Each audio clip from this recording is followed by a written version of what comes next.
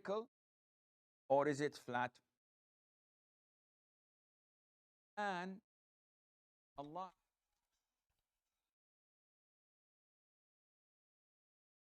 those who those those who Bedouin will so that tell and describe the earth flat as far as and or an ocean. What do you? There's no sound. All right. Hello, everyone. Peace of Christ, all of you. Somebody's saying there's no sound. Let us see what's going on. There's no sound. Are you sure? Let us see. People describe things according to what they see. Okay, what about now? Regard Let us go back to zero. Peace of Christ, all of you, and let us see how the amazing Quran. I heard the news that 800 million watermelon they converted to Islam a day. Because according to Muslim, especially Shia, all watermelon who they are sweet, they are Shia. And all watermelon who they are not sweet, they are Muslim Sunni. However, either way, they are Muslims. So today we are going to investigate why 800 watermelon convert to Islam a day. And this is supposedly the production of watermelon in the world. We want to know after that why some of them they become Shia and those are the sweet one, and why some of them they are Sunni and they are not the sweet one. And this is for sure is based in scientific study.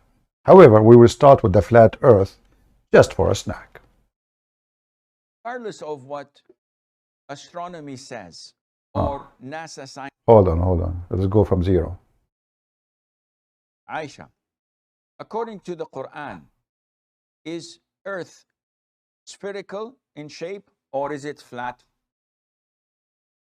In the Quran, Allah talks to the intellectual, to those who are illiterate, to those who live in cities, and to those who are Bedouins and nomads. It talks to what an individual sees.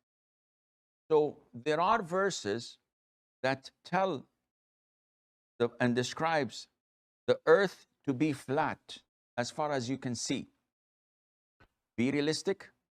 Stand at the edge of a desert or an ocean. What do you see? I see things are flat. And this is how people describe things according to what they see. Regardless of what astronomy says or NASA scientists say, when we look at the sun coming up in the morning, what do we see? We see that the sun is rising. And this is what we say, sunrise. Okay. And when it sets, we say the sun sets. Astrologists, or the people of astronomy, I beg your pardon, and scientists say the earth rotates around the sun and the sun does not rise and set. This is what we see. Therefore, this is what is said and mentioned to the layman. But also in the Quran, there are other evidences. In the Sunnah, there are other evidences that tell us that it all are spherical. Ooh. All planets and stars are round. Show us. This is what scholars such as Ibn Taymiyyah said. Look what the heck. It is the consensus of all scholars. Guys, a scholar says that. Have you ever heard of a religion like this? So he just said the Quran says the earth is flat. The Prophet says the earth is flat because the Quran speaks to the layman man. And now he brings us a man who exists hundred of years after, who now, like we know what the fact about the earth is flat. And the scholar Ibn Taymiyyah, who is this guy Ibn Taymiyyah? Is he your prophet now? He just started saying the Quran, saying the earth is flat, because the Quran speaks to the layman. The Quran speaks to the idiot. So the earth is flat. And then he jumped and he says, a scholar, he said.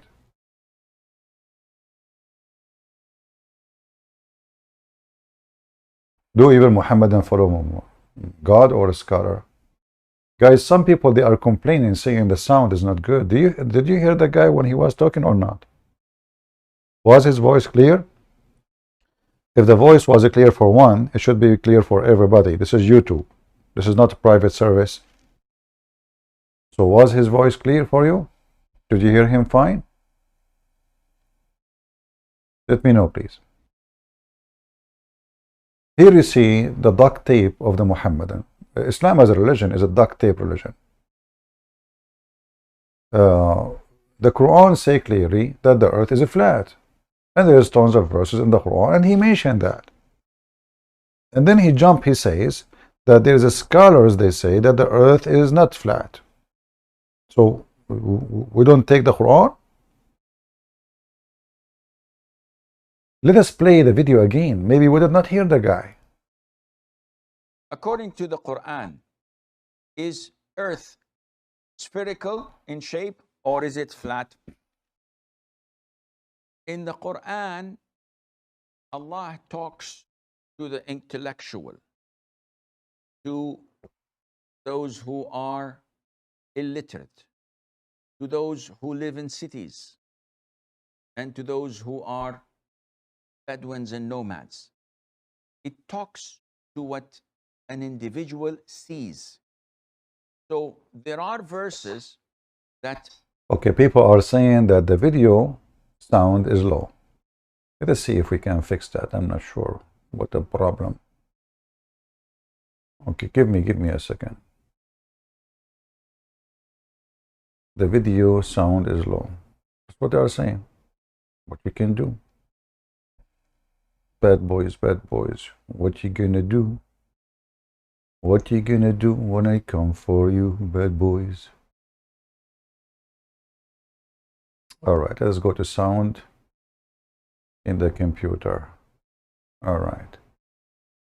Okay. If we say here, built in, we make it maximum, we go back, we make it maximum. Okay. I don't know. I mean, from my side, it's maximum. Maybe your phone is low.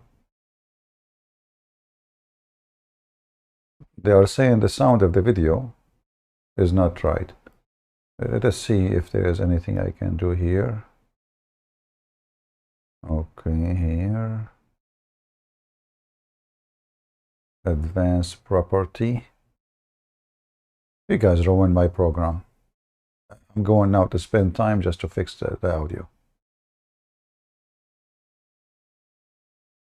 I know. I don't see any reason for the voice to be low. I'm not sure.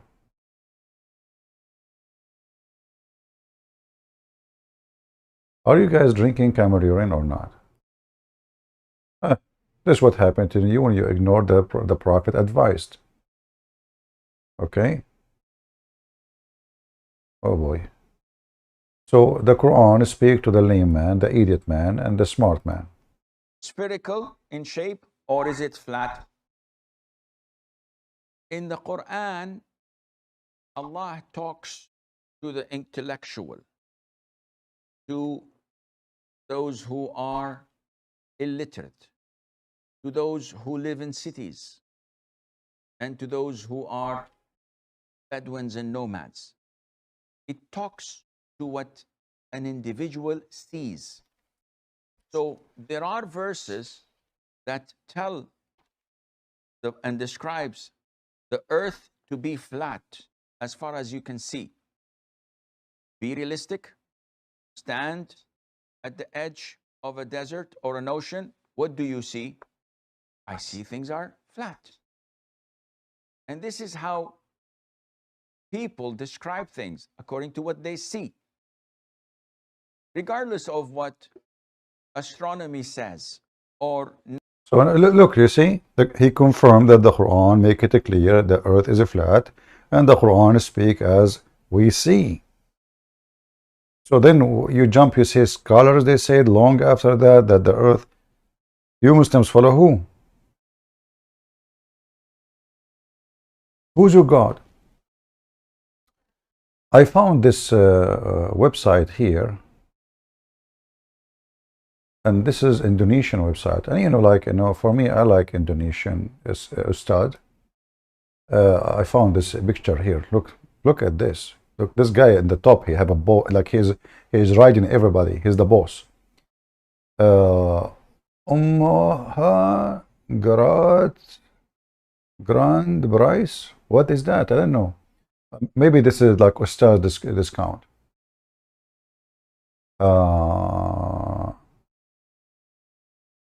Prophet of Mercy saying to me, Christian Prince, I sense that you have lost your faith.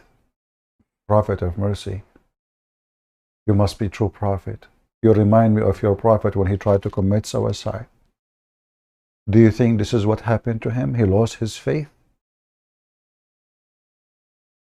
Man, you almost made me cry. You remind me of Prophet Muhammad climbing the mountain, holding his panties would keep coming because it lost the rubber after Aisha, she boiled it. He climbed the mountain, he climbed the mountain, he climbed the mountain, and bingo, he want to jump from the top of the mountain. And then Jibreel, he come at the last moment like an Indian movie. At the last moment, I mean almost he is dead. And then Jibreel, he come to Muhammad, he says, Habibi Muhammad, because Jibreel is a Jew, as you know. There's a name, Muhammad, he stole from the Jew. Habibi Muhammad, what are you doing, Habibi? Muhammad, he said, leave me alone, I want to jump, I lost my faith. I want to commit suicide. Habibi Muhammad, what happened? Habibi Muhammad, tell me what the story. My wife, she don't know how to cook. The other wife, she don't know how to cook. The other wife, she don't know how to have sex. The other one, she cannot have maybe babies. The other one, she keep making gossip. And I don't know. And they kick me out from the house. I lost the keys. So what I would do now? So Abdul, you are talking about the one who lost his faith. Isn't it your stupid Quran says to Muhammad, if you have a doubt about your faith, go to Christian Prince. Aman Rabbi Aman. What's wrong with you, buddy? You say that to me? Aren't you afraid the dog of Allah will eat you? Don't you know what happened to the cousin of Prophet Muhammad when he refused to believe in the Lord of the stars? Then Allah, he sent him his dog to eat him. You want that to happen to you, don't you? What do you mean in your hadith? This is not in your hadith.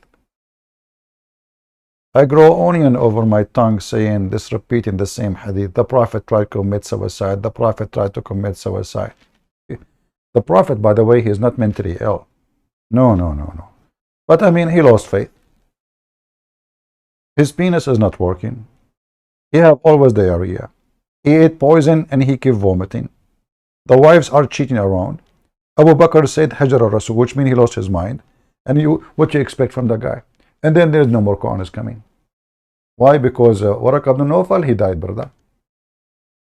Yeah, this is a true story. Here we go. I'm not making things up. You guys changed my topic now. What's wrong with you? Okay, well, you know what? You challenge me. Here we go. You got busted. You challenge Christian Prince. You got busted. Here we go. I will type it in front of you in Arabic. Shawahiqul Jibal. Here we go. Here we go. Bingo. The inspiration of Allah to the Prophet stopped suddenly, and the Prophet became so desperate, so he decided to commit suicide. Is that what you want? Read it with me, read it. Oh, I forgot. You don't know how to read.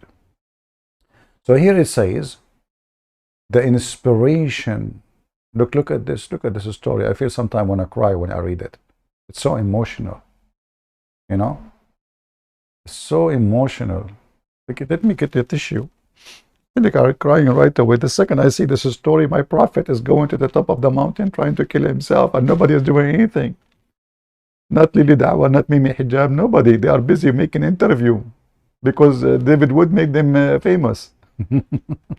Listen. It says here, the Prophet becomes so sad, as we have heard, that he intended several times to throw himself from the top of the high mountains. What the heck? He want to throw himself? How are you going to throw yourself? Like, I know somebody throwing somebody, but you throw yourself willingly? What's wrong with you, Muhammad? Well, he lost his faith. This is what happened when you lost your faith. And ya Abdul, want to tell me Muhammad did not lose his faith now? Because why in the world somebody want to commit suicide if he did not lose his faith? His faith, not his face. No, Muhammad, he lost his face and his faith. Almost his face is gone when they throw a rock at him, and he lost his teeth. This is why Muhammad, I wonder how Muhammad can recite the Quran. The guy lost his teeth. What the heck? The guy, he have no teeth. Anyway, let's go back to our story. And as you see here, each time he tried to commit suicide, and the Jibreel, he appeared. And the funny is, the Jibreel, he didn't appear to him before he leave the house. He wait for him until he climbed the mountain. And now he is at the top. And now he want to jump, and now Jibreel appear. It's an Indian movie. Indian movie. Like in the last moment, something happened. Like the guy, they are going to kill him right now. It's like they put the knife in it. This is American movie, Indian movie. I mean, all movies, they end this way. We know next that the hero will be rescued. Especially if the hero is a woman, she have a big breast in the movie. I mean, what the value of the movie for the Muslim world if the hero, she have big breast and she died? People will turn on the TV. We have to rescue her boobs. Alhamdulillah. So look at this. The Prophet, by the way, the Prophet too, he have a surgery for his boobs. If you don't believe me, even the Quran says, شرحنا لك صدرك. You don't believe me? Here we go. You guys are changing my topic. What's wrong with you? Show respect for the Prophet. What? Okay, شرحنا لك صدرك. What happened to Muhammad? Plastic surgery 1400 years ago? Yes, brother. Read it.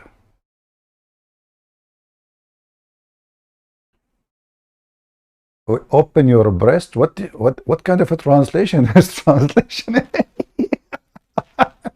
Guys, have you ever heard of somebody saying to somebody, we open your breast for you?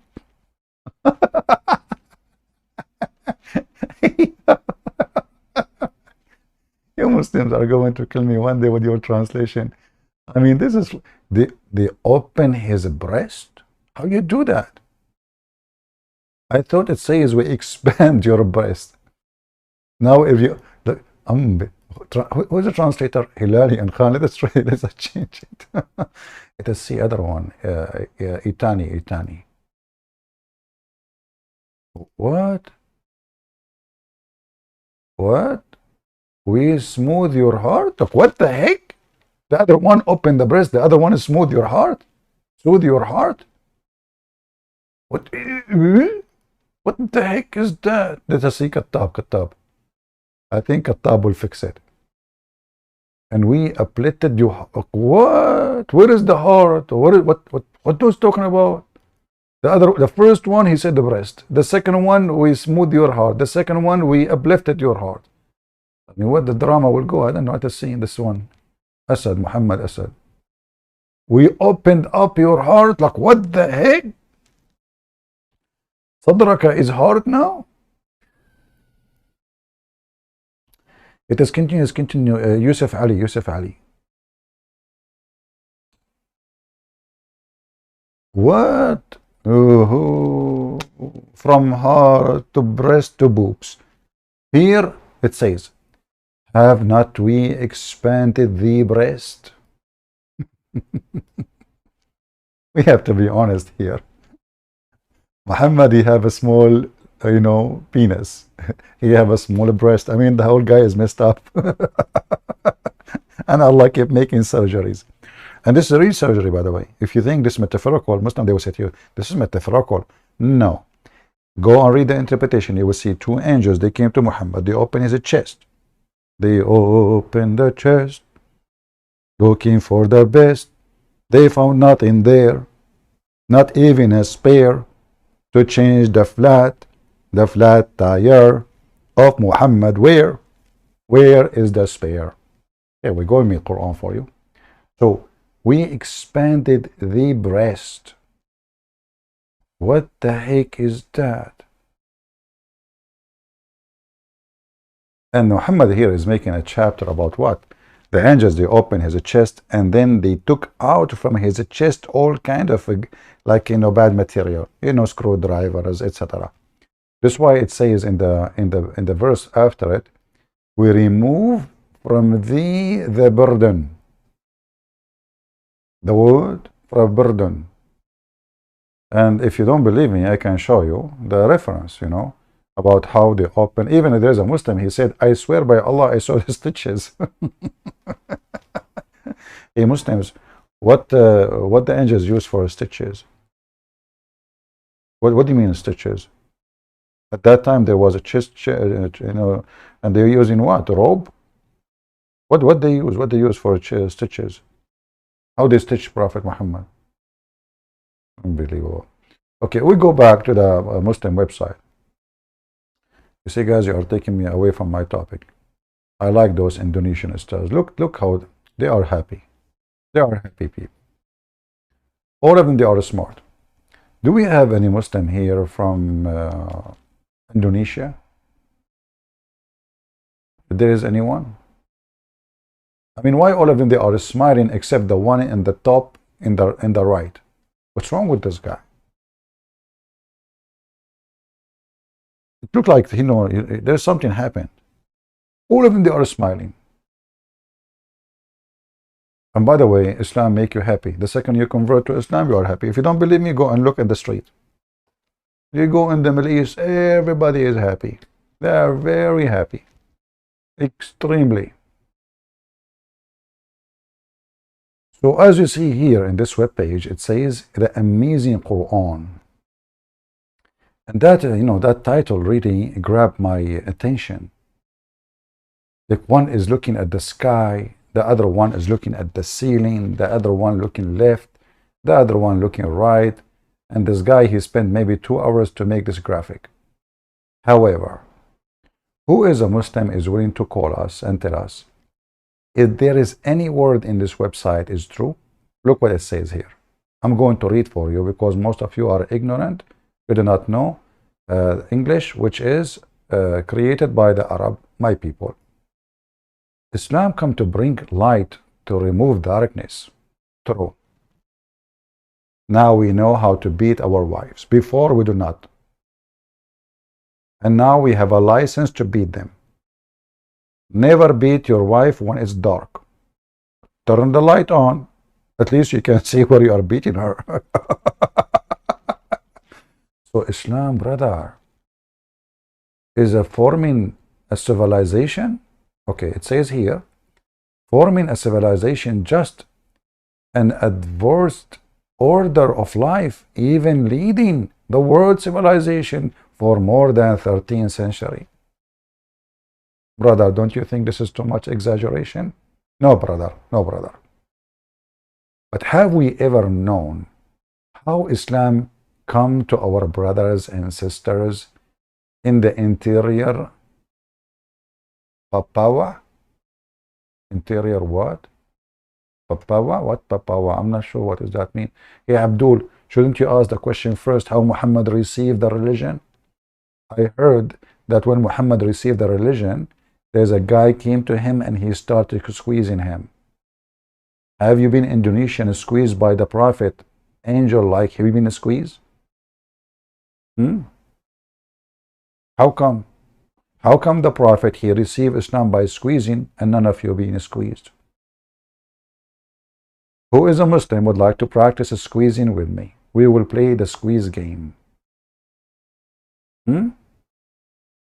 Muhammad? Let us continue reading. Unfortunately, the place where the prayer first it showed, unfortunately, from Islamic civilization, even for the sake of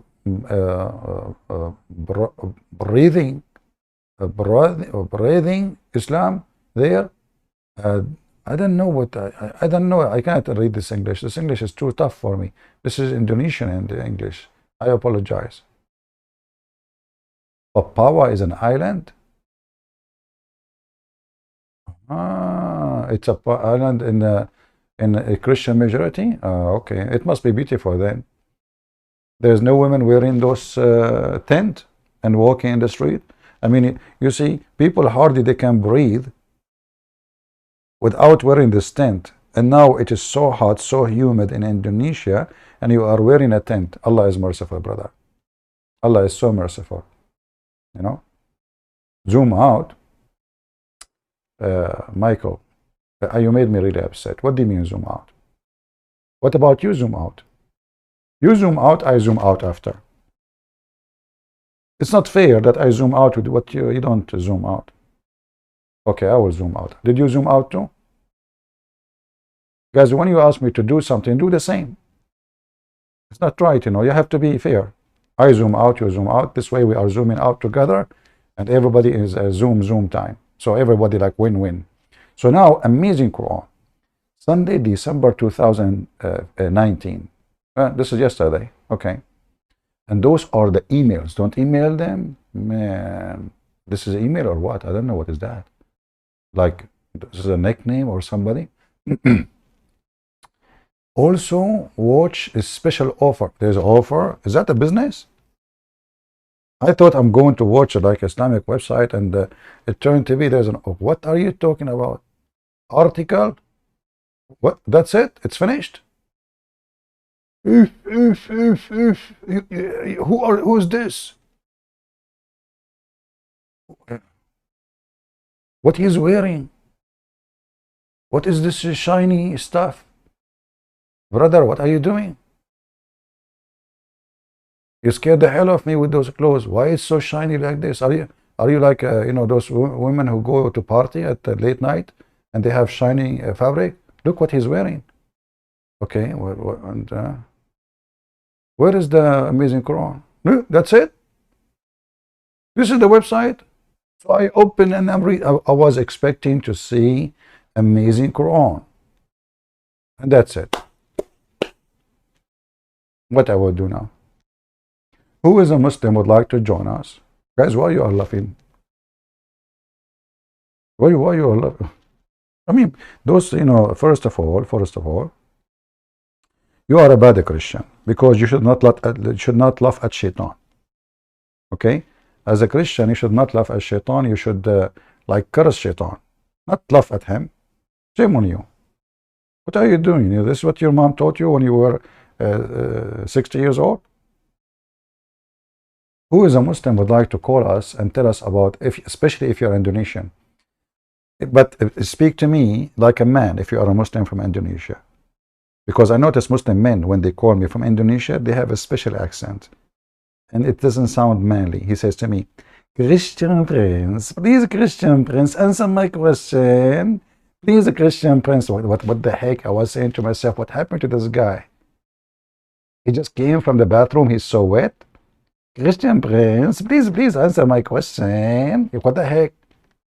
So if you're Indonesian, you want to call me and you are a Muslim, speak like a man. Because I notice Indonesian men, they are Muslims, they don't speak like men. Women, they speak more manly than those Muslim Indonesian men. I don't know why. Christian Prince. And the other guy, he said to me, Christian Prince, I have a question for you. If you can answer, I will give you 5 BMW. And I was like, you know, desperate. My car is 20 years old, honestly. 20 years old. I said, I got it. That's it, finally.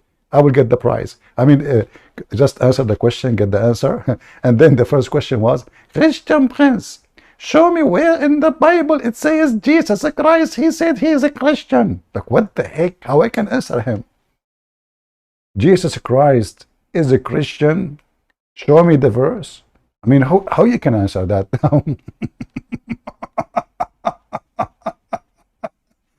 So those Indonesian Muslims, they have their own way, brother. I mean, I have to say it.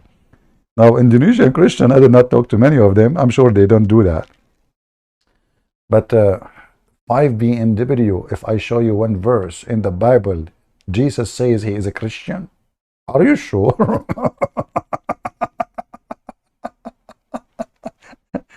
Too bad he died. He died. You know, you can watch the video actually. You can search for 5 BMW Christian Prince. Anyway. So, you know, when I heard that watermelon they converted to Islam, and that make like 800 watermelon convert to Islam a day, I said to myself, how I can save watermelon from this religion?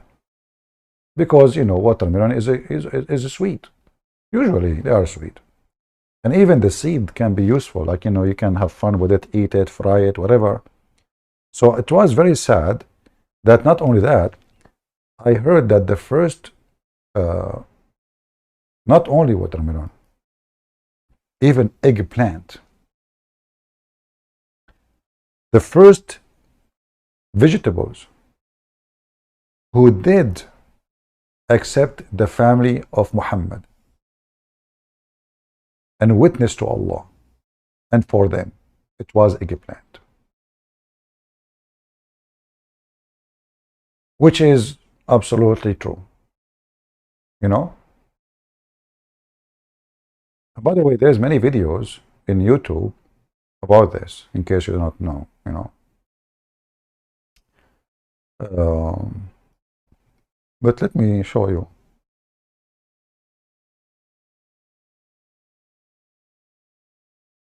As an example, this website here.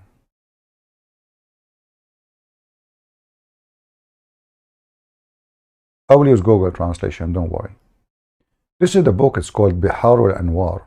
And this is a very, very important book for the Shia. It's the same as, you know, Al-Bukhari for Muslim Sunni. Bazinjan, which is eggplant.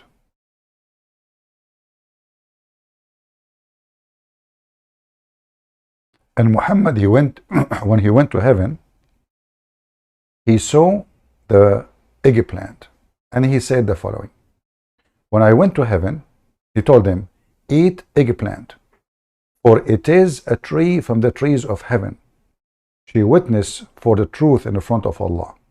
And she witnessed that I am a prophet, and Ali is the one who should be after me.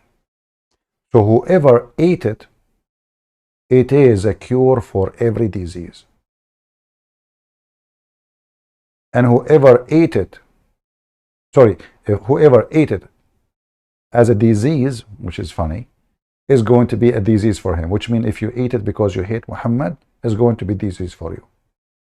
And whoever ate it for it is a cure because you believe in Muhammad, it is a cure for you. Let us translate the page.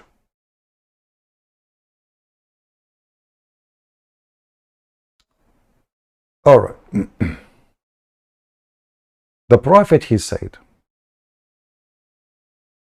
eat the eggplant, for it is a tree that I saw in the garden of refuge, which means the garden of Allah. And it testified to Allah in the truth, and to me as a prophet, which means she witnessed the eggplant, and assuming she's a female, because females, they love Muhammad. I mean, come on, the guy, he can do boom boom to 13 eggplant a day. And to Ali, to be the one after me. So whoever eat it is going to be as a disease for him if he eat it as a disease, and whoever eat it as a medicine is going to cure every disease he have. A Muslim just eat eggplant. But here, the sad news for us as a Christians, what is left of the vegetables are not Muslims already. What we will do now? Watermelon is a Muslim. Fig is a Muslim. Grape is a Muslim. Eggplant is a Muslim. And what we Christian doing? We never go and try to convert the eggplant and those vegetables to Allah, to Jesus. Aren't you ashamed of yourself, Christians? Isn't it time for us to send missionary to eggplant? Who of you would like to volunteer tomorrow to go to the eggplant plastic house to read the gospel for them? We need to stop this. We cannot let the eggplant convert you into Islam and witnessing for Muhammad. That hurt. And you know, Muslims, so the eggplant, she witnessed for the Prophet and you want to eat it? You Muslim eat a believer? What kind of religion is religion? I mean, the eggplant, she just witnessed for Muhammad in heaven, and you want to, and he is saying to you, you eat it? You eat a believer.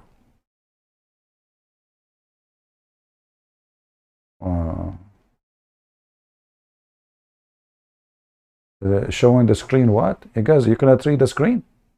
You cannot read the screen? I can give you the link anyway. You can give you the link. You can use Google Translation.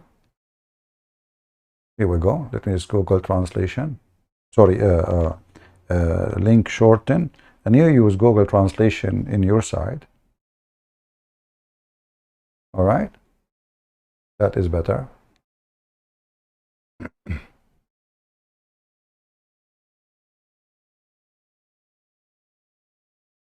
Okay.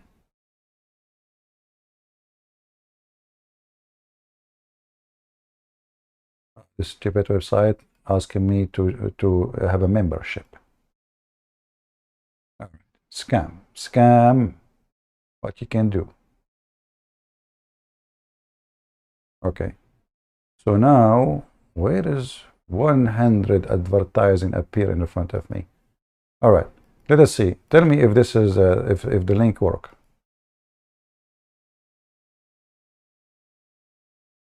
Open it and tell me. And now open the link with Google browser. I don't know what kind of phone you have, whatever you have to translate to your language. So you can see what it says. And this is the reference, as you see here in the top. Biharul Anwar, Al-Allam al-Majlisi, part number, which means value number 63, page number 223. The eggplant converted to Islam, and we are losing ground. What we will do? So why everybody is converting to Islam? Eggplant, pimps.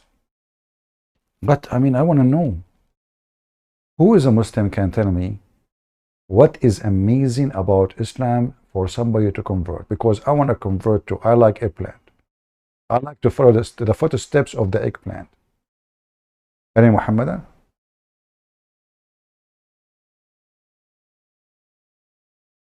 I pray to God to meet you one day. Well, do you have eggplant? If you have eggplant, your wish is granted. Honestly, I love eggplant. Eggplant is really tasty. You fry it alone. Let me teach you a dish. You fry it, and then like you dry it out from the oil, okay? And then you cook. You fry some. Actually, you should fry first some onion, and then add the eggplant, and then take them all from the oil, and then cook in the side some tomato and maybe garlic with it and spice, and then when it is cooked and ready, put it in the top of the eggplant and mix it together, and it is yummy. Now we go back to our topic. I feel hungry. I did not eat eggplant for long. Hold on, somebody is texting me. It's an eggplant. All right. Hello, CP. Do you want to see my penis? A Muslim is offering me a verse from the Quran, a whole chapter, and I am guessing it is so short.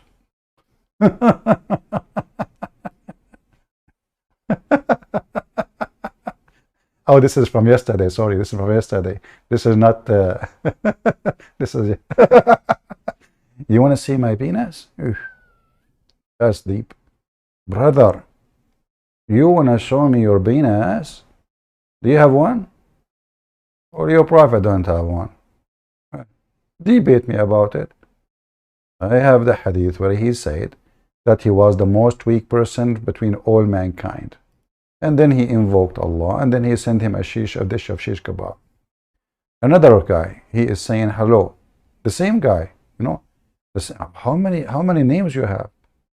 All of them, he want to show you the penis. What a scumbag son of muta you are. Go show it to your mom, because in Islam you can F your mother. There is no penalty in Islam, and it is not considered as anything wrong if you F your mother. The Quran says it's forbidden for you to F your mother, but there's no verse in the Quran says there's a penalty. Not only that, as long as you mention this, let me show you what your scholar says about effing your mother.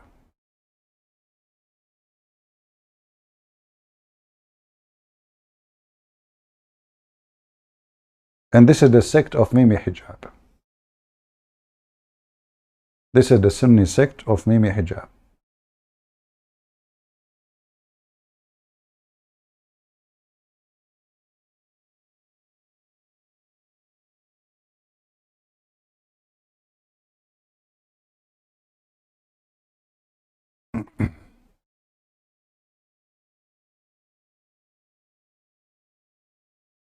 And you know, the Muslims, they try to fix it and they say, oh, well, you know, human, they make mistakes. This is your sect leader. This is your sect leader. No penalty for the one who F his mother. No penalty whatsoever. Let us see the reference.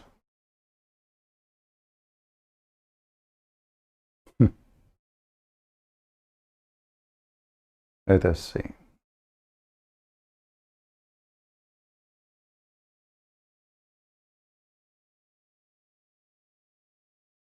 I'm just trying to find an official reference.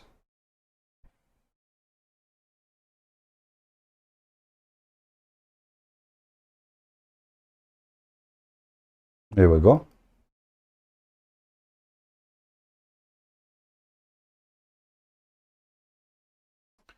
And here, this is a book. All right.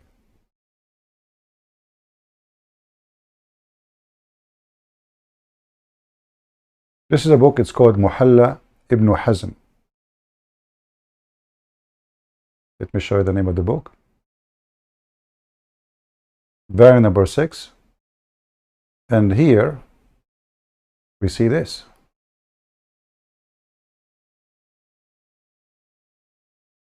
They are discussion about what is the penalty for having sex with your mother. So anyway, you know, like Abi Hanifa, he said there is no penalty for someone he had sex with his mother. And now the Muslims, they say, some they agree with him, and some they say, well, he is a human, he makes mistakes. But what kind of mistake is that?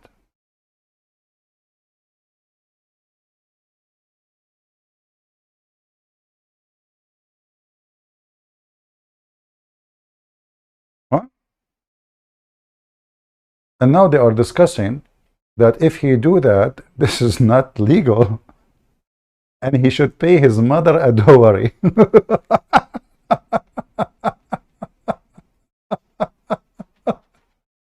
Because he effed her.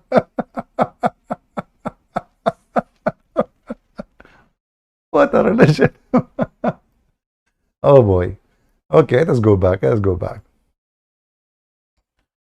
If there is any Muslim would like to call me beside this guy who want to show me his penis, well, nobody is looking at it, and he is desperate, trying to show it to somebody.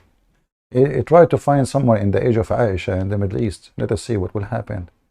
You know, just tell them you are a prophet and you want Aisha, and think she will look at it and she will say, what is that, a pimple? Do we have any Muhammadan? Any brave Muhammadan? Why the watermelon converting to Islam? Anyone? Nobody? And if you want the reference for this guy, uh,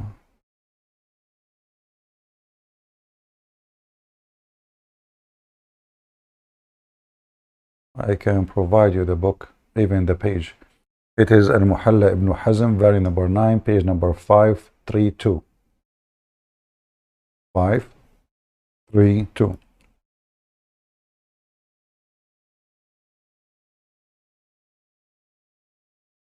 All right. This is the religion of Muhammad. If in your mother, even if it's not lawful, there's no penalty, and he have to pay her dowry because he effed her. What kind of religion this religion is?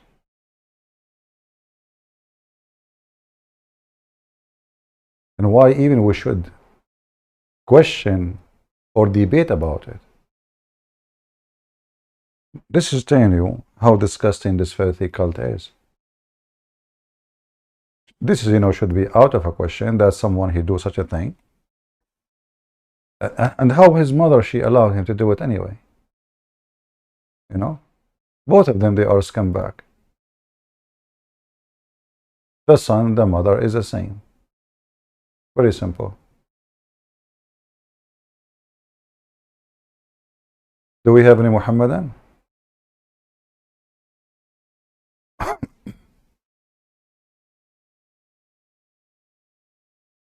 Let us see.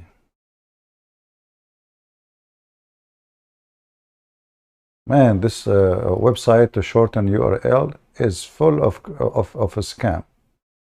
You try to post a link to shorten it, and 1,000 advertising appear. All right, here we go. This is for the one we showed you. You can open it, and you can use Google Translation for your reference. And if you are an Arab who speak Arabic, you do not need to translate. Do we have any Muhammadan who would like to come and join us? Why anyone? What Islam provide for us? Forget about all those stories. What is the Quran saying to make anyone believe in it? In what I see, the Quran is just a stupid book full of fairy tale stories, and none of them make sense. None of them. Like Sulaiman, he go flying carpet, he see an ant, he speak to the ant, but Allah taught him the language of the birds. One of the bird, he disappeared. The bird, he went because he was looking for a woman, she have no hair in her legs. And according to Muhammad, this bird can see deep in the ground, even water. Is that true?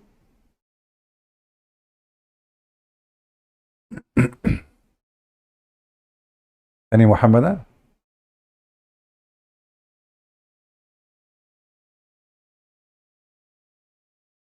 Show us the reference of someone doing disgusting act with his mother. I just posted the link. I just posted the link for you. So what I was doing, I was reading, telling you the page number, the value number, and I post the link. Wake up, wake up. Any Muhammadan would like to join us? I'm live on Skype. There's only one person. He's a Muslim. He contacted me and he wanted to show me his penis. Why? I don't know. Call me. I will expose you. All right. Sound good.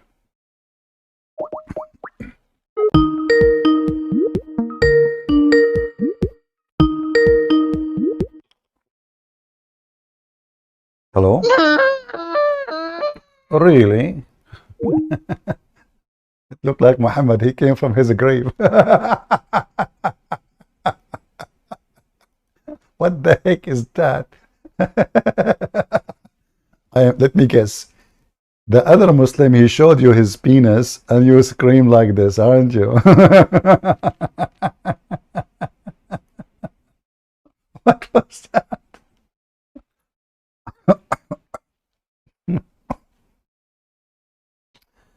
Any Abdul? I hope it doesn't hurt, man. I don't know what's going on with you, but it sounds like it hurt badly. Don't report to us. Don't tell us what's going on. Whatever it is, just leave it there. Whatever happened in Mecca, stay in Mecca. All right? Like he said to me, call me, I will expose you. I said, okay, we get a fish. We call, he answer, and we hear the, what the heck is that?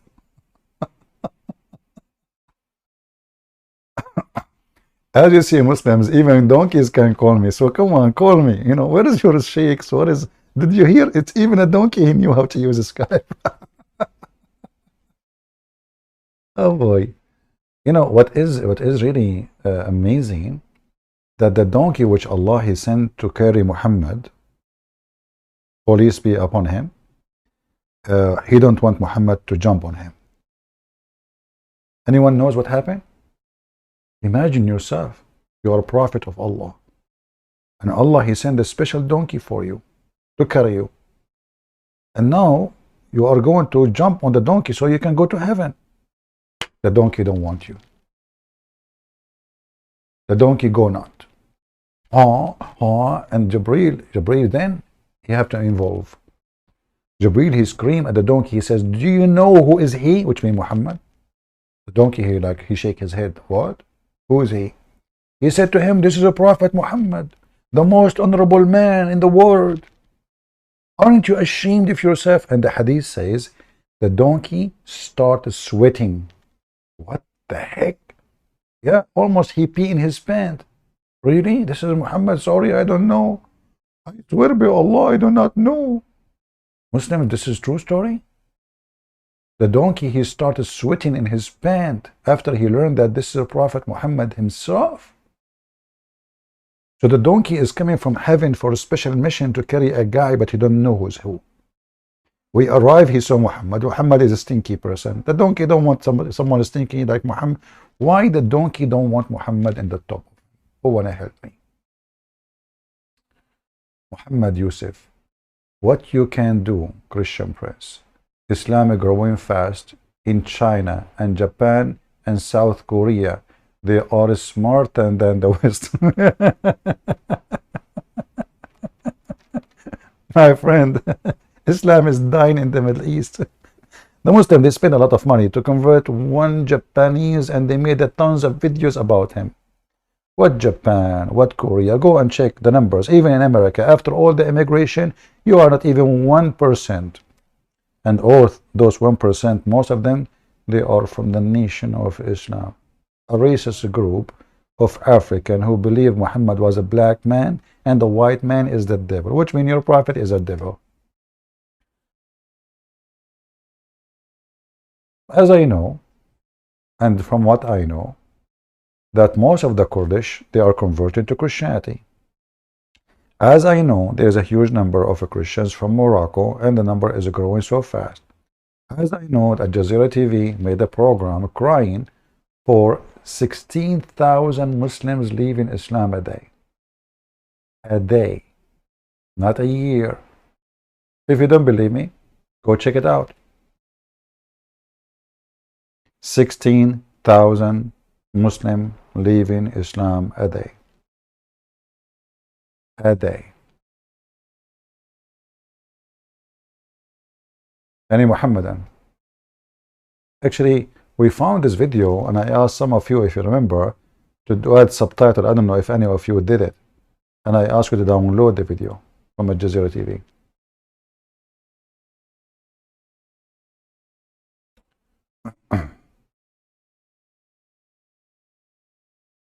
Any Muhammadan? Let us see this guy.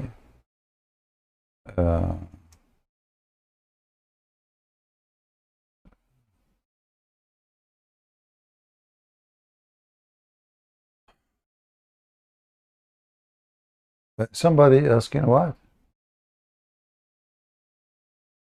About Fatima? Yeah, this is actually this is a true hadith. This is mentioned in the book of An-Nisa'i, and it's very authentic. It says, I don't know if I can find it for you in English, but it says that Abu Bakr, he asked Muhammad for his daughter Fatima to F her, but the Prophet said she is young, so he gave her to Ali. later. However, this hadith proof that Fatima is not the daughter of Muhammad. Why? Muhammad already married, you know. Some they say this has happened before he married Aisha, some they say after. I believe this has happened after he married Aisha. So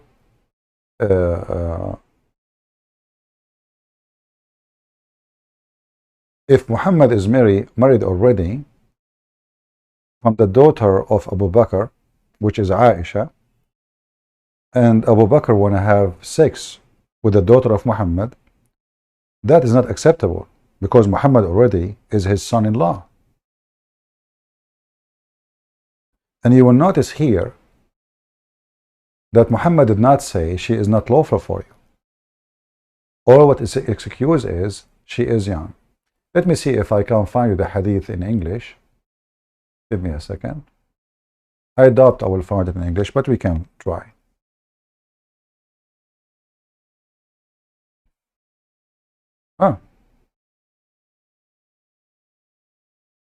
Let's see. No, this is not the one. We found it in English. How come? Okay. It was narrated. Is the reference showing for you? Or I need to zoom out? I think it's fine now. It was narrated from Abu Abdullah ibn blah blah blah blah that Abu Bakr, okay, they proposed, not only Abu Bakr and Umar, they proposed to marriage of Fatima, but the message of Allah said she is young. Then Ali proposed marriage to her, and he married to him. You know, the whole story is stupid, because you see here, you see Muhammad is lying, because if this is a reason she is young, well, she is still young. She's still young, you know. So obviously he don't want to marry her to those two men.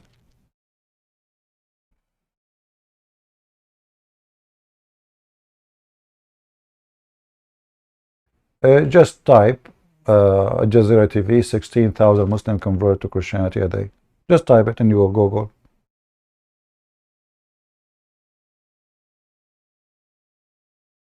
Just type it.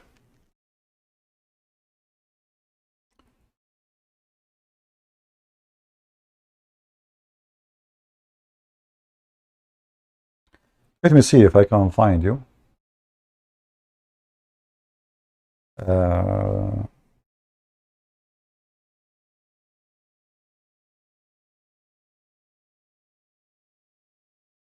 We found it not long time ago, the original video, and I asked you guys to save it. Anyone save it? So you can post it for him.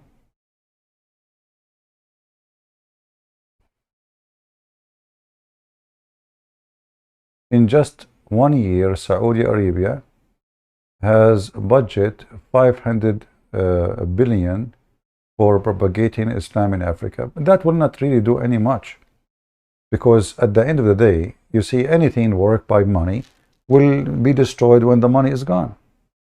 That will not change anything, you know. I know that money can do a lot, but a person who convert because of money, he will leave for the same reason. He is not a convert.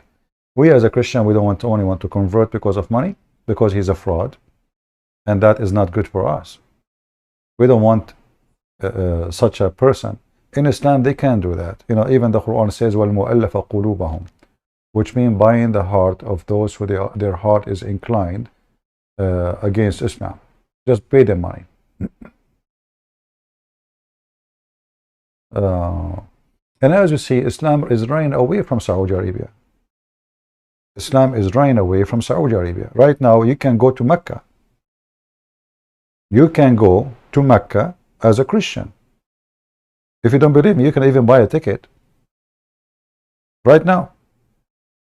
There's tons of videos on YouTube about Jewish, Christians, all those blogger, YouTubers going to Mecca. Go watch it. So Islam 10 years ago is not the same as Islam 10 years after. You can go to Mecca, you can go to Medina. There's no police, Islamic police no more. Nobody can force anyone to pray. Women, they are driving cars. There's clubs, there's nightclubs, there's movies, there are theaters, there is singing, there is dancing. Just less than 10 years ago, all of those things is a dream. You know, so what happened in Saudi Arabia actually is like the edge of collapsing. Like the people, they were waiting for somebody to do something, nobody there. But when this crown prince, who obviously is a criminal, you know, is a terrorist, he knew how to deal with terrorists. Anyone will oppose him, he will cut his head. The guy opposed him in Turkey. They asked him to come to the embassy to change his passport for marriage, whatever. And then inside the embassy, they cut him shish kebab, literally. And then they dispose his body. Nobody knows until now where his body is. This guy, because of fear, even those who are true believers in Islam in Saudi Arabia don't dare to open their mouth. If I go right now and look for you know, a nightclub, nightlife in Saudi Arabia, not long ago, if you say such a thing, if you search for such a, it's impossible to find anything. What nightclub? Everybody have to be home by 6 o'clock. And the only things Muslim they do is you know, like private party, usually men with men, women with women, and usually end with sexual intercourse between men and men. If you remember, I posted a video. I am the one who translated not long time ago, maybe just 10 years ago, about a Saudi study, and the interview was with the Saudi government TV, and the doctor, she is a Muslim woman, female, and she worked in the army, the military hospital, and she made the study. And I don't remember exactly the details, but I think she was saying like 30, 35, 40% of individuals who live in the city of Jeddah alone, they have sexual experience with family member, which means incest. Brother with sister, son with his mother, father with his daughter, etc. Because of the taboo, and those people, they are horny, and they cannot go out, and they cannot meet strangers, and they cannot meet a young boy. He's a teenage. He have his sister at home, and his sister, she is uncovered. The parents go out, or even if the parents are still there. So Islam destroys society, because anything is not normal is not going to give you a normal result.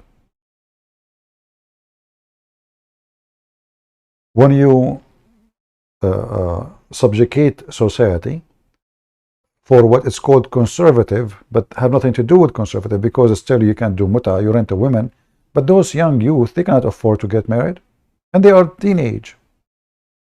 And who is the one he can see? They cannot see a female. The only female they can see is their mother or their sister. Same for the girls. Girls, they cannot talk to boys unless they are their brother or their cousin, and the cousin is very limited too. So now the girl, she cannot see anybody. What she do? Either she sleep with her brother, or she sleep with her friend who is a female like her.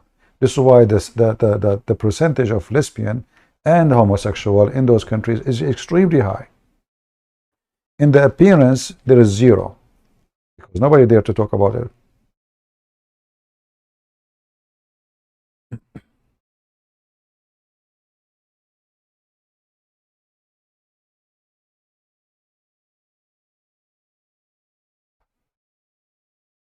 Yeah, and you know, the Muslim, they are talking about why people leave in Islam, Mufti Mink, and many, all of them, they are talking about why, even Mimi Hijab, even Lili Dawah, even blah, blah, blah, blah. They are talking about why Muslims leave in Islam these days. It's going to be avalanche. Actually, what his name, Apostate Prophet, he made a nice video about it. I find it funny. You know, those guys, they are good at making, you know, short videos.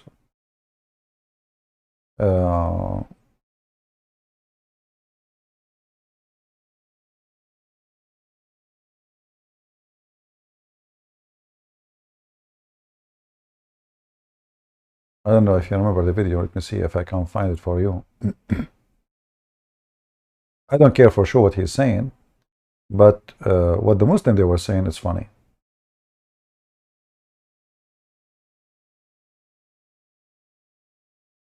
Muslims are leaving Islam, brother. They are leaving Islam. What we can do? And you know, the Muslim, they focus in celebrity, so they can help them to get into the world, let us say, you know, to promote the religion. But even the celebrity who convert to Islam, most of them, they are very, you know, very, very horrible quality. Like a famous, a kid, like, you know, like this guy with his name is Nico, a piece of trash, you know. Andrew Tate's piece of trash. This is how desperate this religion. They are looking for anything to promote the religion. Here, this is the video. And you know, we know this guy, he is from Turkey himself, and he left Islam too. So he's an example of those who they are leaving Islam. Assalamu alaikum. My heart is breaking. Oh, brothers and sisters, my soul is aching. Brothers and sisters, did you know that so many people are leaving Islam every day? Why would anybody leave such a beautiful religion? Why would they choose to become a sick disbeliever instead? A'udhu billah. Brothers and sisters, 100,000 Muslims are leaving Islam every single year. Over 100,000 Muslims leave Islam every single year. I'm telling you, this is serious stuff. This is not a joke. This is not a joke, brothers and sisters. Yes, we say that there are 1.6 billion Muslims in the world, and Islam is growing day by day. But the standard narrative Has holes. and we are not proud of that. Not proud of that. Apostates are everywhere. They are among us. They are even people who memorize the Qur'an. They are copies of the Quran. The youth are full of doubts. Our youth are full of doubts. And we tell them, doubts? What doubts, man? Doubts! What doubts, man? Have some guts, be a man. Have some guts, be a man! But nobody is answering their questions. And nobody's answering their questions. We tell them to stop questioning and to stop being emotional, and we tell them to be a Chad. Be a Chad. You can do it. I believe in you. But instead, they choose to be bad. We've seen this happen, unfortunately. We've seen this happen to a lot of people. If it continues like this, your child is going to become an apostate. Your child is going to become an apostate! Imagine your child, the child that you are raising could end up with the disbelievers, with the kuffar, and go to hellfire. Hellfire will roast them, toast them, break them, shake them. Hellfire will annihilate them. And the rest of us will be watching. Brothers and sisters, we must act now. We must do something about this. And what you can do is to donate to our channel so that we can do something. May Allah keep us firm. Never let us go astray. May Allah keep our children firm. If we don't take constructive steps now, this is going to become an avalanche. It is going to become an avalanche, A tsunami. a tsunami. The apostates, they are everywhere. They don't make it public. They hide it. They are leading prayers. They are leading prayers to the masjid, They are still living the life of a religious Muslim. and they are still leading that life while simultaneously declaring their apostasy. Brothers and sisters, if you feel as strongly about this as I do, then please donate to us and our cause. You can make a one-time donation or a monthly donation. Please be generous. Please give whatever you can so that we can take the responsibility and, alhamdulillah, spread apostasy. Donate now. Help now. You may even receive many gifts in heaven, in paradise, in Jannah. You can get a house next to me or next to some other very good looking man. You have an opportunity right now. On this haram new year, you can do something halal and donate your money to us. So what are you waiting for? Donate now. Leave it to Sheikh Aboudi. Alhamdulillah. Assalamu alaikum wa rahmatullahi wa barakatuh. Thank you, thank you, thank you, thank you, thank you, thank you, thank you. Oh, commercial break. Somebody is eating. What happened to my page?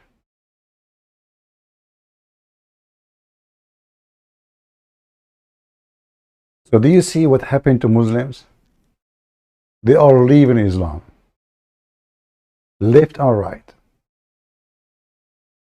Any Muhammadan? And don't don't forget to donate for us. Because we are the one who can stop what's happening. Anyone? Muslims, why you do not donate to apostate prophet so he can help you to fight apostasy? Anyone? No Muslims. Let me look at my Skype. Zero. Zero Muhammadan. What happened, Muhammadans? Where is the Muslims? They are proud, and they are, and Islam is the fastest growing religion. I don't know. What I see is the opposite. You tell me. Did you hear the Sheikh saying it's going to be avalanche? Avalanche.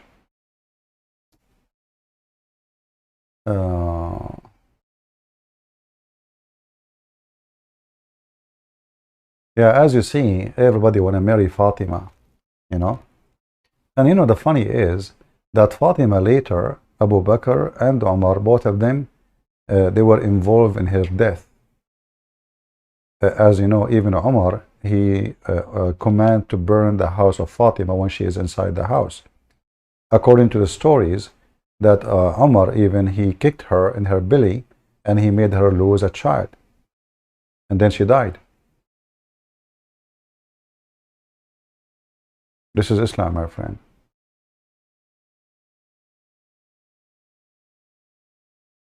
Anyone? Who is a Muhammadan would like to tell us something about the amazing Quran? Anyone? That's it. You make me get up and go early, sometime late, and now you Muslims, what is the guy want to debate me in Sunday?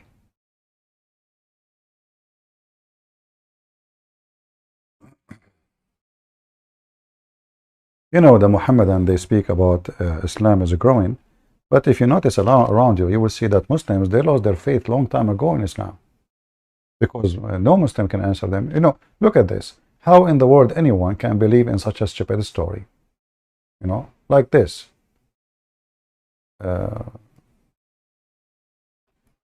Let's see which one.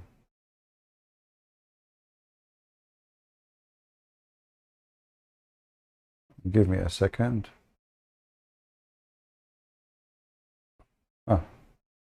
Like this story. This is Mufti Mink, peace be upon him, speaking about an amazing story in the Quran. I mean, who can deny this? It's true. Gathered for Sulaiman alayhi salam on a certain occasion, his army from mankind, from jinn kind, and from the birds. And they were all together moving in a certain direction. They were in such an order. Yuza'un means they were in a proper order. The order of a military commander. Which means, when the soldiers are marching, they have a specific, beautiful order. So we had the human beings, the jinn kind, the birds, the other creatures of Allah subhanahu wa ta'ala. On this occasion, the three are mentioned. And Allah says, حتى إذا أتوا إلى واد النمل until they arrived to the valley of the ant. One of the ants, she said, this is God talking. This is what you want people to convert to? This is God. Until they arrived to the valley of the ants. The guy is flying at the top of a flying carpet, can carry 7 billion soldiers. As you know, his army is from Jerusalem all the way 3,500-mile long army. How many? The length of the army. No space, no empty space. They are in ranks, as you heard. Birds, genie, human. 3,500-mile long army, all in the top of a flying carpet. And now Sulaiman, in the top of the flying carpet in the sky, he heard one ant, which is a mute. One ant. He arrived to the valley of the ants, and he heard one ant. Who can? Everybody will convert to Islam now. By the way, I'm not I'm not just picking up like a story. Name any story for me. It's not stupid. Name any story in the Quran. Is not even the story about Jesus in the Quran is stupid.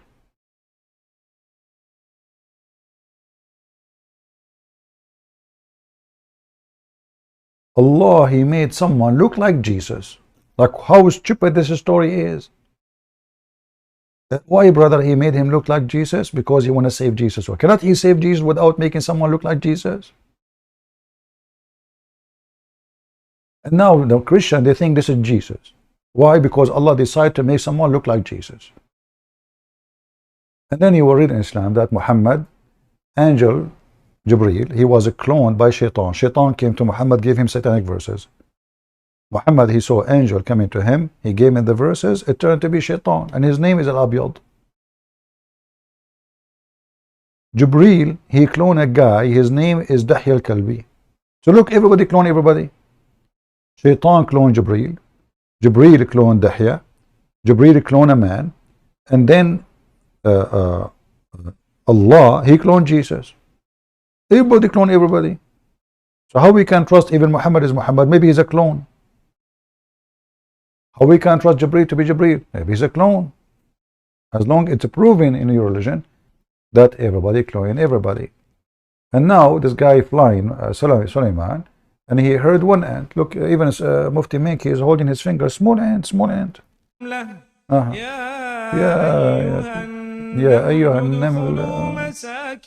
The ant, she is saying to the other ant, enter your dwelling. Warning system. And they have to sing it for you to make it make sense, because if you don't sing it, it's stupid. The valley of the ants. Sulaiman with his huge army, so big, a massive army, as he is passing the valley of the ants, he notices one ant, one, calling out to the rest of the ants, O nation of ants, go into your dwellings, because Sulaiman is coming with his army. He'll probably trample over you without even knowing what has happened. All the ants, all the nation of the ants, one ant, just one. All the ants, they can hear her, even though according to science ants are mute. One ant.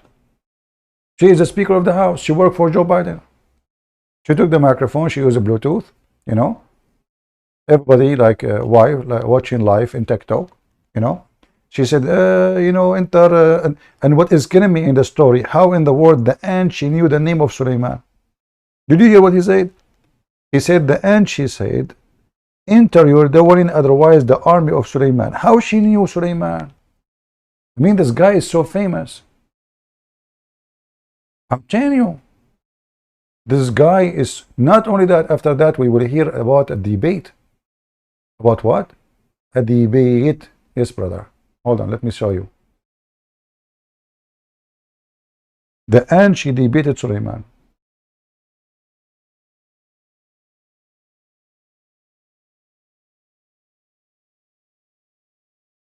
And who won the debate? Anyone remember?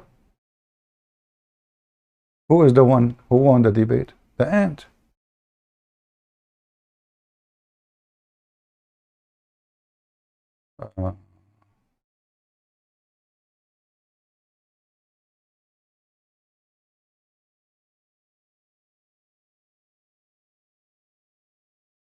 Let us show you.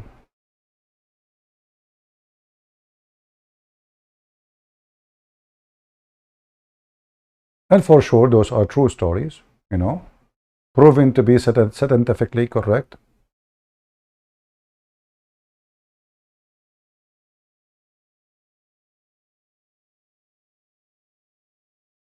Let us search for where it is located. That will be not easy. Let us see. Because we don't want to go read the whole thing. You see, we're searching for ant. And let's go faster here. Here we go. Sulaiman passed through the valley of ants. Miracles of Sulaiman. And this is the verses in the Quran. And here it says, the story. Ibrahim have narrated that when the wind raised the throne of Ibrahim, by the way, this is a mistake. They want to say Sulaiman, not Ibrahim. So when the wind, which means the flying carpet, he reached the valley of ants, where silver and gold come out. By the way, this is false translation, because it says where silver and gold grow. Where silver and gold grow. Like, you know, like tomato, potato. Actually, here in the same place, look. Imam as-Sadiq said, there is one valley of Allah where silver and gold is grown, and He has protected it with the weakest creatures like ants. And if a powerful army want to enter, it cannot do so. Hold on. How Sulaiman is going there and nobody can enter? Anyway, it's, you know, they grow. I mean, Allah, He grow gold there.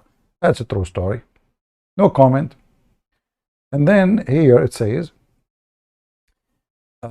according to a reliable, like, take a note, this is a reliable chain of narrators, narrates from Imam as-Sadiq that when an ant conversed with others, the wind took their conversation to Sulaiman. At the time when he was in the air. True story. You are in this air, like 3,000-4,000 miles higher, you know, foot high, and then the wind took the word of the ant to Sulaiman. Later, you know, like right away. Sulaiman, he asked the strong wind to stop, break, you know. the flying carpet stopped. And then, after he's asked commanded the flying carpet to stop, he called out the ant. Look at this, man. Imagine yourself, you are the ant, and Sulaiman is calling you with this massive army. What would happen to you? I feel sorry for this ant. You know, she was moving like as if there is an ant in her pant, you know. So he called the ant. He says, "Where are you, ant?" And then the ant, she came to Sulaiman. He said, "Don't you know that I am a prophet of Allah? And I do not oppress anybody." True. Muslims just rape, kill, but they don't oppress. The ant said, yes, I know Sulaiman, I know. She know his name, she know all. She have everything about him. She have the FBI file.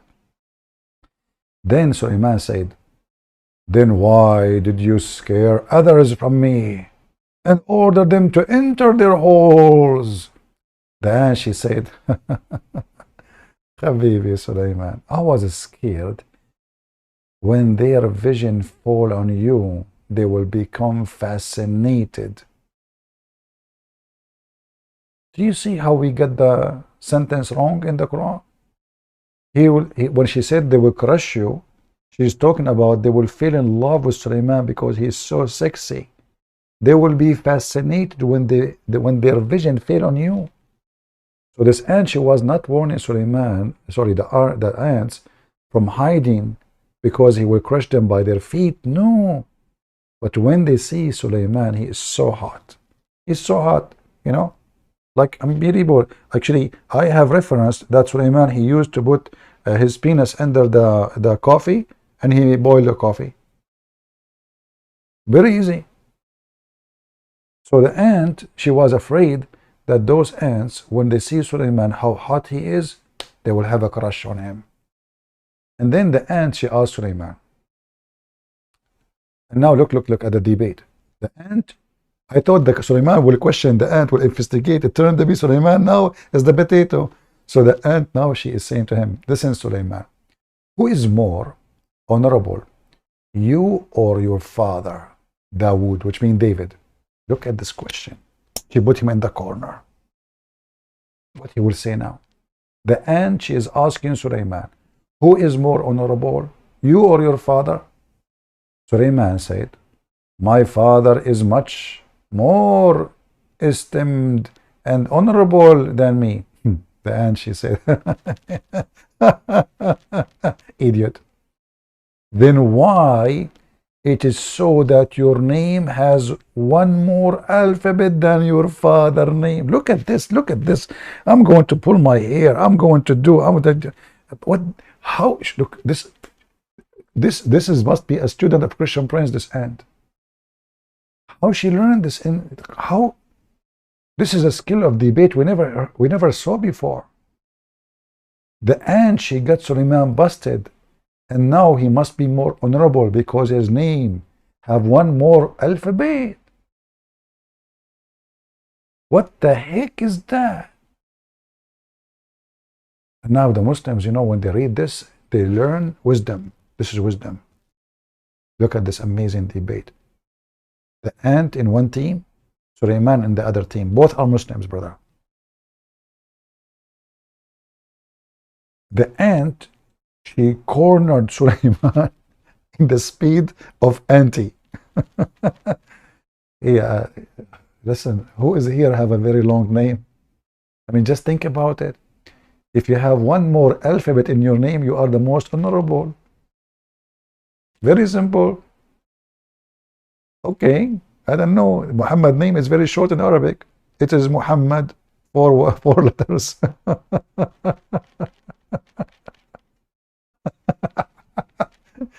Based on this logic, the wood is more honorable than Muhammad himself.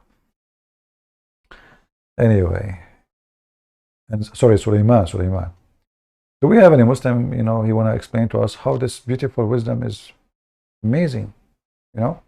And then Suleiman, look, Suleiman, he says, I don't know. So look, what the heck, he's a prophet of Allah, and the ant, she knew more than him. I mean, you see how embarrassing? He's a prophet of Allah. The ant, she's asking him a question. Why your name have one more alphabet? Suleiman, in the corner. He look up, he look, you know, Allah, what? You know, no answer. So, to escape it, he said, I don't know. This is what the Muslims, they do when they talk to me. I don't know, Christian Prince. I don't know. So the ant said, because your father, like he have an injury in his heart, and we cured him with the love of Allah. He was called Dawood. And as you protected from that injury, you are called Suleiman. Look at this. Any story you see in the Muslim books, maybe 70 to 80% of it is coming from some stupid Jews who they teach stupid stories to their kids. Like to weave a singer. All those stories, garbage, a lot of garbage in the Talmud, and all the garbage that Jewish people they have in their tradition, which is nothing but legends. Those are books written, have nothing to do with the Bible, written by idiot trying to take advantage of the dummy Jews, the one who is not educated. And those stories are repeated between Jews like in a massive way. And the stupid Muhammad, because he's a stupid, he took them seriously. And he put them in his book. And now the Muslims are stuck with it. Do we have any Muhammadan?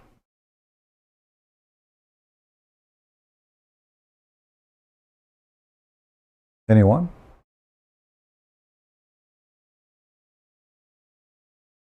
I hope the Muslim will not use that logic with me, because my name is very long. You will lose. You better, when you call me, create a name, have 24 letters. This way you can be the most honorable. And there the story about the ring, and you know, and not only that, actually, after that, Suleiman, he hired the ant to be a minister of advisory. Honestly, after that, Suleiman, he decided to hire this ant to be a special advisor, like she is an elder, a minister of the advisory. What, you don't believe me? In the same page, actually, if you go down a little bit, let me see, hold on, where we can find it.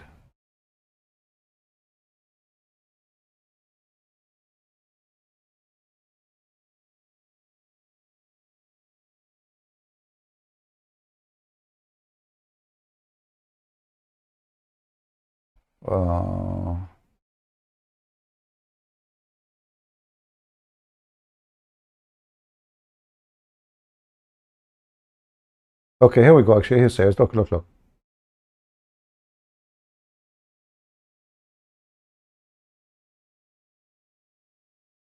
He advised him, and he made Ant an advisor to Suleiman, despite his great position, so that ant of pride do not become obstacle to the honor and the majesty of Suleiman. He should always consider himself lowly before the Almighty Allah. You see what happened? He became an advisor to the king. So Suleiman now is sitting on his throne, and next to him there's an ant. And what does ant she do? When there is a problem, the ant she give the advice to Prophet Solomon. This is the first ant in the world. She was able to accomplish such a position, which is amazing, if you ask me.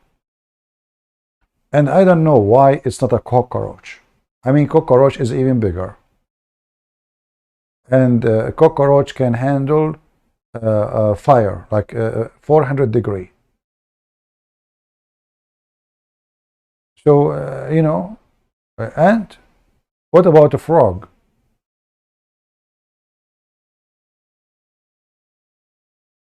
This is the Quran, the amazing Quran. So now we understand why eggplant, watermelon, ants, I mean, everybody convert to Islam. It's normal. Right?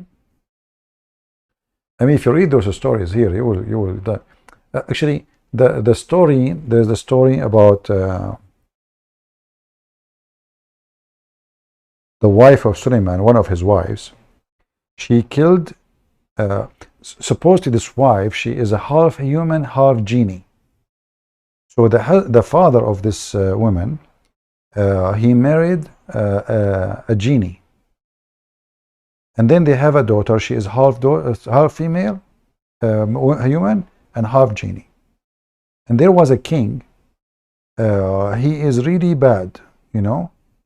Like he sleep with the daughters and the wives of his ministers, especially if he knew they have one of the family. She is beautiful, so he entered upon her, and he came with his army.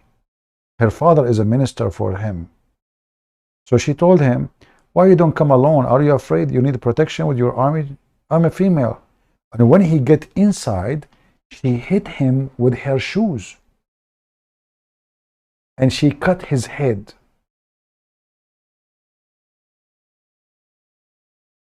I'm telling you, this is a true story. Don't force me to look for the reference. She cut his head with the shoe.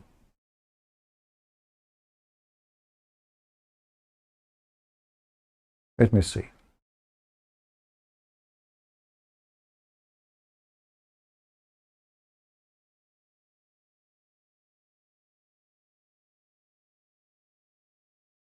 This is why women, they wear high heels, and you know, they fool you. They say we look nice, we look more beautiful. Don't believe them. This is a crime weapon. I'm telling you, don't make them fool you. Those women are, you know, why they grow their nails too? Nails, high heels, all those are weapon. So when I saw this story first time, I'm trying to find it.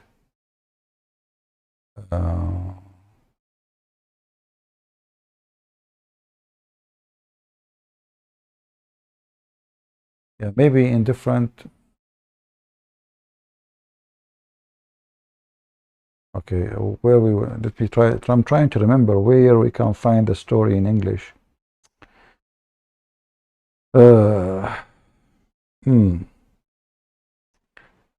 My memory is not helping me now. I need to eat eggplant. Yeah, but anyway, maybe we can find it some other time. I'm trying to remember. Hold on, where is this story? Which book? Which book? Which book?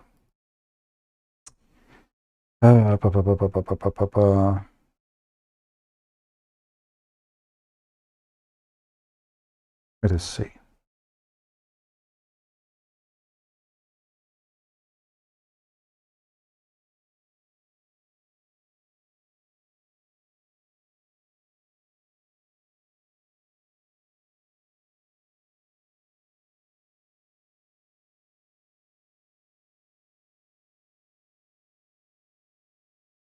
Okay.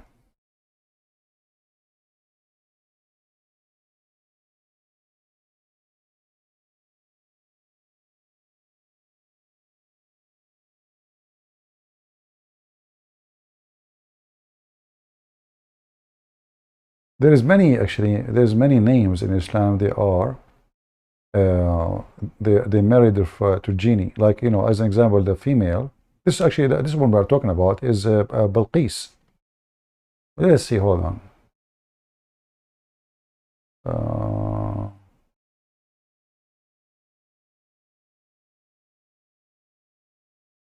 You see here, Balqis, but I don't know if it's mentioned here.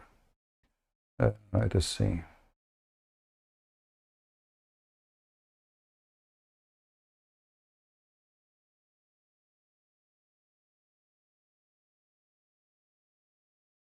Let us do little search. I will type the word as they are typing it in English to be sure we can get maybe something.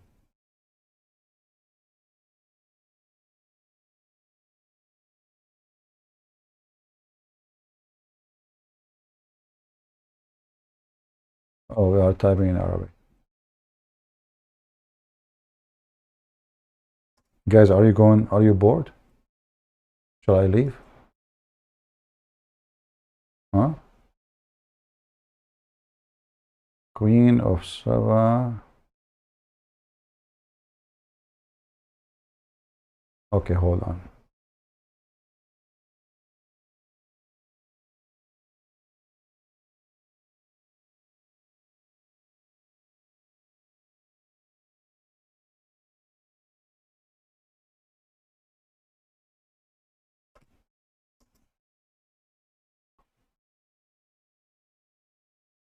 Where we can find it. Actually, I can find the reference easy in Arabic, but I'm trying to find you an English source.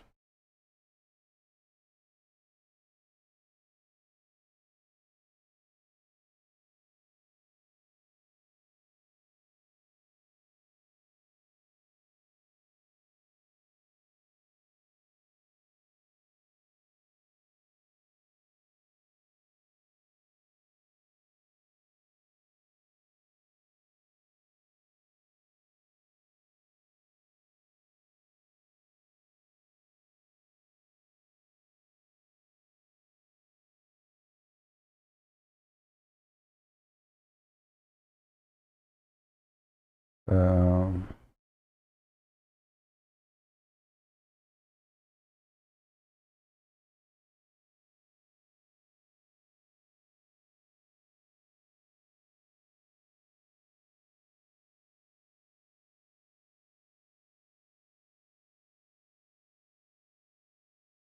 Let us see here. I gave reference before. I'm sure I found mostly I found it in the same website, but we need to find where. You know what? Let us use this. Maybe if I search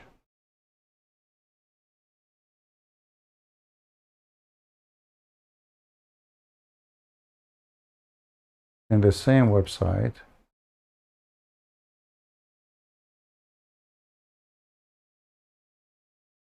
for Balqis.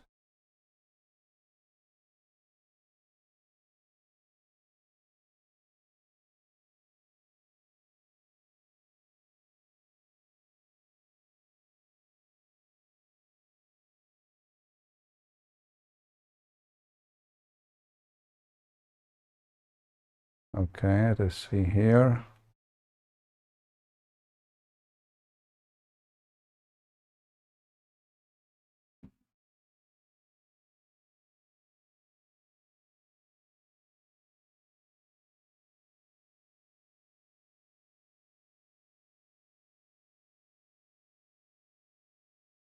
Uh,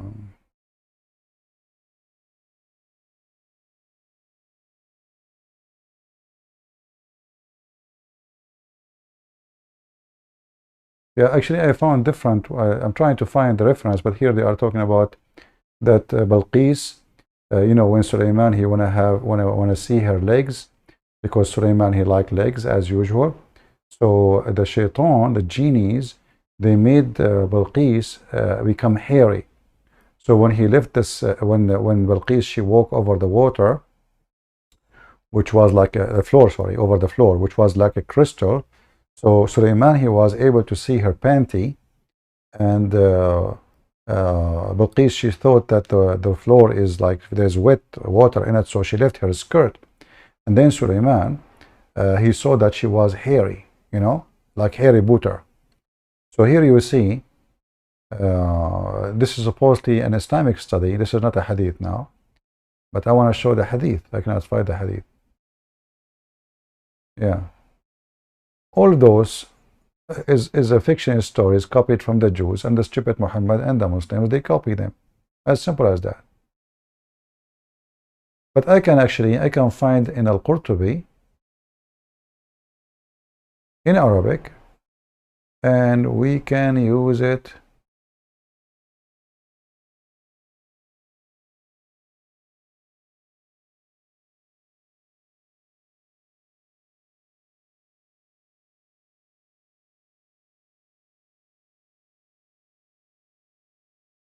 All right.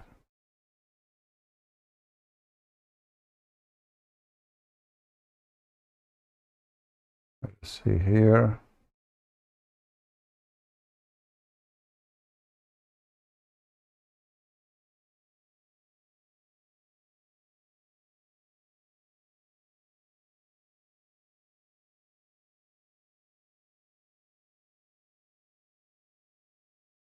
Well, let us look for it in Arabic then.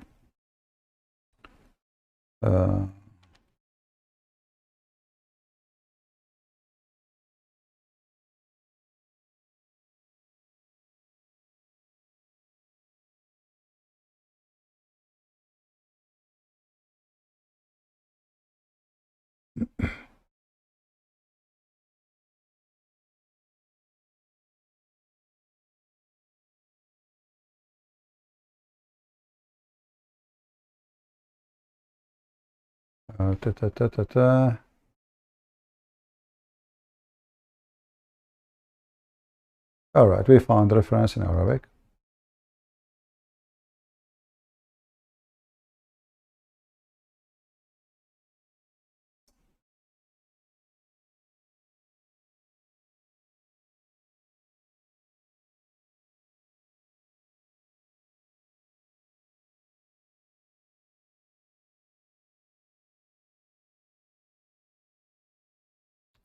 Here we go. This is the official government website of Saudi Arabia. I will post the link for you. You can use Google Translation. And this is the chapter, the same chapter we are reading from, the chapter of the ants, starting from verse number 44.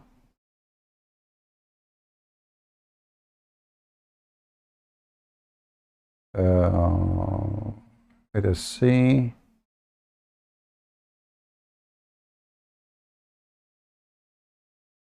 The story actually here, everything is really funny and weird and stupid. But I want to go, like as an example here, look, who is the one who taught Sulaiman how to take hair from his body? When Balqis became subdued and she converted to Islam, because he forced her, Sulaiman, and he forced her to convert, you know, and she admitted that she was unjust by not being a Muslim. And then when Sulaiman, he saw her feet, one of the advisor of his shayateen, Satans, they said, he said to him, Sulaiman, he have an advisor from the shaitan. So Sulaiman, he asked the shaitan, how I can get rid of the hair in her legs? She's very hairy, disgusting. So the shaitan, peace be upon him, said to Sulaiman, I will teach you how to do it. So he taught him how to do sugar. I'm not making things up. That's what it says. And he taught him how to have shower too. And then Sulaiman, he married her, and he made her live in the land of the Sham. Sham usually is a statement used for Syria, the natural Syria, which means by the old maps, they call Jordan, all of Jordan, Israel, Iraq, Syria now, Lebanon, the natural Syria. And then here we will see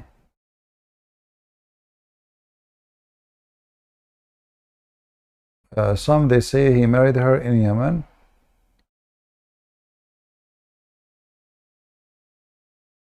When the Prophet, he mentioned about Balqis, how she was so beautiful and she have very hot legs.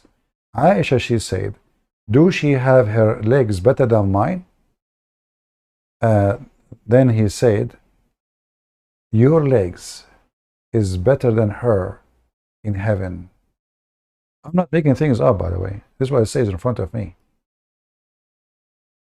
Okay? I will give you the website. Who won the website? Who won the website?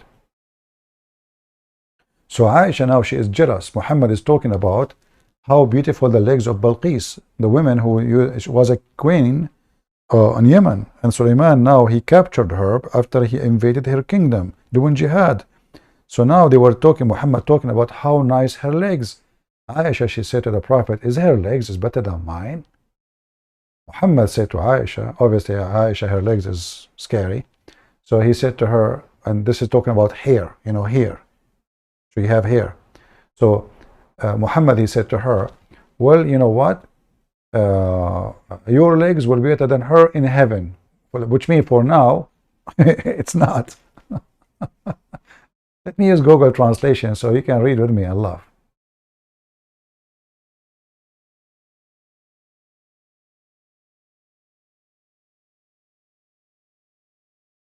All right. Look, so Aisha, she said, she has better legs than me. People, who in the world would believe in such a garbage? I mean, what the heck is that? So this is what? What? Who want to save those references? Anyone want to save those references? Don't save it, don't save it. Later you will ask me, Christian Prince, where I can find this? Don't ask me, I'm not going to ask you. I'm not going to show you. Yeah. And actually, I missed the story. I want to show you where her mother is from the genie. I skipped. Hold on. Where?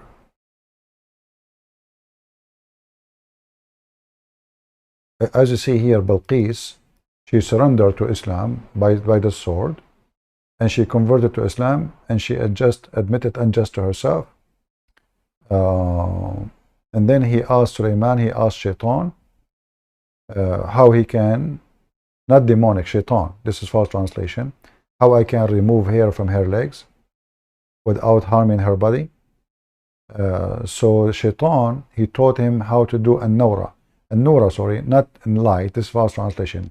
An-nawra is sugar, They make like a kind of sugar. They boil it until it's dry from water, and that will make it like gum, very, very sticky.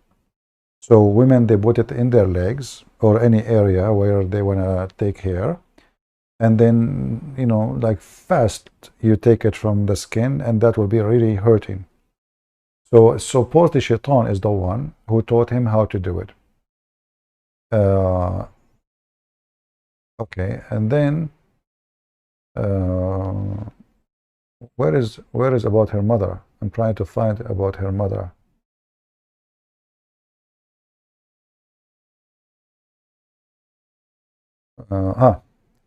Hold on. Let us type the word mother. Maybe that will be faster. Mother. Type in Arabic. Okay, here we go. He said that her mother was one of the jinn. So the mother, she's a genie. Her father was a human. And she killed the guy who was a king before her by her high heel shoes, because she's a genie. And remember, she's powerful. So she killed him. She cut his head. She threw the head out, and then she became the queen.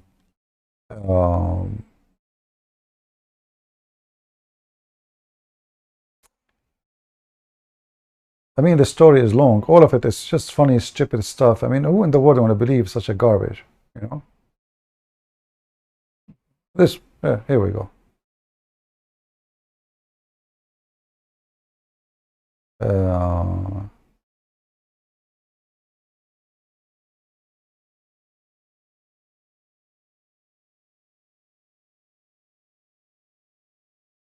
In the same page, there is look here. There's a part in the story. Her grandfather, he was a great king, and he have 40 sons, and all of them are kings. True story.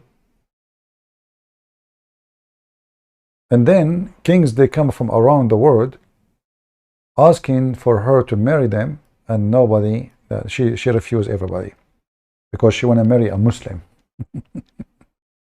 who is a Jew. Okay, so her grandfather, his name is Al-Hadud, or Al-Hadhad. He was a great king, and he had 40 sons. All of them are kings. And he was the king of entire Yemen. Her father, Al-Sarah, I mean, okay, this is his name supposedly, used to say to the king of the outskirt, none of you is worthy of me, and he refused to marry one of them. So the father, he don't want any of those kings to marry his daughter. And this is the father. This is a story, by the way, not about Balqis now. This is about the father of this girl, Balqis. And then, because he is very picky, he don't want to marry any, he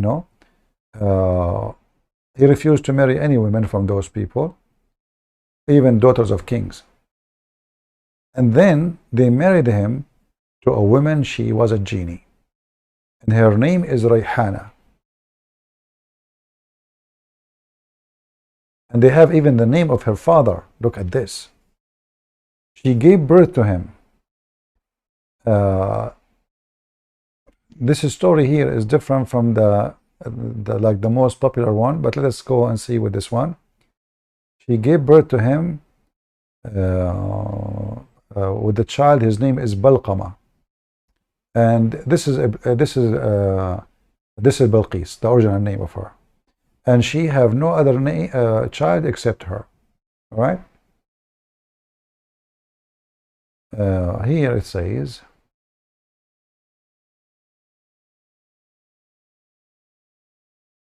let us see if we can find the hadith in English. Give me a second. Are you guys bored? As you know, we are here trying to educate you as much as we can.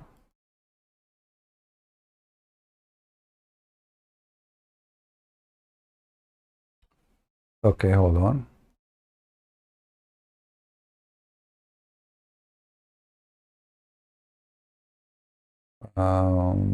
I guess we cannot find it in English. Let me search again.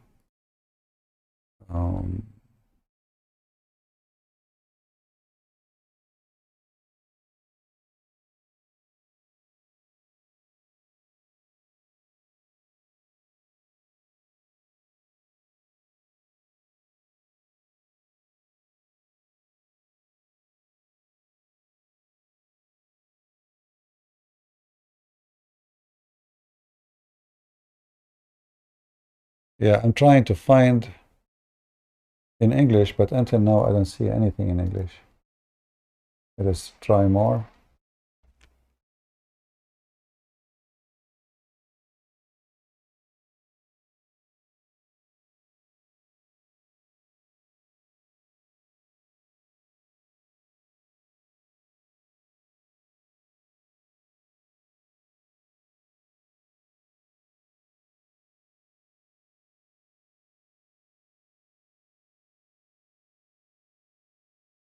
We have to keep trying.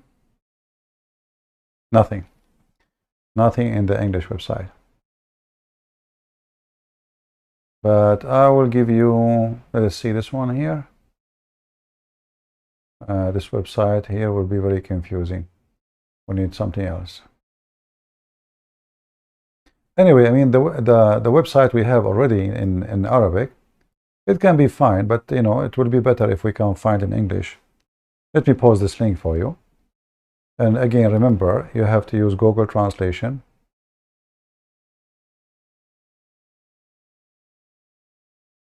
All right. Who want to save it? Who want to save it? So later, if I ask for this link, will help us and to post it, especially the admins. Would you please save it?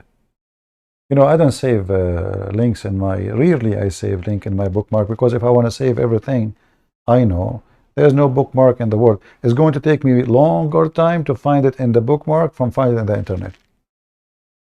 You know, but this is how stupid this religion is. So this woman, she married, she is a daughter of a genie. Her mother is a genie, and this is why she is very strong. You know, and she have a very high heels, and she can kill men with them.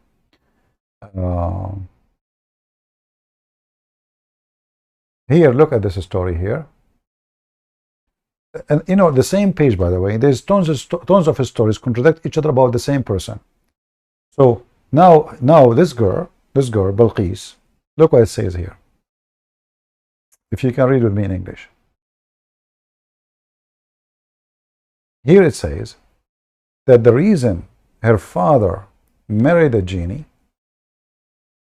just a few minutes ago, we heard a different story about the same person. Now there's a new story.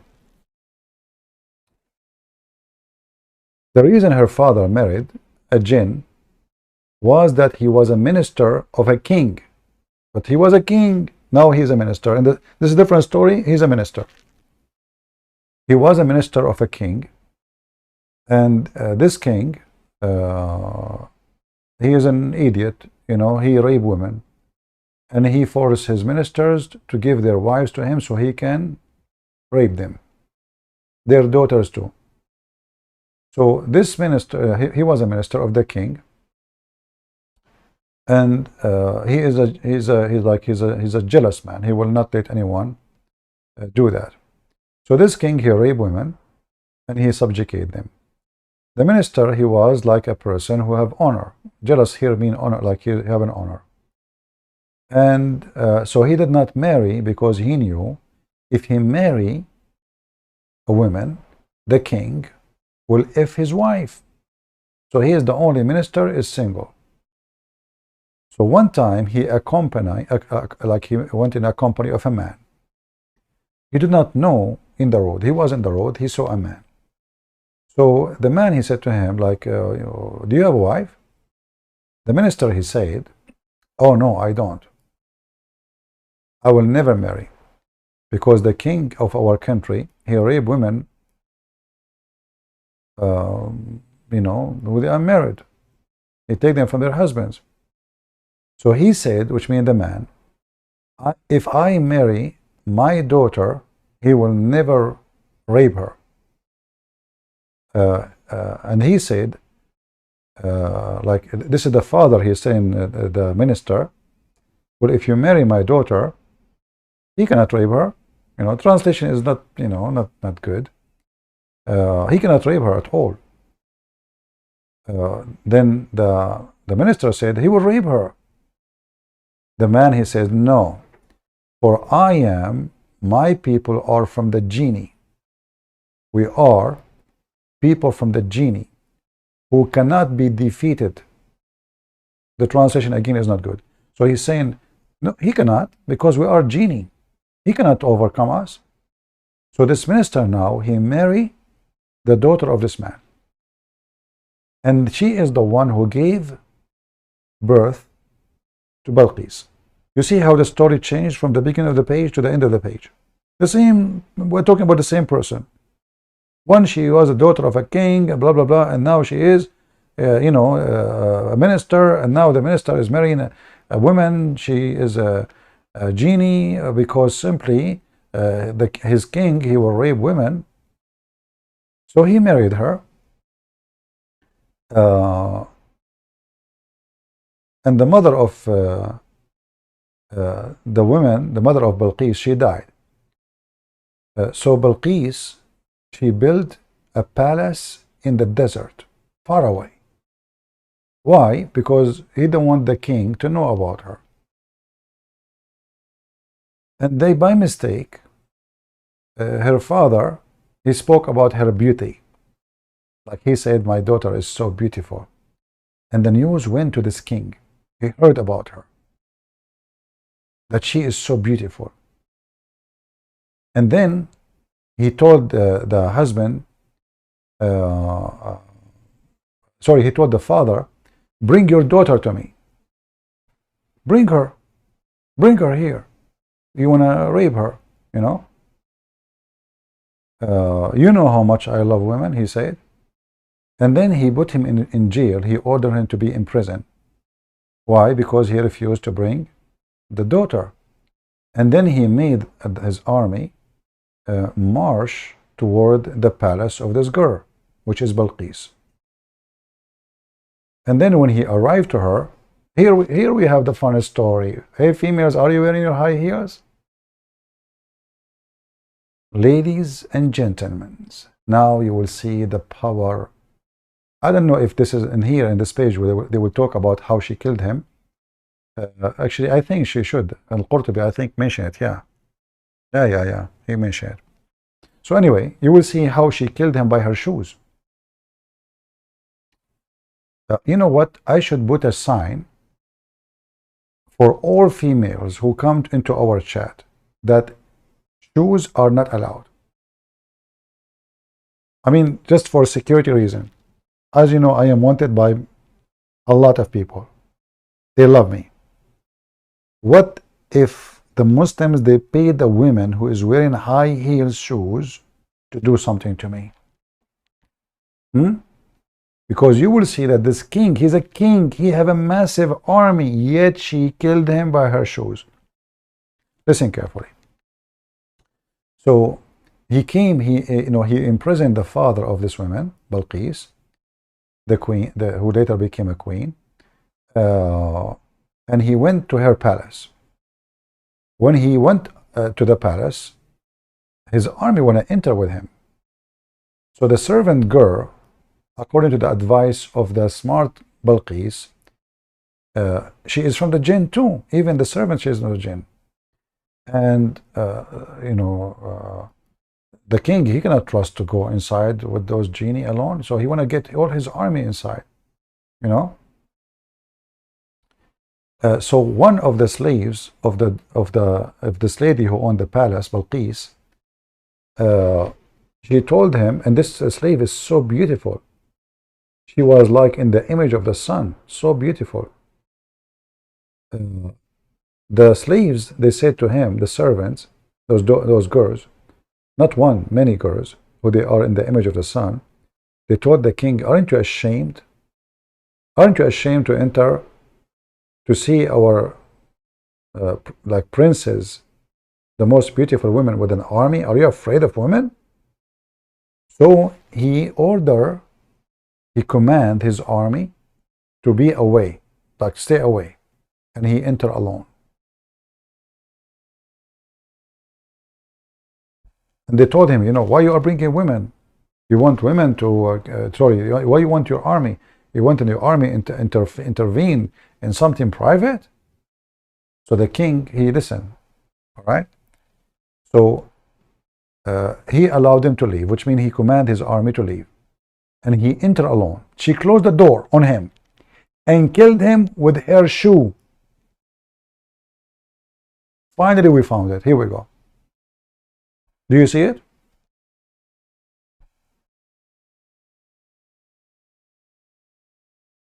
People, do you see it?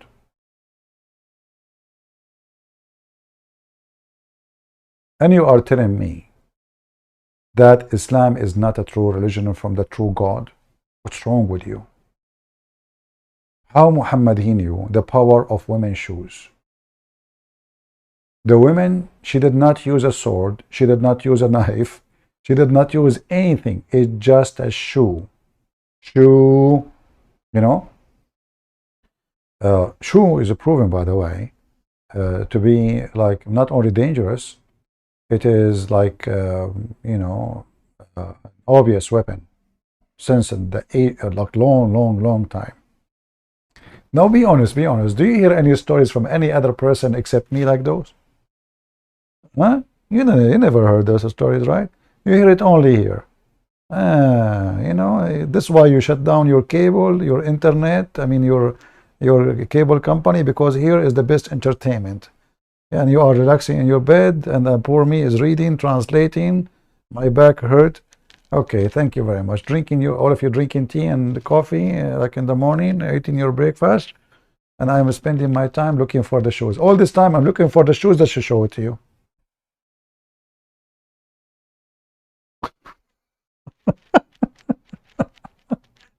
Isn't it funny? A human being. I mean, look how it's, you know, sometimes you ask yourself, how a human being is so stupid. You know, a human being is cursed. Who in the world would believe such a garbage? They believe it. It's in their books. And now the new generations who don't want to believe this because they are educated, what they will say? Oh, this is, you know, this is the prophet's story. This is your imam's stories. This is your reference story. This is the official government website of the Kingdom of Saudi Arabia. However, you know, for us as a men today, I think we have, it's time for us to wake up and to know that women are dangerous, and we should not be with any women anywhere in the world. Let us say you go to a conference. Conference. It's not like a private place. And all those women in the conference are wearing shoes. High heel shoes. What you expect will happen to you? Let us be honest here. What you think will happen to you? If one woman, she was able to cut the head of a king. She cut, actually, not only that, the story, and you know, it says she cut his head and she threw his head out from the window, and then his army, when they saw his head, they became subdued to her. Right away, she became in control. The guy came as a king, he left as a limb. As simple as that. Here we need to remember that those stories can help us as men. Maybe we should tell this to Andrew Tate. He say women are weak.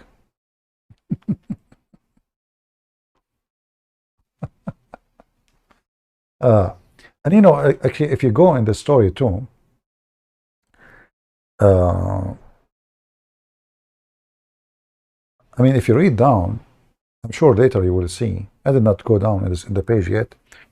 You will see crazy stuff.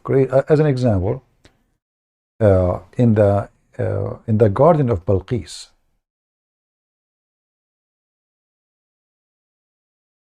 Okay, hold on. Yeah, hold on. Oh, here, actually, here. It says here, huh? I thought the translation not showing it. She cut off his head and throw it to his soldiers. Huh. I thought it's not in the translation. Do you see it?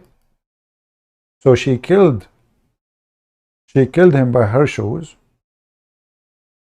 and she cut his head by her shoes. Simply what she did, she hit him with the shoe and she cut his head right away with the shoe. Like his head came out right away.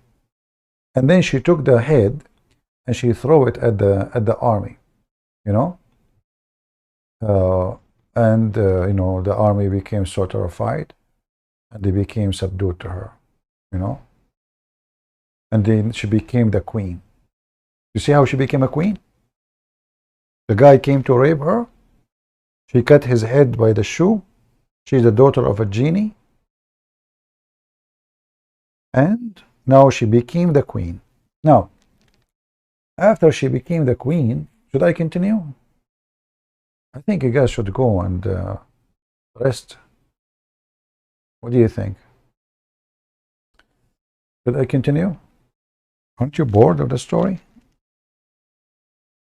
This is a story where made 800 million bird convert to Islam.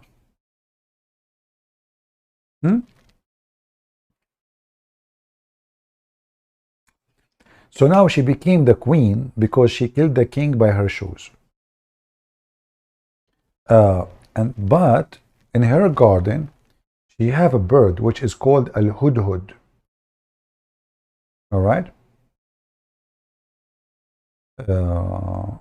Sorry, to her garden, the bird, the hudhud, which is the bird of Sulaiman, came to her garden.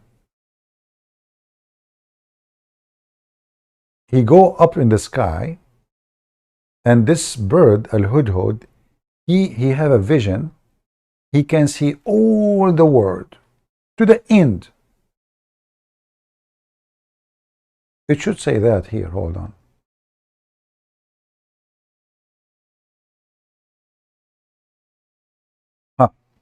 So the bird, the hudhud, he rose toward the sky and he saw the whole length and the breadth of the world, the whole of it, just by one look. One bird. And then he go down and he tells Sulaiman about what he saw. You don't even need to fly to Yemen. He go up, he see because the earth is flat. And he told him about this woman. And she have an army, very weird army. She have a 12,000 qeel. I don't know what they meant by qeel. I think qeel is like a commander, you know. And each one of those commander, he have 100,000 fighters. So 100,000 commander. Sorry, she have a 12,000 commander. Each one of them have 100,000 fighter under his command. Somebody give me the number. 12,000 commander x 100,000. 12,000 commander. All right. And each one of them is 100,000 fighter. What the total number of the army of Balqis? And this is not include the women, because they have an army of women too. Because remember, those are not Muslims. Women, they go to war.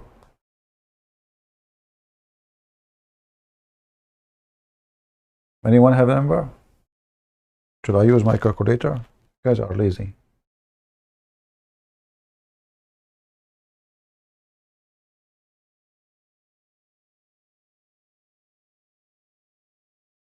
$1.2 million. Not much. You know, think about it. Small army. What a big deal. 1.2 million. This does not include women and children. And then the translation is not coming accurate, really.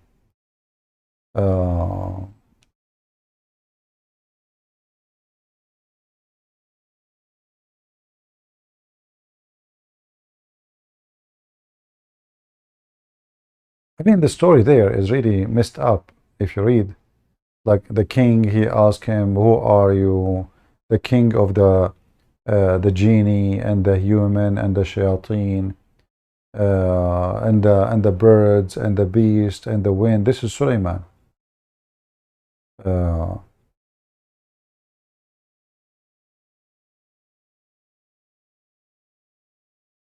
Here in the story it says, let's see here. Yeah, so the two birds, two hubub, they met each other. The first one asked him, who are you? Where you are coming from, and where you are going. The other one, he said, well, I am from the army of Sulaiman. The bird, he said, I am from the army of Sulaiman, the king of the genie and the human and shaitan and birds and beast and wind. All right. I mean, the stories is really endless, as you can imagine. Just imagine.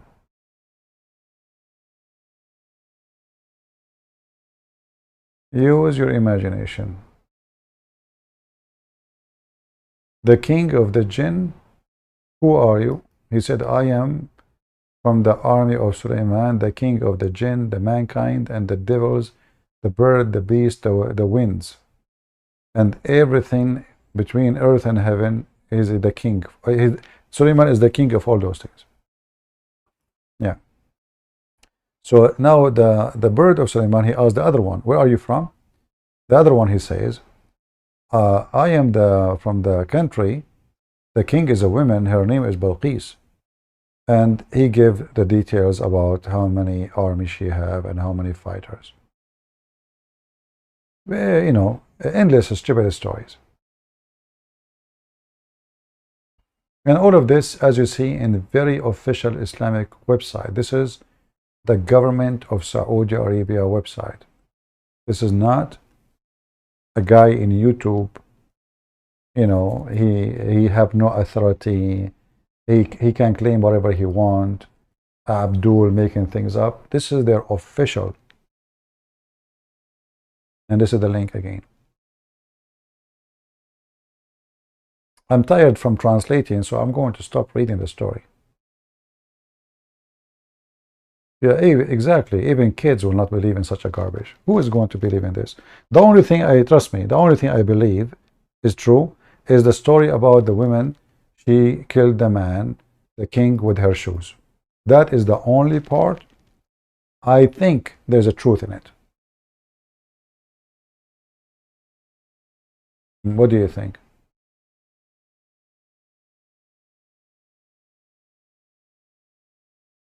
I don't know. This is my own feeling. I think this is the only part is truthful. That this woman, she made the man go inside, and you know, the stupid idiot, he believed her. This is what happened to you when you are a man, and you think you are strong in front of women, and you're like, yeah, I am the man. You know, what she can do. And you enter. Here we go. You enter. She closed the door on you. Never let a woman close the door on you. Never. She closed the door. You are dead. It is your last day. The stupid king, he's so proud. He thought he is strong. He have no idea what women's shoes can do, especially if they get them from the flea market. So she closed the door. She cut his head with her shoe. You know, I don't know. I mean, there is something weird about the story here. Like, I imagine that she hit him with the high heels, like the, you know, the sharp edge looked like a nail. But here it says she cut his head. How women? And there's a woman. She want to tell us how you women do. Who want to call me from the women and you tell me how you women you can do that? If there's any lady, she have any expertise with shoes, she can tell us to give us like a nice advice for us as men. Have mercy on us. How we can avoid such a... Okay, what if a man, he marry a woman and one day they have a fight? If there is any men of you He was threatened by her shoes, like your wife. She threatened me. Did you call the police? Do the police know what happened?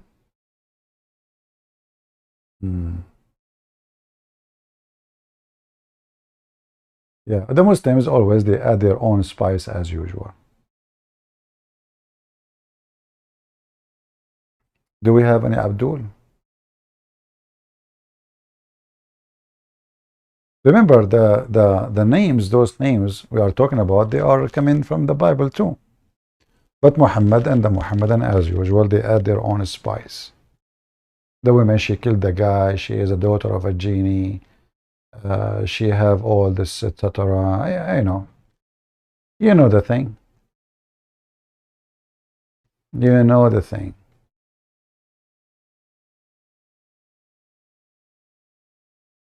Like, you know, if they say she killed him with a knife, she killed him with sharp tool, she killed him with piece of metal, she killed him with a hammer, she killed him with anything like in the kitchen. Shoe. She killed the guy by the shoe. But maybe those shoes, they have a sharp, maybe they are made from metal. You never know.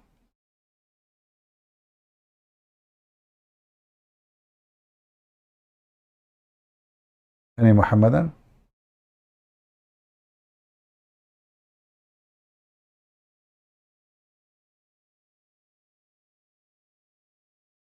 And the father is etc. And the mother is etc. Yeah. And then the hubbu, and you know the hubbu who met the other hubbu, and the other hubbu told the first hubbu where you are coming from. Yeah, you know. Yeah. And even they knew the name of the bird, Afir. And the funny is, the both birds, they have a personal name. And both of them, they have exactly the same name. The bird who is the hoopoe, look, this is the name, this is the bird name, which we know, right? But Afir is the personal name of this hoopoe. All right? And the funny is that the bird of Balqis, he have the same name. Afir too. Isn't it, this is amazing? Both of them, they have the same name.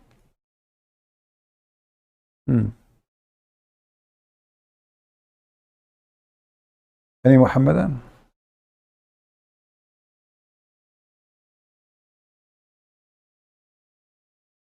Let us see in YouTube, in Skype.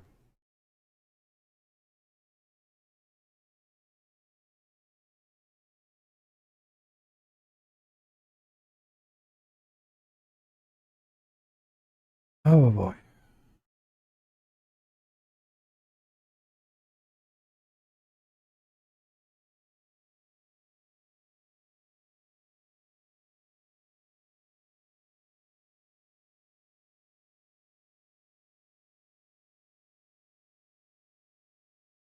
Okay, nobody. Nobody. Not a single Muslim. Let me try to turn off Skype.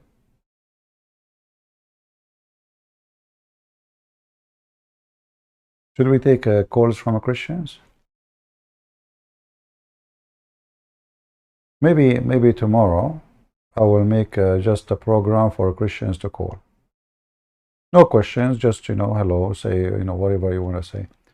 Are you prepared for tomorrow? What? To debate with the Indian guy? Yeah, we will debate him at 7 a.m. at night. Remember, you know? 7 a.m. at night, we will debate that guy. And this is why I need to study. You know, I'm not ready. All right?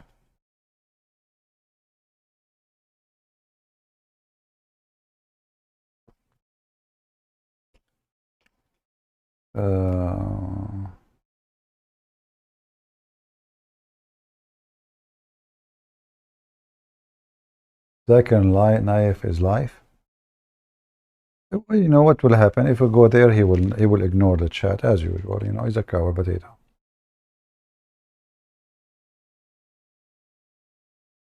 You should make this Shia Arabic program. Yeah, actually, I will make some Arabic videos. Maybe in Rumble, because in Arabic they will flag it immediately, those Arab, you know. And what happened, Arabic videos, the one who will, in YouTube, who is in charge, is going to be someone who speaks Arabic, and most likely is going to be a Muslim. And they will delete my video. Thank you, John. I'm doing fine. The only problem is the shoes of women. Muhammad Abu is calling me princess. Why Muhammad saying that? I am the one who do put eyeliner 3 times a day to be pretty like your prophet? Is it me who pee sitting like women? Is it me who men kiss him down his belly and say this is what I wanted? Don't stop. Who is the one is the princess? You can insult, no problem. I understand your pain. It's okay, it's okay.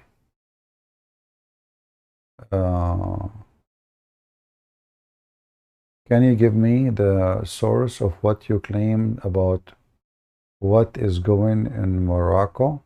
What do you mean what's going in Morocco? About what? What is going in Morocco? You mean about Christian, about conversion? Just type in Google. There is actually a great ex-Muslim Christians who they are from Morocco. They're doing great jobs teaching Muslims about Christianity now. Huge number. They go in TV, they have many programs, even actually they have, let me see.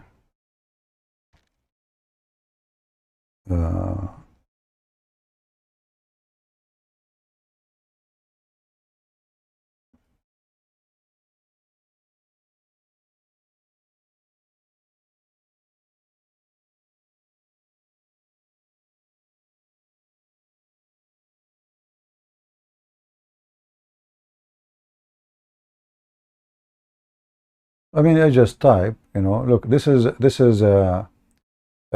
woman, she is from Morocco, all right? I just type, I mean, this is, you know, this is a woman, she is a pharmacist, she's a doctor from Morocco. She left Islam. And she is talking here, but in Arabic. سلام المسيح يا رنين. نعم سلام المسيح. سلام المسيح. هتخبريني. عم تسمعيني منيح؟ سمعانتك ايه تمام. من وين انت يا رنيم؟ من ممكن ما اذكر بس البلد من وين. Yeah. So anyway, I mean there is tons, but let me show you.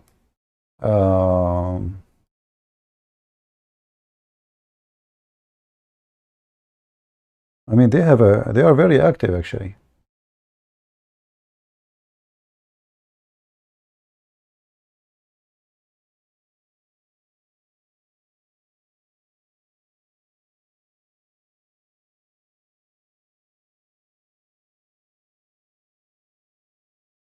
All right. Look, this is a website. Those are ex-Muslims. And their website is full of songs for Christ. All of it's in Morocco, you know, Moroccan, like Moroccan dialect, Moroccan accent. All of them, they are ex-Muslim. Not a single one is not ex-Muslim. All those songs, you can, you know, you can choose any one of them to play.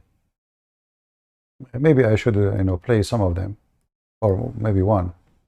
Let me see. Hold on. Do you want to hear, guys? Do you want to hear? But this is a Moroccan music. This is, but it's a Christian music. Let us see.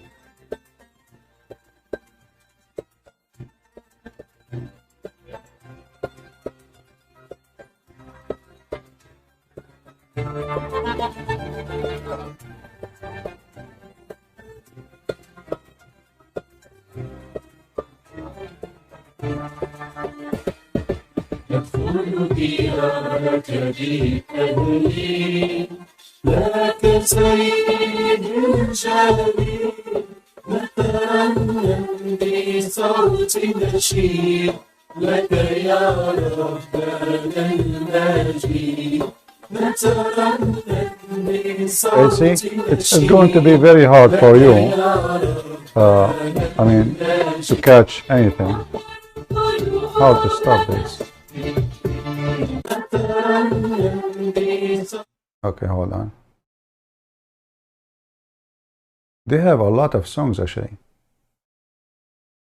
Let's see.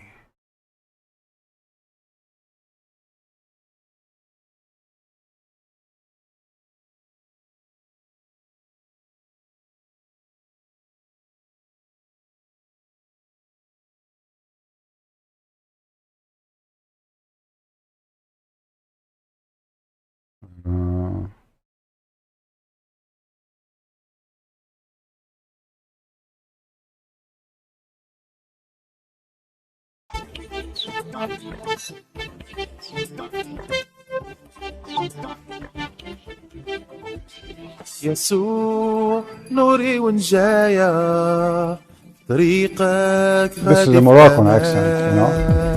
انت فرحي Yeshua is Yeshua, you know, Yeshua.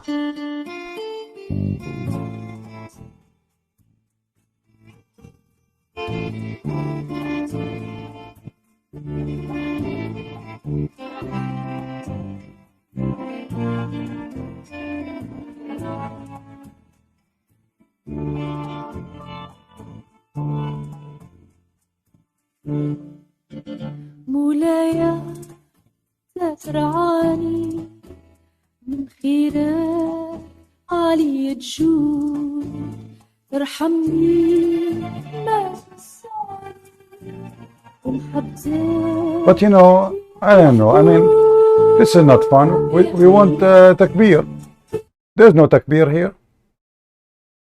Allahu Akbar, takbir, jihad, you know, terror. Look, those are the same people before and after.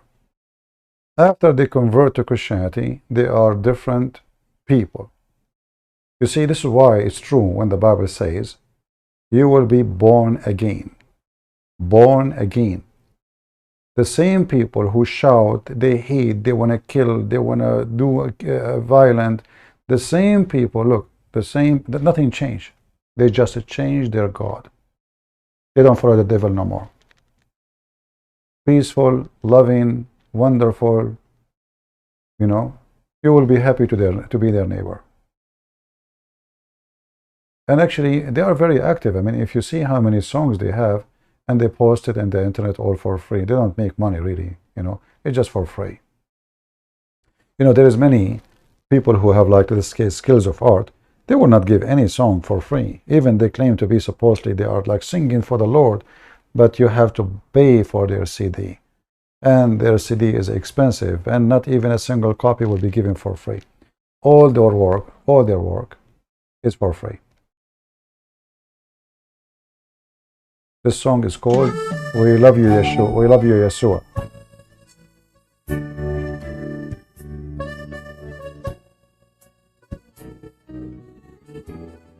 Let us see this one. Hold on.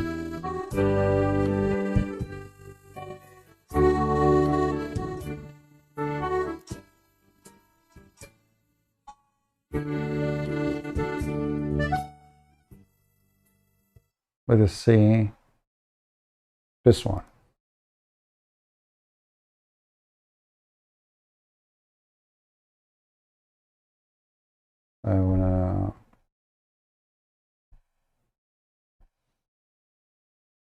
I'm trying to find a song. This is the name of the CD, I guess.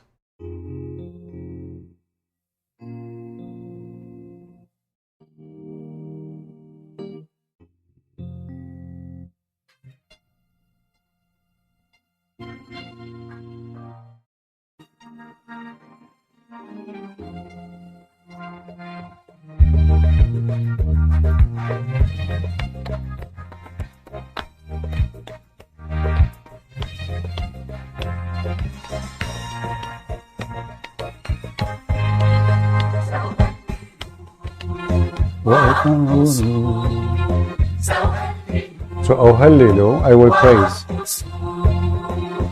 إلهي لإلهي لإلهي لإلهي. So you see, tons of songs, all for free, and those are Moroccan ex-Muslim. Not a single one of them. Not a single one. He is not born from a Muslim family. All right. So, so the one who asked me reference, I mean, Muslims who they are Muslim, they knew.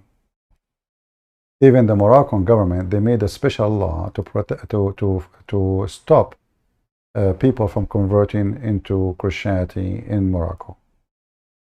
You know, and there is a very well-known brother. He have a program. He knew me. His name is Brother Rashid.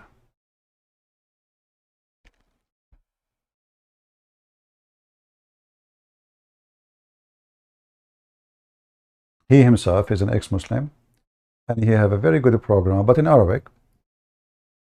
And you know, he exposed the stupidity of Muhammad left and right. All right, all of those are Moroccan. You know, there's none of them are born. You know, there is no Christians really in Morocco. There's Jews. There is a reason for that. You know, the Moroccan, they are the one who invade. Are used to invade Spain. Through history, the Jewish people, they join forces against Christianity. So they join in the time of Muhammad, the Persian, when they attack Jerusalem. And actually they were behind the invasion where they were able to get inside Jerusalem. And they killed a lot of Christians. And those are the Persians who did that. And they did the same thing. They joined forces with Muhammadan against Christians during the Islamic occupation to Christian lands. Until now, the most close people to the king of Morocco, they are Jews. And there is a reason for that.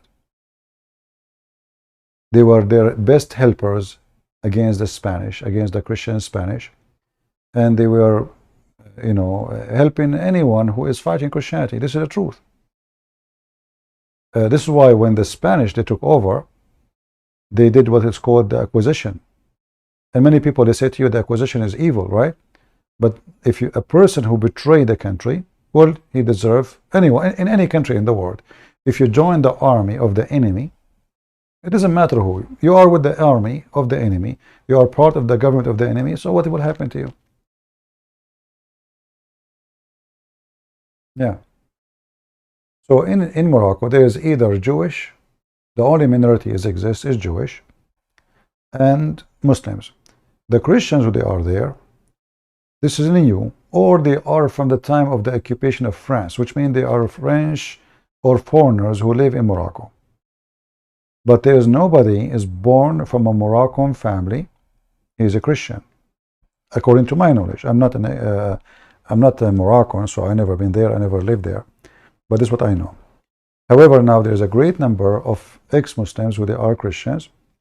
I think Rashid himself, his father was a sheikh. You know? Yeah.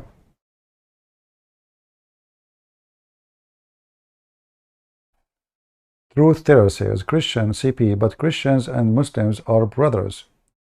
So Muslims never attack Christians. You had wrong history. That's true, brother. This is why the Quran in chapter 9, verse number 29 says, kill the Christians and the Jews until they pay jizya. You are right, brother. I need to change, study history. This is why we have the Pact of Umar, where the Christians, they have to be spat out, and they have to shave their head, and they have to carry three pound of steel cross. They cannot wear even a cross in normal size. It have to be very heavy in their neck. And if they ride a donkey, they have their face have to face the ass of the donkey. Brother, yes, Christian and Muslims are brother. No, we are not. You are a fraud. You see, some Muslims, Many of them, they practice taqiyya. Suddenly we are brothers. Suddenly they took our land, they rape our women, they enslave us, they killed hundreds of thousands. And now we are brothers. That's it. You need to study history. Huh? True story. Who can deny that? Nobody. That's it. He fixed it. We are wrong.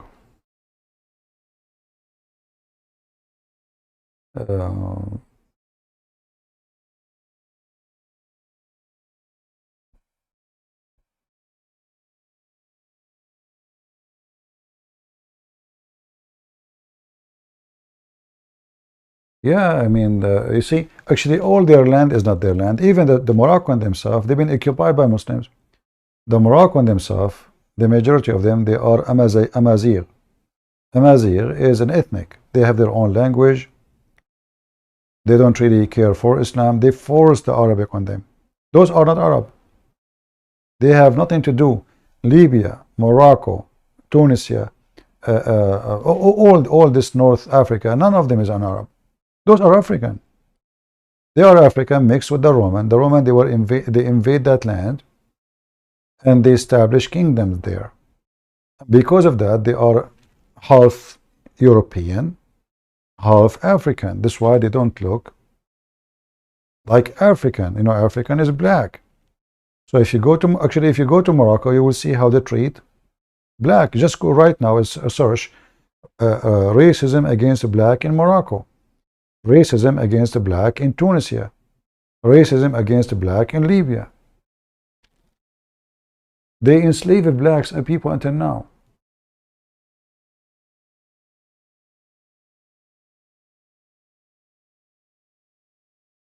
Same as Turkey, same as Syria, same as Iraq, same as Egypt.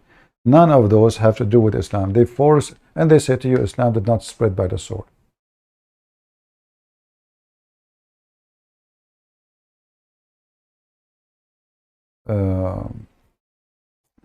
Algeria, yeah, all of them.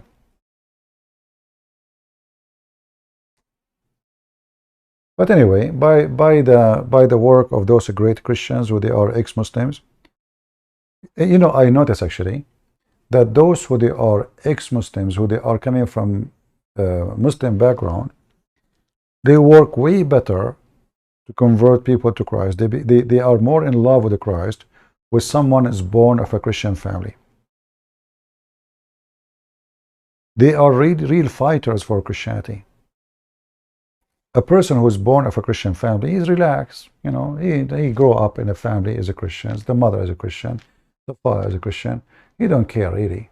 Those, they devote their life to bring people to Christ. They are way better than someone is born of a Christian family. And for sure, generally speaking. And that's why actually Muslims, they consider them a big risk. Because this is a Muslim guy speaking to you why he left Islam. And the Muslim, they hate them very much. If you notice actually, who convert from the other side, you know, let's call them Christians, to Islam, and who convert from Islam to Christianity, you will notice that the one who convert from Islam to Christianity is the quality. If you talk to this guy, he's amazing. Very nice guy. You can tell how good his equality is. And look who convert to Islam. See, Sneeko and rotates.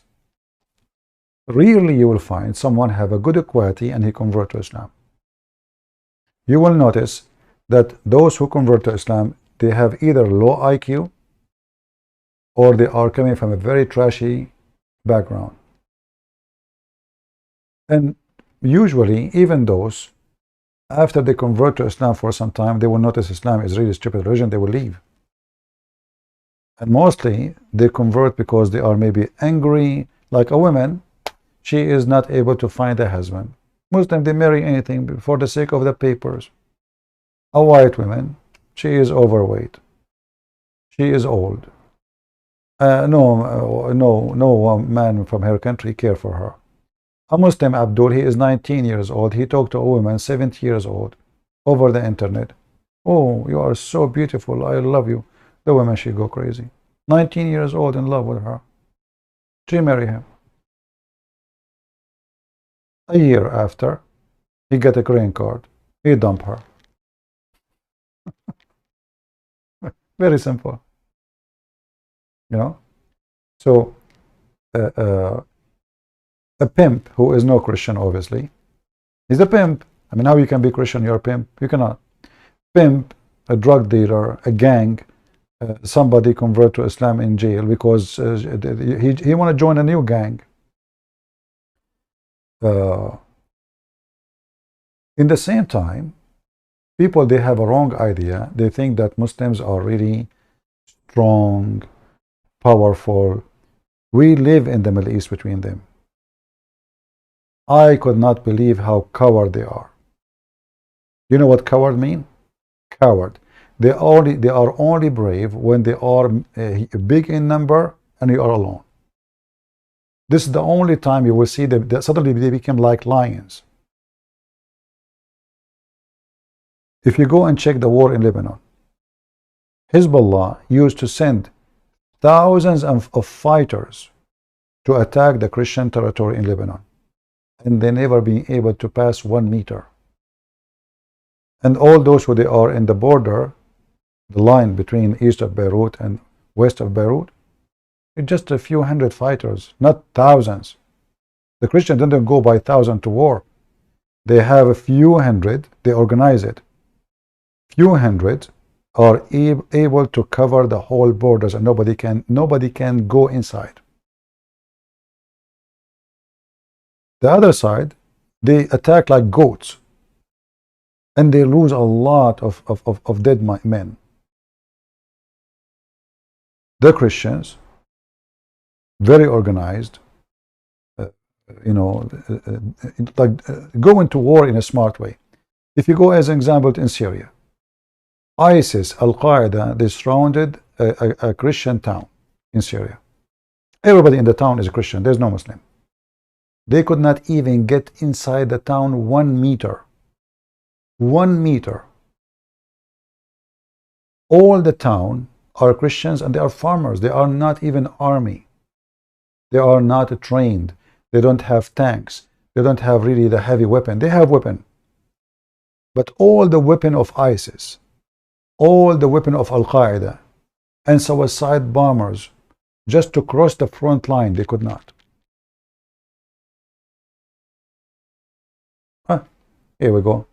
Somebody told the name in Arabic. He must be, maybe he knew. It's called the Mharda. They were desperate.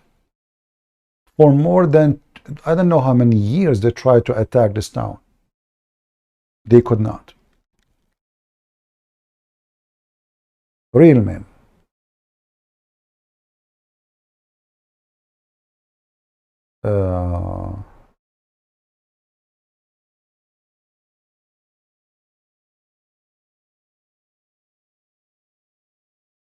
Prophet PPUH and Maryam will marry Islamic heaven. You must be a troll. Okay, just get out of here.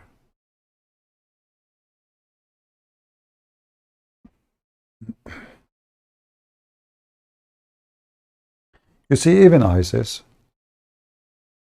you know, all the show, and they are strong, and etc. And when the Marines came, they hide under the ground. 2,000 Marines control the country of Afghanistan. 2,000 only. I mean, this is a fiction story. Just 2,000.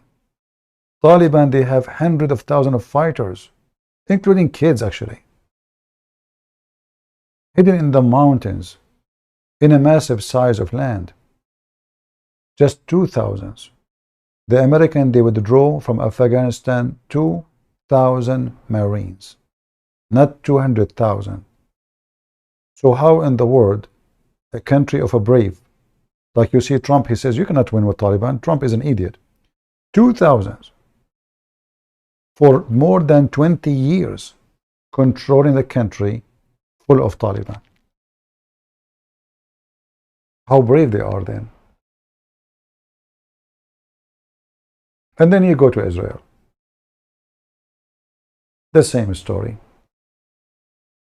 The Muslims, they attack Israel by hundreds of thousands. Even Morocco joined the war. Even Morocco joined. Iraq, Syria, Egypt. Fighters, even Jordan, they brought fighters from like a pilot from Pakistan.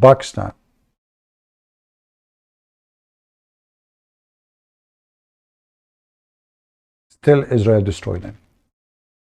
All the Muslim countries together.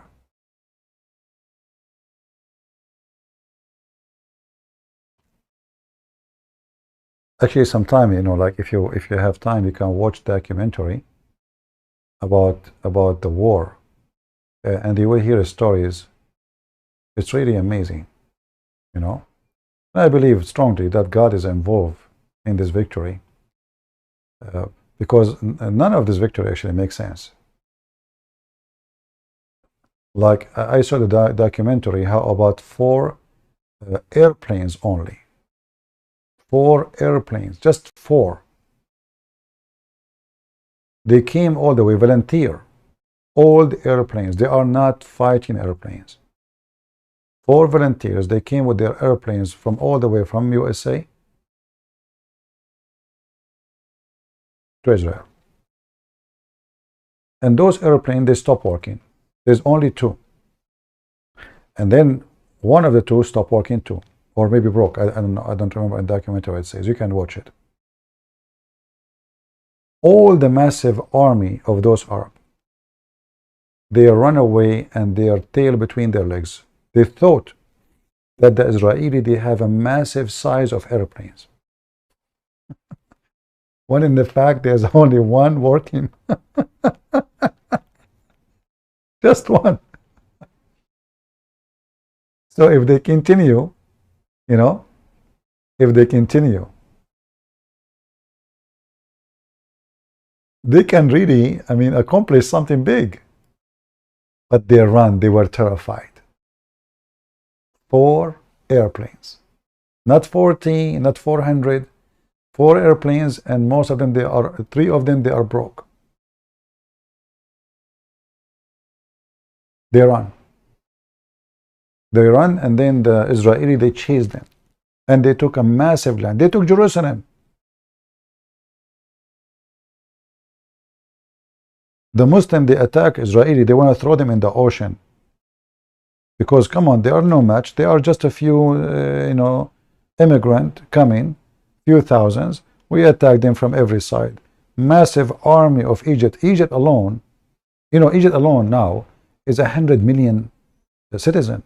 So we are not talking about like 2 nations, they have equal size. No, I mean, this is small, tiny, and they don't even have a country yet to say it's a country. It's just a settlers. Egypt, Syria, Iraq, Morocco. We are talking about massive armies, and they bought a lot of weapons from the Soviet Union. 4 airplanes, most of them, they are broke. Only 1 left.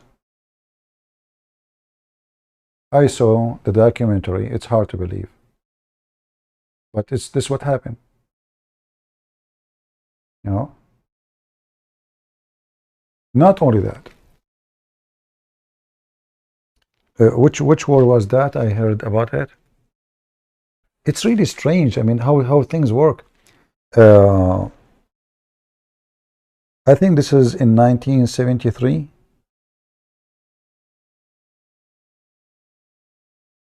Maybe, I'm not sure. Anyway, so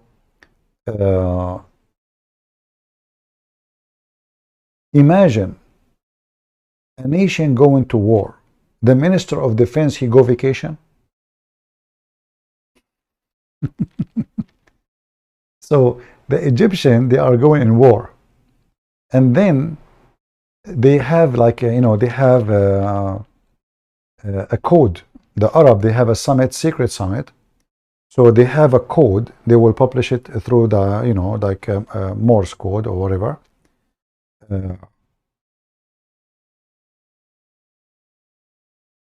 A day before the attack, the Arab, they changed the code, and they sent the code to Egypt, to the Minister of Defense of Egypt. He was on vacation. The second day, when the attack started, they don't have the code. So when they receive it, they don't know what is that. And the minister is on vacation. So the army did not launch the attack, and the Israeli were going after them like crazy. So everything worked together like it's an amazing way. I mean, how in the world you go in vacation in the time when you should be in your office? How in the world they send you the code, which is the secret word for to start the war, and you don't receive it? So when you hear all this news, you hear what happened exactly, it's hard to believe. It's like everything working for the benefit. You can watch it, the documentary. It's a very good documentary, actually. And they have like real witness from the war. Let me see if I can find Israel or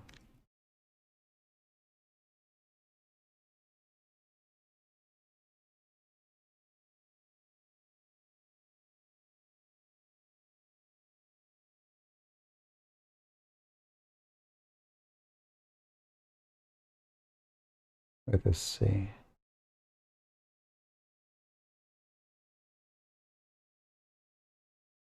Yeah, I'm trying to remember which, because there's many documentary.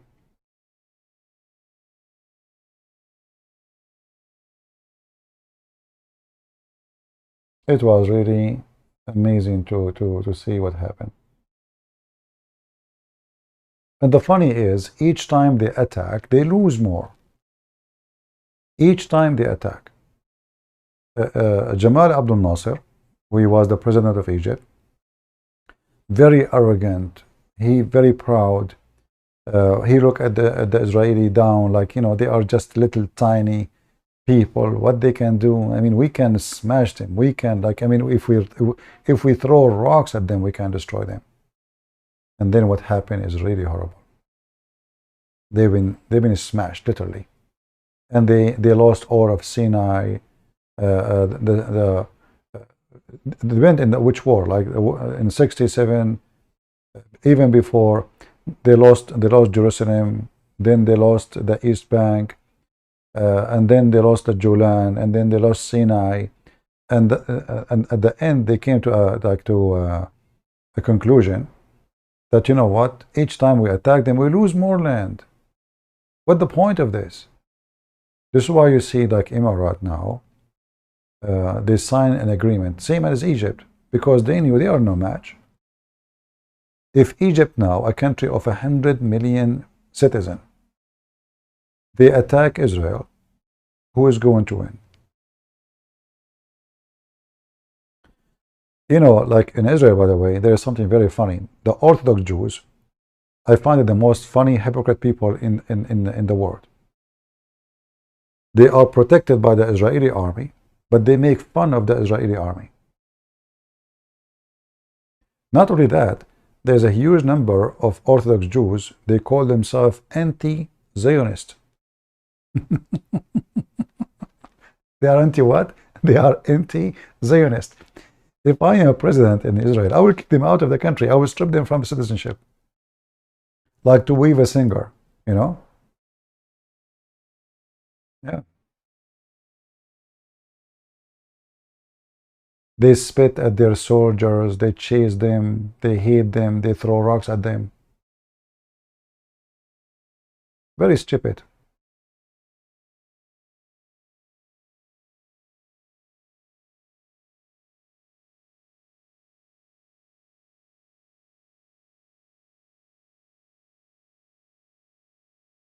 All right. You know, if not the Israeli army, those Orthodox Jews, they will be slaughtered by the Muslims. Yet, when the Israeli army walk between them, they literally, I'm not joking, they spit on them. Very weird people, you know. They are coming from different galaxy.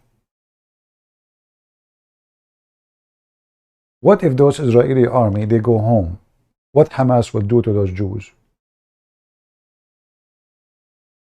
Maybe I should make a video about it, but I know they will flag it.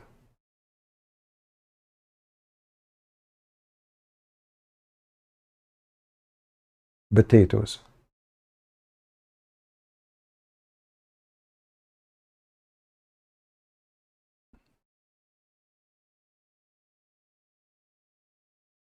Let's see.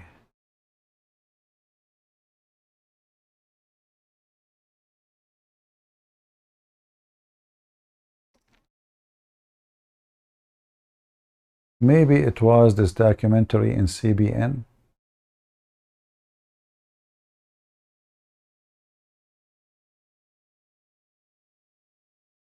Maybe. I'm not sure. Hold on, let's see. Maybe this one.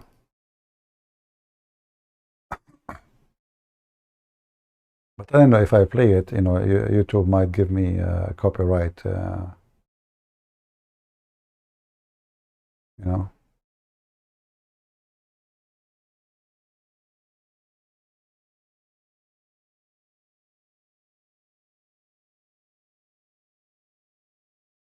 The commander of the Air Force came in with the wing commander, and they said, "Dear friends, Operation Focus will start today at 7:45 a.m. sharp. This is a fateful operation. Friends of yours will be injured and killed in..." Yeah, I don't know. Maybe this is not the one.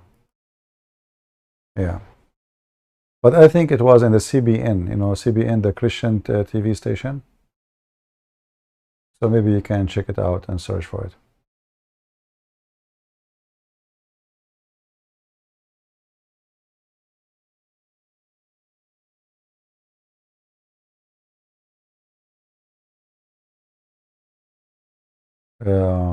Watch King and Generals. It is documentary, or it's a movie? Sounds like a movie. Is it a movie or documentary?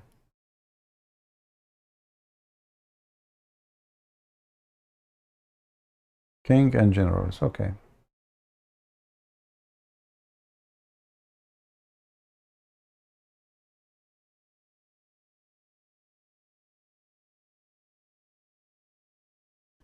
You know, you lose your land only if you are not willing to fight.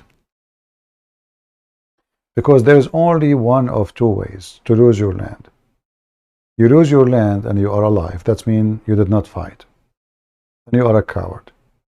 Mostly you run away. Or you lose your land and you are dead. That means you are a brave man who prefer to die but not let the enemy to take it from you against your will. And you run. The one who run away, he don't deserve his land. And always history repeat itself. And you know, for us as a Christians, sadly, there's many Christian leaders who they are church leaders. I'm talking about priests, or let us say bishops. They are the one behind enabling the Islamic occupation to take over. Each time a Christian group, they want to fight the Muslim occupation, they will find right away a Christian bishop or even a patriarch. He say, we're Christian, we don't go to war. We're Christian, we should not fight. This is not biblical, which is false, which is absolutely false. This is what happened in Egypt. This is what happened in Iraq. This is what happened in Syria. This is what happened in every single of those countries. It was churches who made the Christians who want to fight look like they are, as if they are criminals.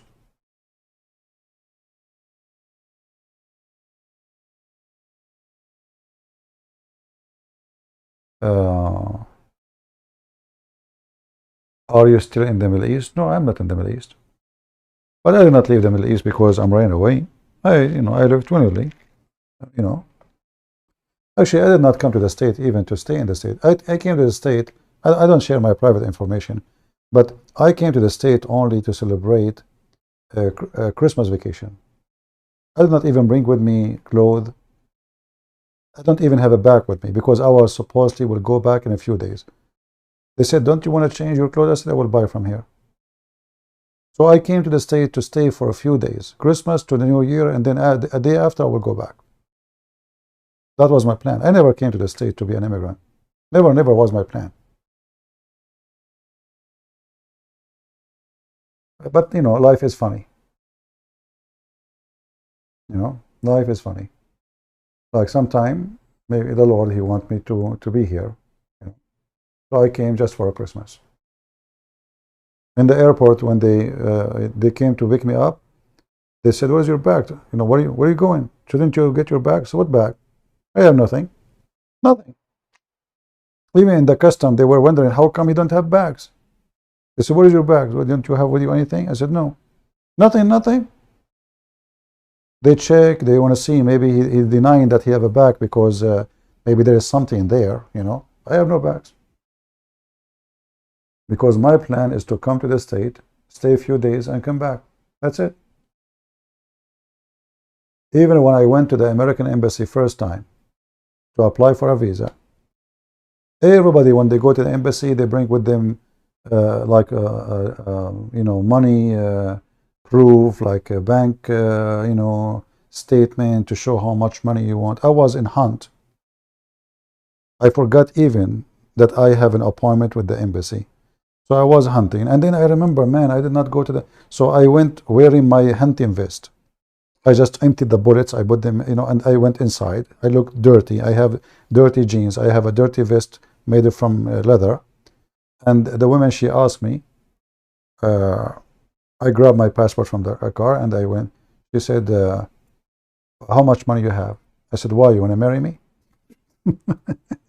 Why you are asking? She laughed and she said to the guy next to her in the next window, she said, "Did you hear what he said?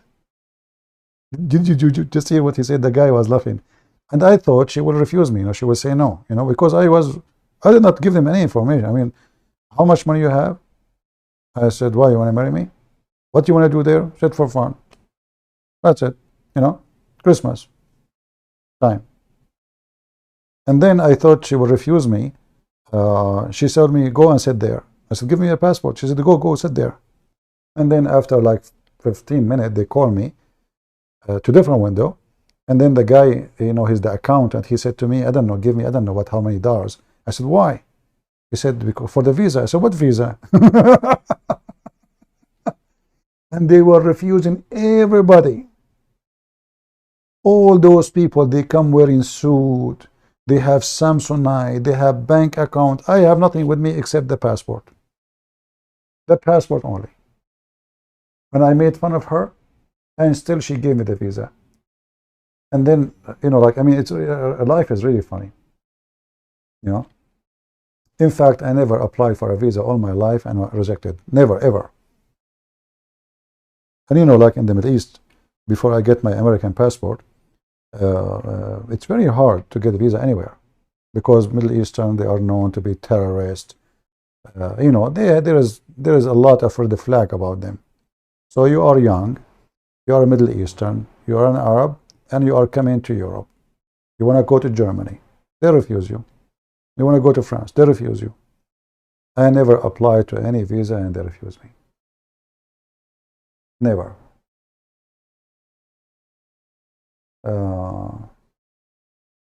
Yeah, obviously, you know, the Lord, He wanted me to be here, so I'm.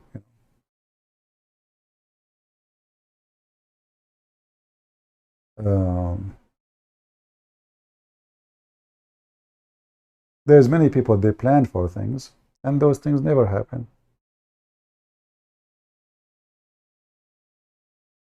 Humor is a good way to lady. I was very natural, you know. You see, I think what happened, they look at about those who they are applying for the visa wearing suit, graphite, you know, Samsonite, bank account. They are prepared. She look at me. I don't care really if she give it to me or not. I don't actually. I did that because my mom. She keep insisting, go. I want you to go. Just go. Just try it for one week. See, you know, she want me to go. I did not do it even for myself. Just to. I was hoping I will go. This is my head. I know they refuse everybody. Just so now she will not mention it. I will go to the embassy. I apply. They refuse me. That's it. She will leave me alone. I went. I came back with visa. Yeah. So as we say, sometimes you want something and the Lord wants something else. So today we have no Abdul. Let me close my Skype then. Zero Abdul. Zero Abdul. Not even one.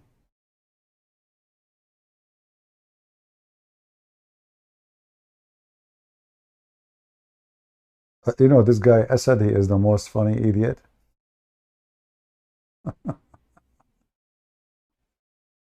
If you see what he sent me. Let me call him. Let me call him. You know, remember this guy Asad is very slow. I feel sorry for him. Yeah. But it's, I don't know where this guy he live. I think he live in Pakistan. Right? Should I call him now or leave it for other day?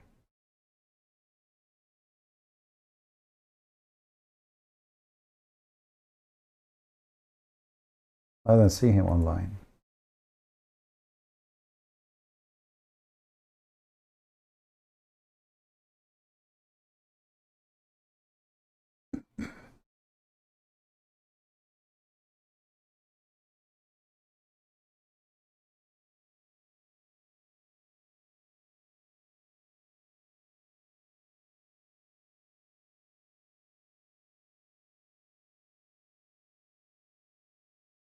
All right.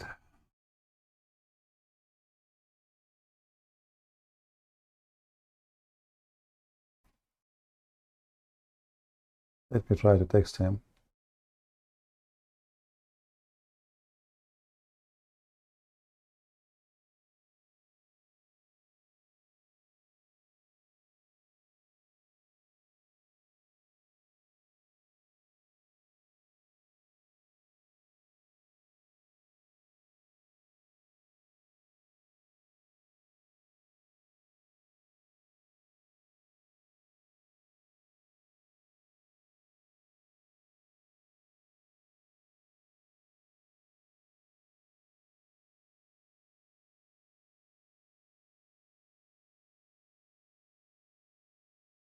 Mm.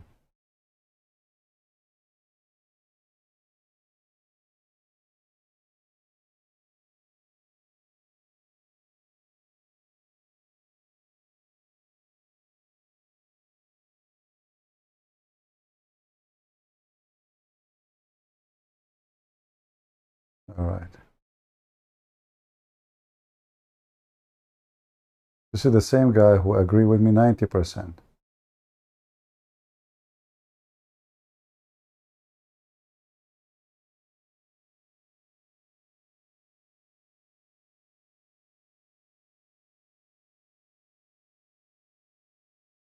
Let's try to call him.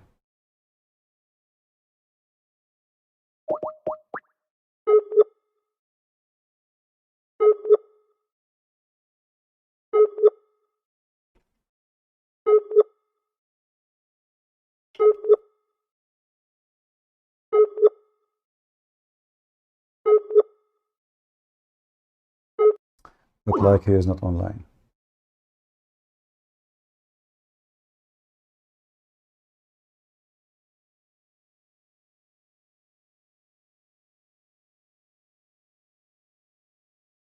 I send him a text.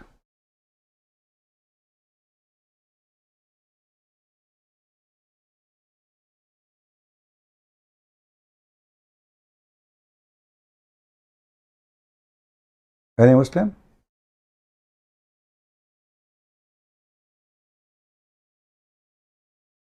Nobody.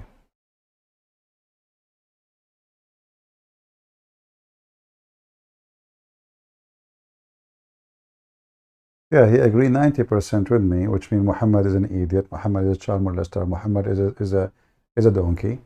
And yet, you know, he supposedly still he want to be a Muslim. I can tell he is very slow. He have a very low IQ. I'm not making fun of him because of that. But what you can do, I mean, you cannot make somebody smart. You know, that's not my ability. You can share education. You can try your best to help people, but you cannot make people smart.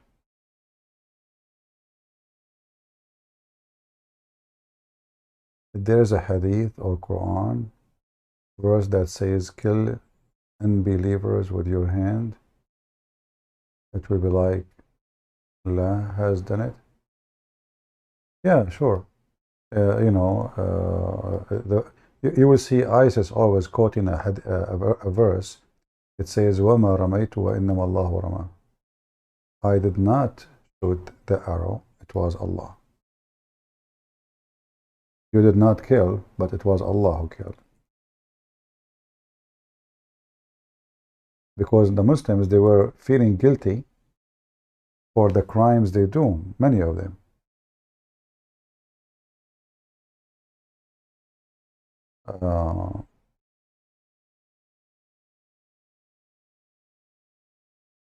As you see here, you killed them not, but Allah killed them.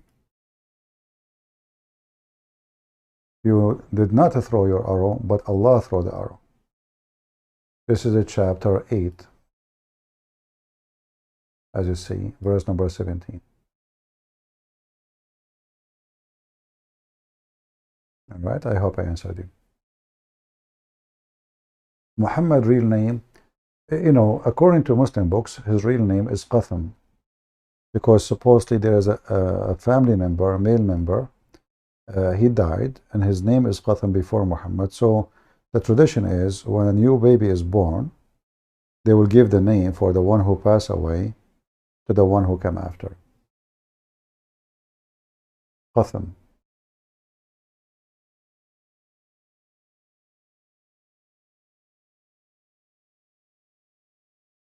Well, I tried to go in TikTok, but they flagged me, and TikTok did not allow me to survive 1 week.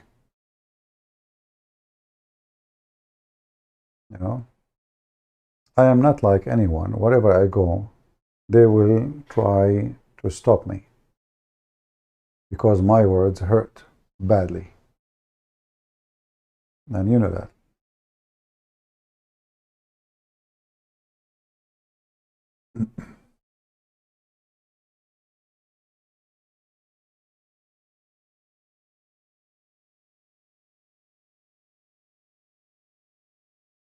Actually, maybe next time I'll go. Like today, I was talking to a friend of mine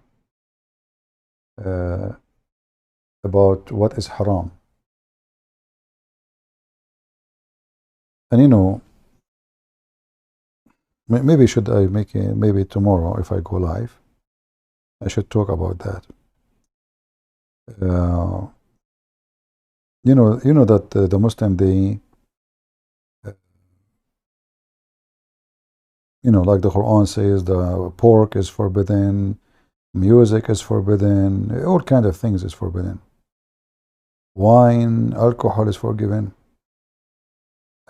In the appearance, it sounds like, many religion, they say such a thing. But Muhammad always, because he is stupid, literally, he make stupid statement. So about what is forbidden, Muhammad, he said that Allah, when he forbid things to you, nothing of what he forbid have a cure of any disease from it. Why he said that? Because simply people, they start complaining, saying, you are forbidding us from using things which is proven to be have a cure. So Muhammad, he said, this is not true. Let me show you the hadith. And that alone actually is enough to prove that Muhammad is a fraud.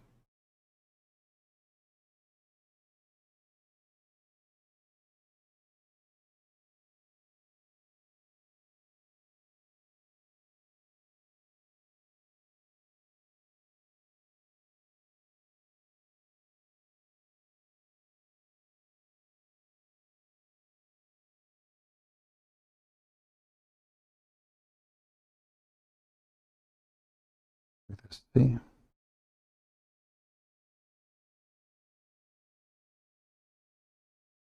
I'm trying to find the hadith in English. Give me a minute.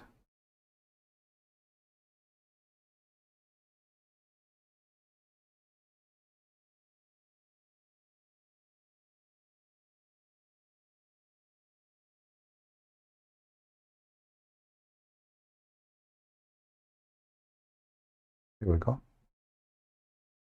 This hadith alone is enough to prove that Muhammad is a fraud. Muhammad, he confirmed that nothing is forbidden by Allah has a cure for any disease. Now, all of us, we knew, and you do not need to listen to me, you can go and search, that there is tons of benefit from the pigs alone. Insulin, like what they call it, the one you make the stitches with it for surgery. This is from pork. Insulin, the stitches. I don't know. I mean, I don't know how many things I count. You can search right now, and you will find that this is absolutely false. You see, this is not about now the pigs are dirty or not. This is about, he is confirming, according to him, that nothing from what Allah forbid, there is a medicine in it, benefit of medicine. But all of us, we knew this is false. As an example, music is forbidden in Islam too. But the music can be a very good helper for healing. Very good for healing.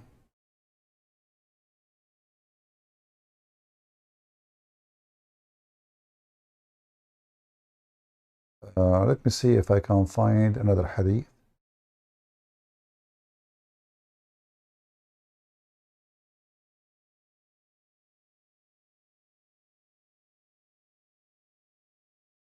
Let's see this one here.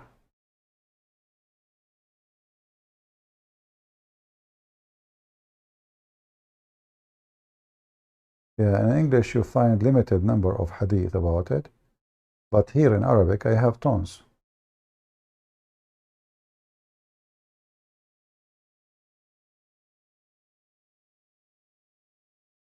And all of those are sahih. See, it says sahih. So if I use Google translation, let me give me a second. I will make the page smaller so we can view it. Translate.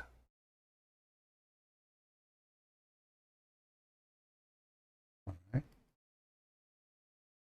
God did not make your cure in what he forbidden for you, which means anything he forbid for you, there's no cure of any illness from it by using it.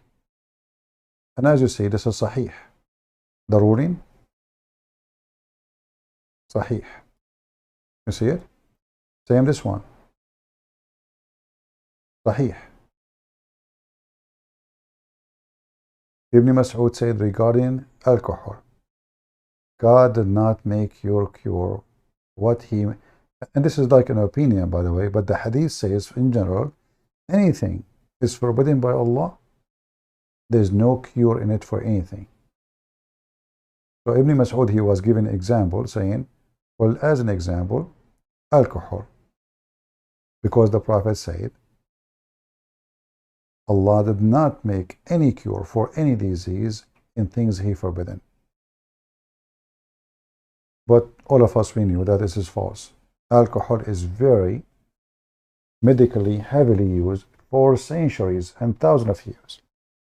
If somebody is in pain, they give him alcohol. If somebody want to do surgery for him, they give him alcohol. If you want to clean your wounds, until now, you use alcohol. So who in the world can say, even if you have a heart problem, doctors, they ask, people who have a heart problem to drink alcohol from time to time. For sure, little, not like crazy. And pork, and many things Islam forbid. It's forbidden for you to play chess. Is it chess? What chess have to do with alcohol? So we can say here maybe he's talking about something we eat. But even this one is stupid. You know, everything have a benefit. Even poison of a snake.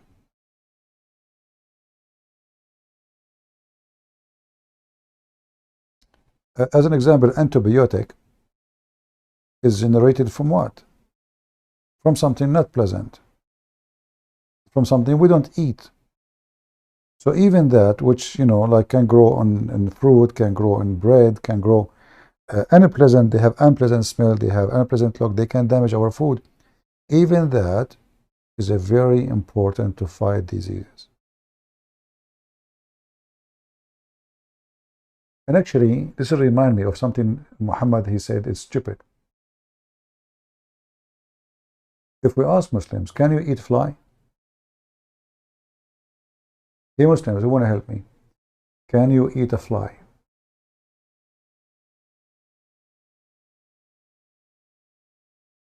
Is a fly lawful for you? Can you eat cockroach?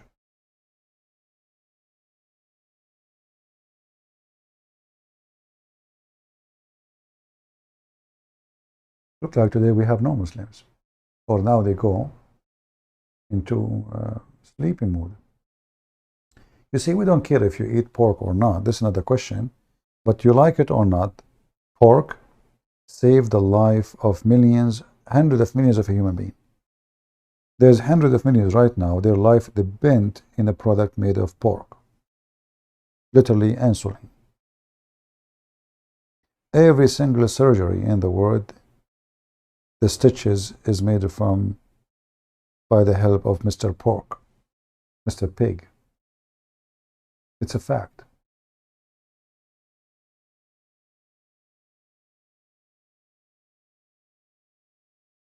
He is live right now. People are calling. Are you sure live? Let me see.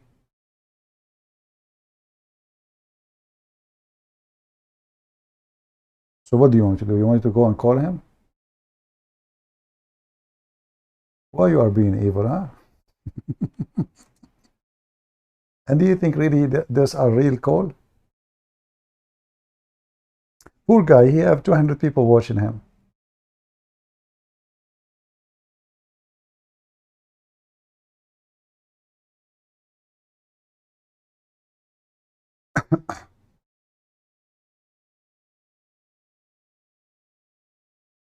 Continue to renew your wudu and wash yourself 7, 8, 10 times without these thoughts stopping, without you stopping. I mean, look at the topic. Madi. In this case, you become ma'dhur and you can continue look to at the pray topic. Look without at the topic. breaking your prayer, and Allah Azza wa Jal knows best. This is all the time we have for tonight's episode. He's finished. Unfortunately, due to some work here in the studio, we won't be able What the to heck? have a session tomorrow on Sunday. So hopefully we will He's meet gone. next He's week done. on Saturday, same time, It is same his lucky place. day. Till then, I leave you fi amanillah. Wassalamu He alaikum finished. wa rahmatullahi wa barakatuh. He finished. We just went there. We just went there. He finished. You are late, my friend. You should tell us before. It is his lucky day.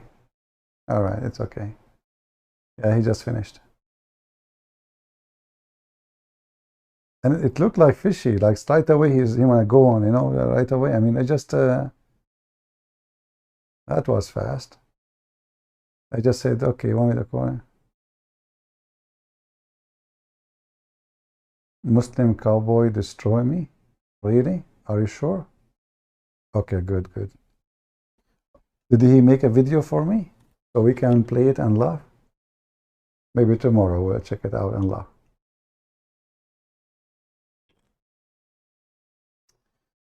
Potato, Muslim cowboy. The land of donkeys.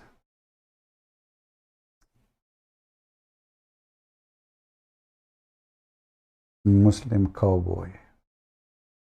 Me? So we can play it and hold on.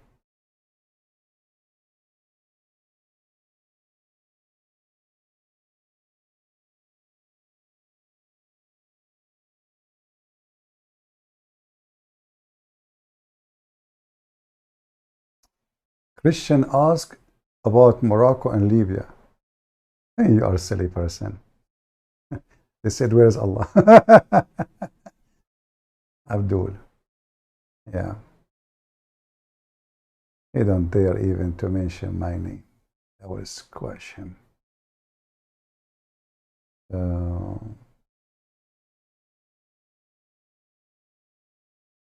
Well, if I am like live, and he is live, maybe I will call him. But I don't think he will dare to let me call him. You know? Do you think really he will let me call him? They knew me. I mean, they knew that. Like this Dean show, I called him before many times in the phone. I used to have like a number which is really like, you know, those prepaid for $10. So I called them. The second they heard my voice, they don't let me go right away. Muslim ones, you respond to the Farid 107 lie of CP. You know, if a Muslim can find me 107 lies, how come he don't dare to call me and tell me about one of them? Who is holding him or her? Oh, what you need to do? You call me and you say you said that, and people will laugh at me. But do she dare? They don't. Trust me. If they can prove that I am lying, they will not hesitate for a second. Like, let us say, for the sake of argument, Christian Prince, he hung upon this girl. Well, then you will tell people, see, he ran away from me. And call me. They don't dare. It doesn't say that, CP. First of all, this hadith reported by Susu. Susu told Mimi. Mimi told Fufu, and Fufu is a liar. That's it. He dismissed it. This is Fifi. You want to remind me of Fifi? He's just a kid. All of you are a bunch of kids. If you have real men, call me. The one who have career, they don't dare to call me. Mimi Hijab, he made a mistake. He said one day he want to debate me. And in order to avoid debating me, what he did, he made a setup. Did you say that? Did you say that? Hang up on him. Did you say that? Well, where is the guy who said they want to debate me? Coward. He knew he is no match. How come he don't do that with David Wood? How come he don't do that with Apostle Prophet? Only with me. Because they are very much intimidated. Potatoes. Zakir Naik live right now, 272 watching his live. Okay. You guys are looking for a fight, don't you? Well, last time we went, he ignored totally. He acted like he see nothing. 264 people watching. This language as a native language, which had 485 million, but the first two languages, native and first language, then Spanish would be 559 million. The third largest. What? So we launched the English, the Urdu, Bengali, and the Chinese. I don't think this is live. I think maybe this is recorded. If there is a next channel that we should launch, it should be Spanish. Because the financial constraint and the difficulty that we had, let us see. We did not. But natural. He's talking about. Do you see? He's talking about hundreds of millions. You see, money, a huge budget. But I don't think even this is live, because you see, nobody is talking to him, asking him a question. It's just, I think it's just recording. Yeah, I don't think it's live.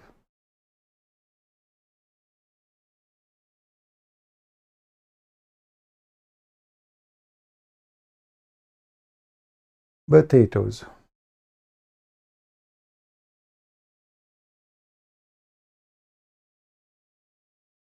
I don't think if I change my voice it's going to work, because I will change my voice, use voice changer. I think even if you change use voice changer, still they will recognize me. I have a unique voice. No matter how much you try to change it, will come, you know. Yeah.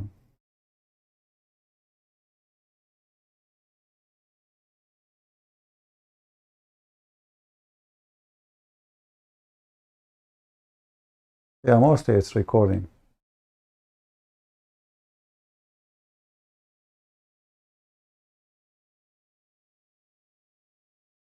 No, I don't want to pretend.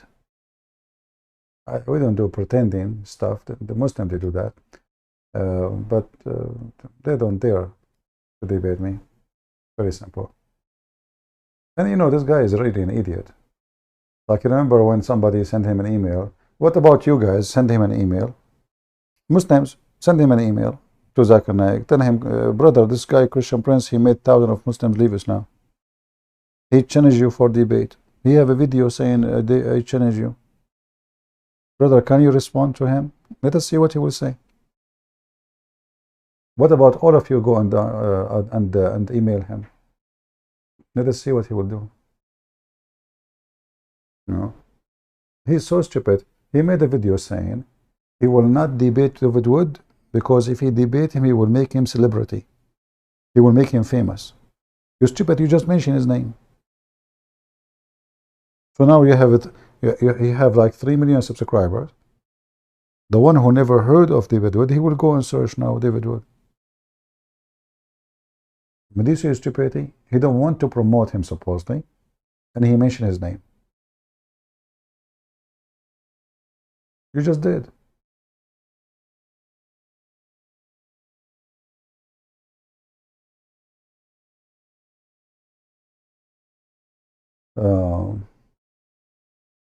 What do you think of Nation of Islam? They are not Muslims. Those are, you know, just a hate organization, racist. You know, taking advantage of the anger of some black African in America, using them. And it was sponsored by Al-Qaddafi. Al-Qaddafi have an agenda to divide the society and cause a civil war. But everybody knows that those are very racist gang group.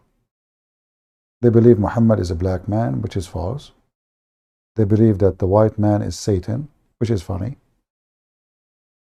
And it's just you know, I mean, there's nobody will join this group unless he is racist. You have to be a racist. Always racism is satanic. Doesn't matter who's behind it, a white man or a black man. Someone claimed to be Christian or someone claimed to be from any other religion. Racism is anti-human. You know, the Bible says, you shall know them from their fruits. Know them who? Every one of us. So it's not your color what will make you good for me or bad. I can be careful with some group of people, you know, like, okay, let us say I'm going to go inside the black community. You have to be careful because maybe there's some races there, they will reject me just because I'm not one of them. But I'm not going to judge them because they are black. I'm going to judge them if they treat me nice or bad. If they treat me nice, they are nice people. If they treat me bad, they are bad. And in every group, every society, there's bad white, there's good white, there's bad black, there's good black, there's bad Asian, there's good Asian. This is everywhere. And you know, it's not a secret that there is a huge number of black, like African American, you know, they are children of, you know, single mother, and there is no parents, there is no father, and they go into drugs, and they go. So it's a social issue more than it is about being a black. It is a social issue. People, they stay away from the gospel. People fornicate, and this will be the case for a white woman too. Most of white women, where they have no husband, yet they have kids, what will happen to the kids? There's no father. The kids will be out of control. They will join gang. They will do drugs. They will sleep around. And they will bring problems at a very early age. They will drop school. They will not finish high school. So this is not about a race. Anyone go through fornication. Fornication is a big problem. Fornication is the source of a lot of evil. Women sleeping without marriage is a big mistake. Only few women, very few, will be able to raise kids correctly, and they are single mothers. Life is very tough. I mean, you have a husband and hardly you can raise your kids. And now they have no, you don't have the one who should be beside you to teach your son, to teach your daughter what to do. Not only you alone. And you know, when kids, they grow, become teenage, a woman, she is hard. She have hard time to control them. A man, he can do a different job. So sleeping around is a big problem. Society where God does not exist.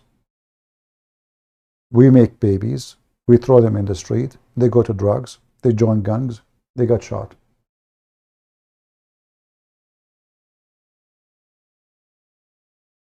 So I believe it's not about race, it's about fornication.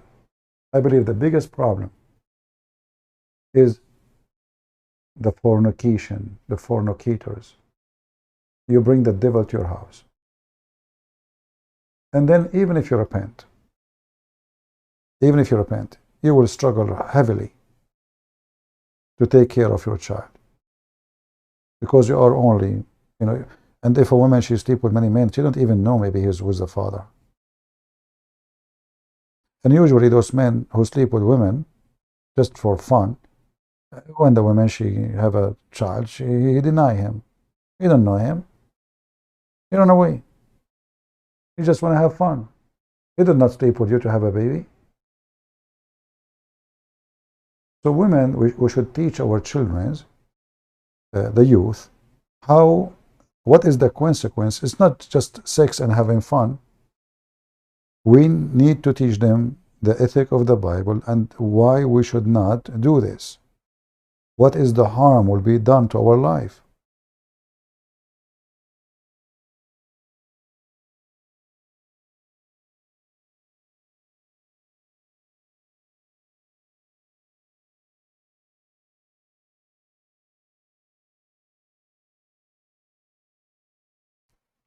When God, he gave us commands, those commands is not for his benefit. None of them for his benefit. People, they take the command of God that this is for him. Worship him. No, this is not about worshiping him. The Ten Commandments, none of them is about him. It's about you, even including the one to worship him. Even that one is for your benefit. You want to go to heaven, you want to be with him? It's your choice. So, don't lie, don't kill, don't steal, don't fornicate, don't. All of those, if you do them, they bring a lot of horrible things to your life.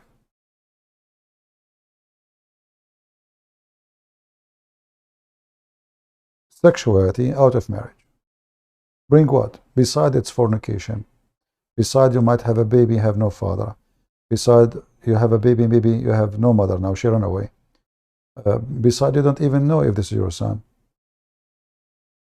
What about sexual disease? Horrible. If you go right now and search on Google for sexual disease, you will be disgusted. You will see image, they will scare the hell of you. I'm not exaggerating. In fact, I advise you to show your teenage boys and girls those images.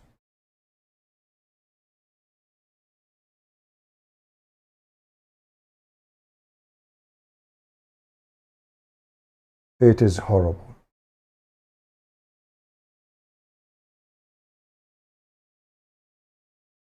I mean, first time I saw those images, unbelievable. It's beyond disgusting.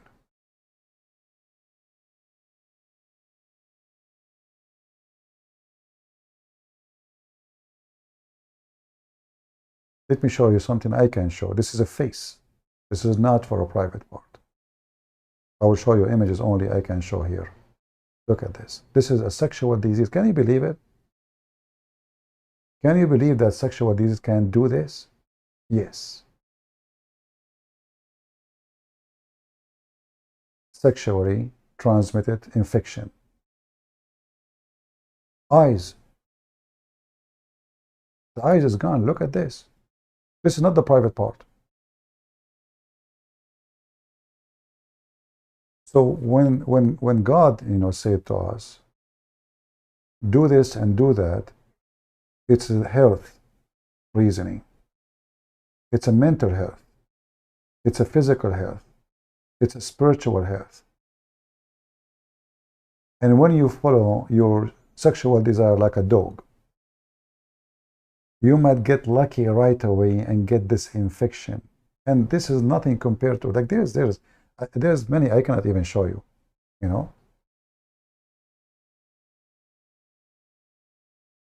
it says in front of you, sexual transmitted infection.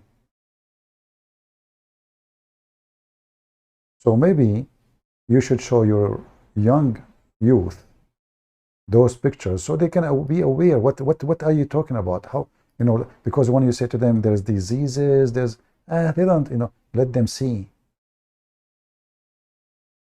Let them see where they are going. Let them see what is next. Look at this. Look at those pictures. Look at this. Unbelievable. Oh, God, Lord have mercy. Lord have mercy.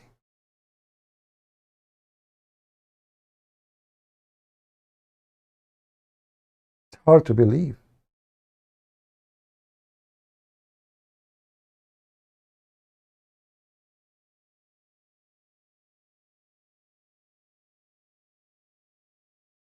So don't be a dummy and you just live like a dog, and then when you get those things, that's it, you're stuck with it. Most of those diseases, nobody can cure them. Very few are curable.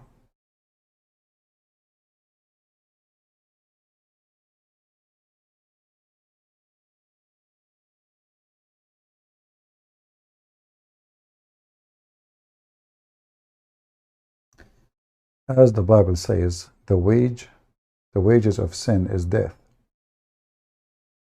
And a human being brings destruction into his life. When you live your life clean, you enjoy your life. You feel good about yourself.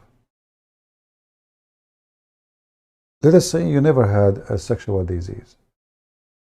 Let us say you are lucky, if we can use that word. But inside you will be, you will be unhappy. The best solution for this is to repent and to promise yourself, I will not do it. Like maybe I'm lucky until now, I did not get this and that disease. But what is your guarantee? And you know what happened usually? That, what this person keeps saying? CP got game. What does that mean? What CP got game mean? Somebody can translate for me? CP got game. This is your name? CP got game? What does that mean? Weirdo.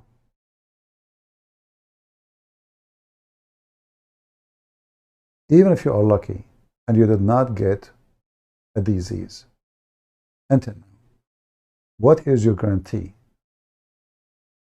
CP got game is great? What kind of language this language is? Who's the one who created the English language? CP got game means CP is great? Oh boy. Okay, I just learned something new in English. I thought it's an insult. I was going to grab my gun. Okay, my friend, sorry, I took you wrong. But don't use it. What CP got game? I don't have any game. Yeah. So we might get lucky and we don't have any disease yet, but there's no guarantee that a person you sleep with next is going to have it. And look, who is the one usually men are attracted to sleep with? A beautiful woman. Who is usually women they are attracted to sleep with? Men who they are either good looking or rich. But now think about it. The word attractive for the man or the women, it means attractive to disease too, because it's increased their opportunity to have those diseases. The more pretty the woman and the more lousy she is, which means she sleep around, the more she might get a disease because she sleep with a lot of men. She is pretty.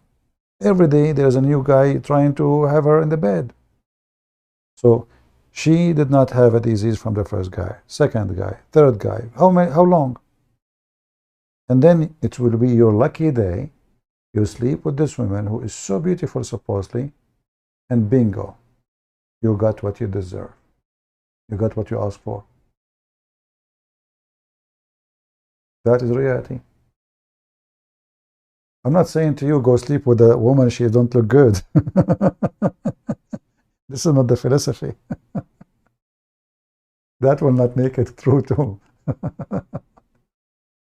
But usually, men or women who they have a kind of attraction, a man maybe he's rich. Sadly, many women, they are willing to take their panty off for a rich man. Like those guys who go to Android tits. You know, stupid women. You know, he used them, he make money from them, and they became hookers. He destroyed their life.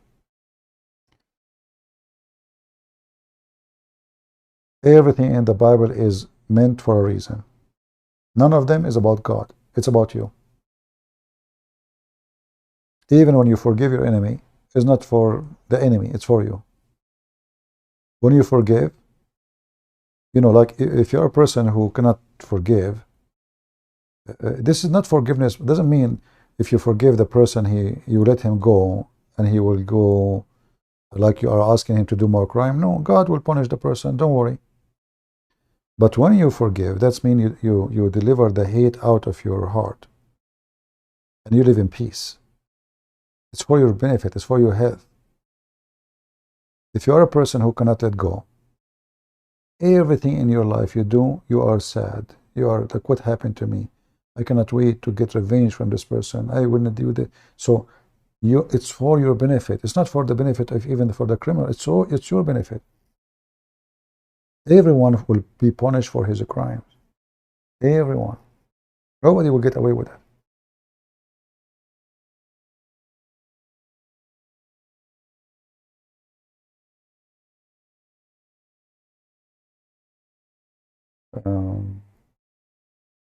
And this is, you know, the difference between God in Christianity and God in Islam. God in Christianity, the Quran says, Allah created not the human and the genie except to worship him. In Christianity, no. You are beloved by God. You are a child of God.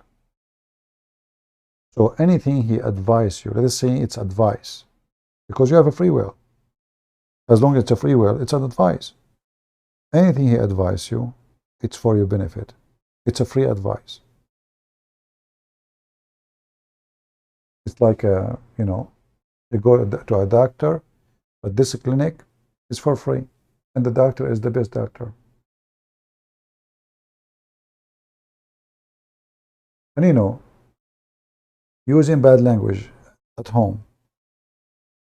If a woman, she used the F word in the front of her children, when she's speaking on the phone, to her friend, to her neighbor, to her mom, to her dad, to her husband, the son is listening, the daughter is listening. What do you expect from the son and the daughter will be? F word machine.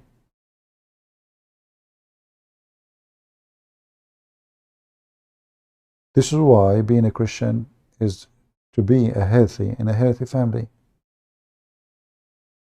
So don't be surprised if your son at the age of 6, he said the F word to you.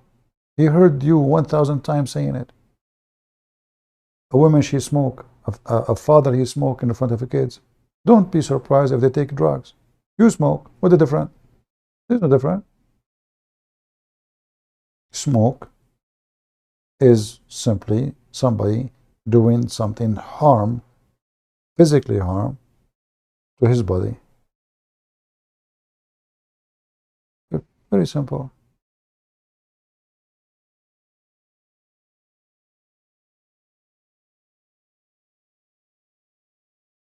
Your children, they will follow you. They will copy you. You fornicate, they will fornicate.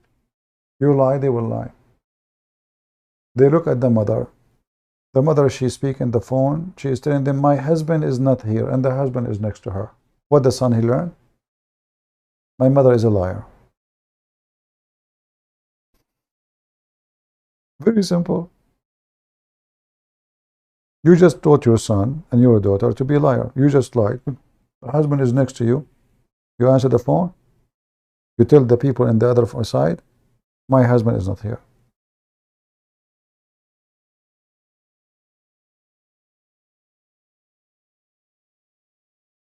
You're a liar. You are teaching your kids to lie. So if your child tomorrow, he lied to you, why you are upset? You lie. If it's wrong, how are you going to convince him it's wrong? When he see you lying every day.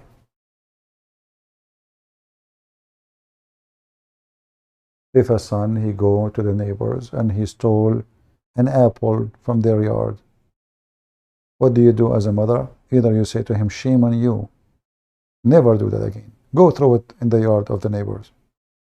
Or you say to him, go and get more. The second you say to him, go and get more, you just created a thief. Yes, you did. Most of the criminals, they committed the crimes because of their parents.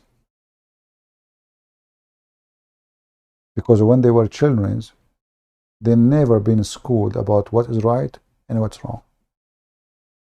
And most likely their parents, they encouraged them to do wrong. And they made them believe that being a scammer is smart. Being a thief is the right thing. Being disrespectful is a nice way to talk. Making fun of old people, it's fun. To bully others is the best way to, be excited.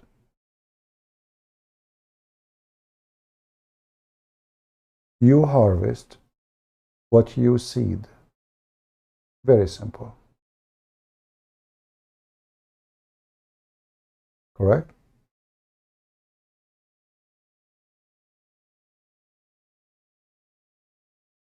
And that goes for everything, including physically, including sex. You harvest your seed. So just be smart. Otherwise, temptation is so easy, but the consequence is beyond your imagination. You will not know how stupid what you did until you do it. And most likely, there is things we cannot correct. Actually, all kind of sin, we cannot erase the sin.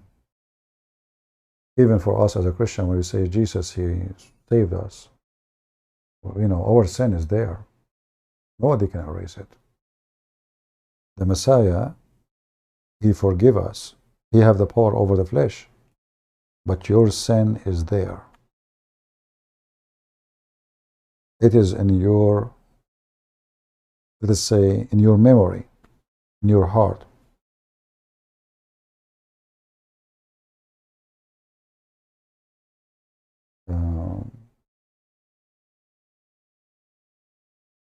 And the more sin you do, the more bad you feel about your life, and the more guilty. And this is why, the Bible speaks of repent, because repent can really help a lot to make us have some comfort against our own evil. So God's mercy gave us, because of His mercy. You see, we don't deserve salvation. None of us deserve it. Even when you believe in Jesus. If you ask me, If I am the one in charge, honestly, I will not take one human being to heaven. Not even one. Including myself. So thank God I'm not in charge. Because none of us really deserve. But because of His love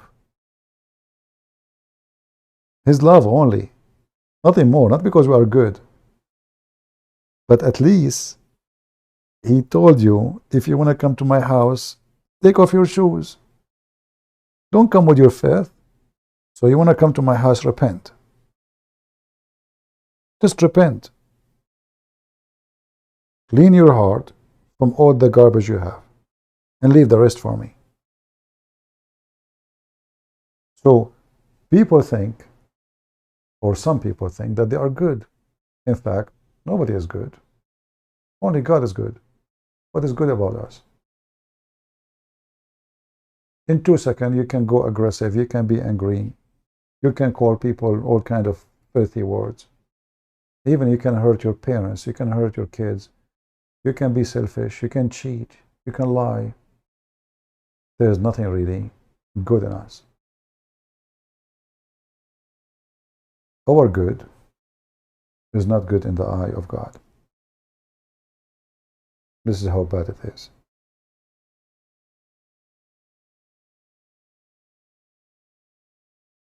But you know, human being, always he fool himself and he think he is really good.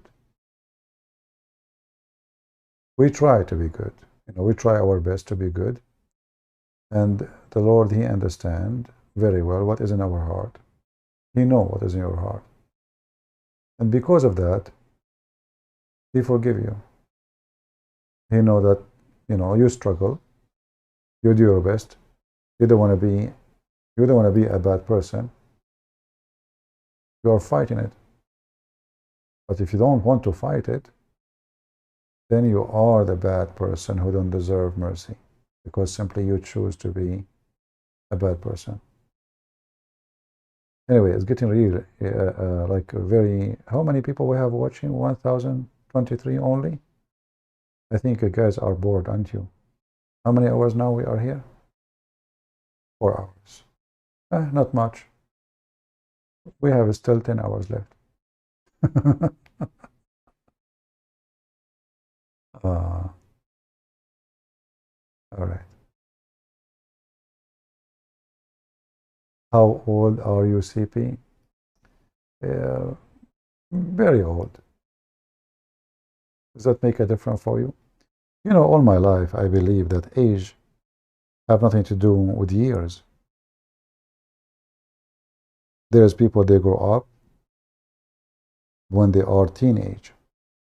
And there's men who they are 60, they act like teenage. Age never was a reason for wisdom. Many men and many women, they are old, but they never learn anything in their life. Count age by your wisdom, by your accomplishment, not by stupid years. In fact, I noticed that many men and women, when they grow so old, they start acting like a teenage. You know, when a person gets really old and he feel like, oh, life is going away from my hand, let me get more of it. So you will see a woman, she is 70 years old, wearing short skirt, red skirt, going to a bar, shaking her ass, trying to be like dancing like a girl. She is 19 because she want to look like 19. She want to act like 19. I mean, you are just doing really something really stupid. You are not being wise, as simple as that. So age is how wise you are.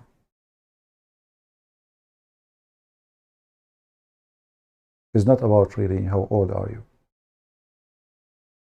When I was, you know, in the Middle East, we have a very tough culture. So if you are a kid, you cannot sit with adult. You cannot. You don't have. You have to go to the room where children's. So if the visitors are coming, and they have a children's, the children they sit in a room, and the parents, the adult, they sit usually in the saloon. You cannot sit with them. I used to be invited by my parents to talk because they want to hear. You know, the family are proud about their son. So you pass the age, or even you pass culture, if you can prove yourself. I spend a lot of time reading. I spend a lot of time studying. I used to walk. I go to the library. Like it's a long, long distance. Huge library. And when I go there, there is a section for kids. And this section have only stupid magazine, pictures, cartoon, stupid things. I cannot go really to read real books because I'm so small, so young. So what I do, I wait until somebody, when I enter to the adult section where real books are, and I walk with the person like I am his son, you know. And then the one in charge, he will let me get in because I'm getting with my dad maybe. So I go, and the guy I'm walking next to him, he doesn't know why I'm walking next to him, but he don't, you know, he don't say anything. So he sit at the table, I sit next to him. And then I cannot go and find a book because I'm not allowed, I'm a kid. So what I do, I grab people when they finish reading, they leave the books on the table. They don't return them, they leave them at the table. And then the library employees, they grab the books and they put them in their place. So I grab any book in the table. Anything.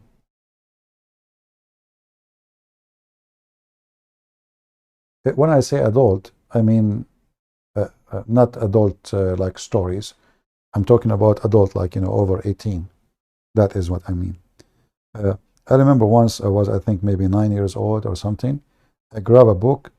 It was about, it's like a medical, but it's about sexual stuff.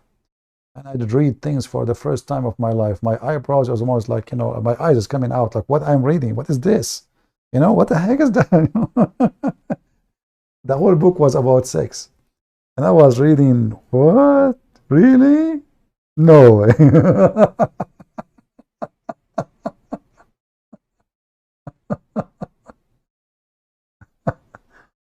Yeah. And you know, the more you educate yourself, and education has nothing to do with degree.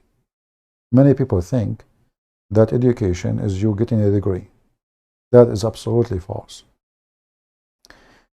Education of a degree is a profession. It's not an education. You study to be an engineer. You have education only in engineering. That's it. When we say educated person, we are talking about person when he sits in a place, he can get involved in the conversation, and when he speaks, he makes sense, and he gives facts, not something laughable. When he speaks, he having his own input, which is supported by something truthful, knowledge. So education is you spending time on yourself, reading, learning. The more you learn, the more you, even inside yourself, you change. Education change you. Change your mindset, change the way you talk, change the way you act, change the way you see things.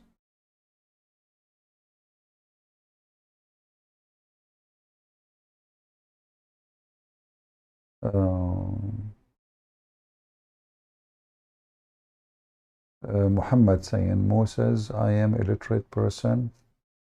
I do not know, I don't understand the Bible, but I will read because God does not make mistake, but Quran is false. Illiteracy is, all of us, we are illiterate at the end of the day, because it doesn't matter how much you know, you are illiterate still. Like, you know, as an example, just 15 minutes ago, one of you said, Christian Prince got a game, right? I thought about it as an insult. Like, you know, somebody wasting our time, got a game. But it turned to be the opposite. The person saying Christian Prince is awesome. So this is what? This is literacy. In what? In language. So every one of us, doesn't matter how much you learn, you are going to be illiterate, ignorant. But there's a huge difference between someone ignorant about everything, especially things which is important for him, and someone is ignorant about certain things which is not really a big deal. Like how much I know about the distance between the earth and the sun. Do I remember it? No. Do I need it? Not really. How much I know about okay, I speak English, I speak English, but am I professional? Am I good in grammar? Am I? No. But for me, it's, you know, it served my purpose to speak to people, to explain. And actually, think about it. If I don't have a good English and still I can really reach to a lot of people. So what if I have a very skilled language skill? If I make a channel in Arabic, I will do way better than this. Because here I'm very limited, you know, few words. And then you try to explain what you are trying to say using those few little tiny words. It's not easy. That will make the job way more difficult. You know? No, my English is not good. It's not even close to good. But, you know, I do my best to, let's put something in the screen nice, better than just the stupid Muhammad words.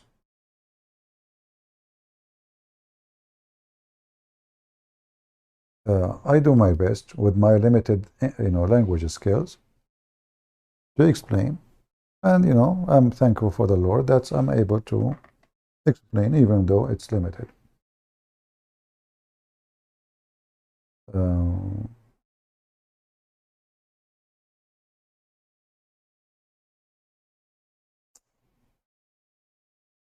Yeah, what are you doing well? All the time, you guys, you correct me when I say something in English. I mean, come on, don't be Abdul now. Christian Prince, your English is wonderful.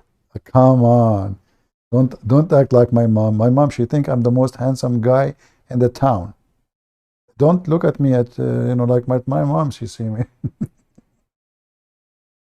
Anyway.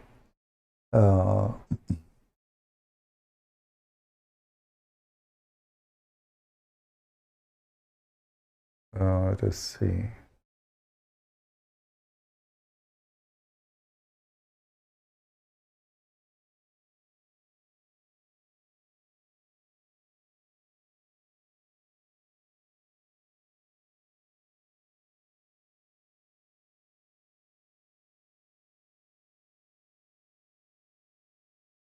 All right.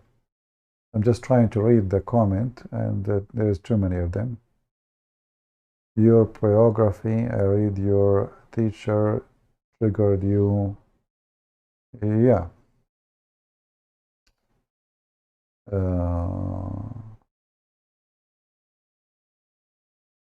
Well, you know, there's many things in the Middle East.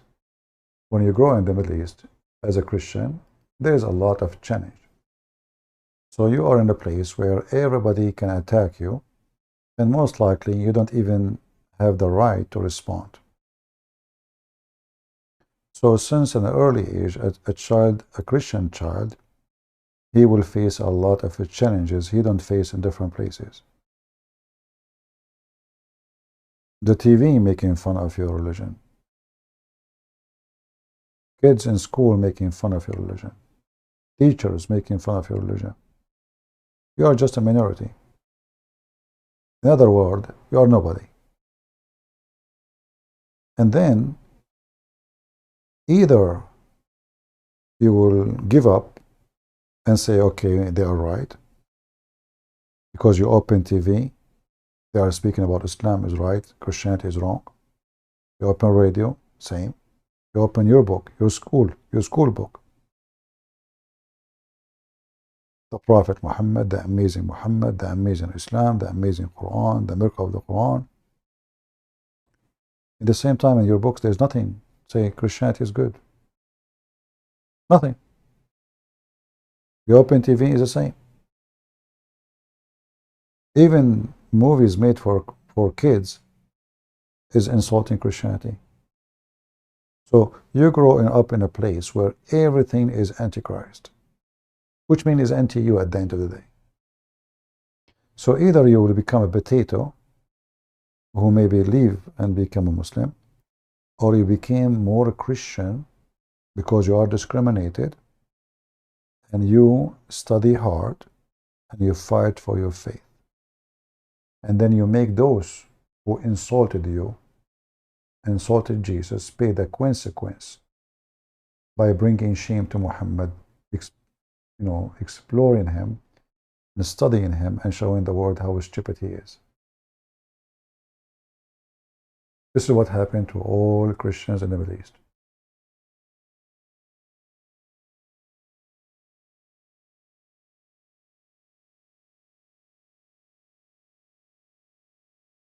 They try to convert you. It hurt the Muslim to see someone, he is between them and he is a Christian.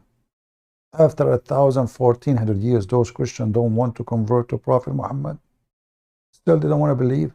So it hurt them badly. And guess what? We are the most educated people in the Middle East, the most successful, the most intelligent, the doctors, the engineers, the teachers. We are not the trash of countries. We are not the one who have kids cleaning shoes in the street. None of us. Even though we are discriminated. We are the professor of universities. We are the best of the countries. And this goes to any country in the Middle East. And I challenge any Muslim to say this is not true.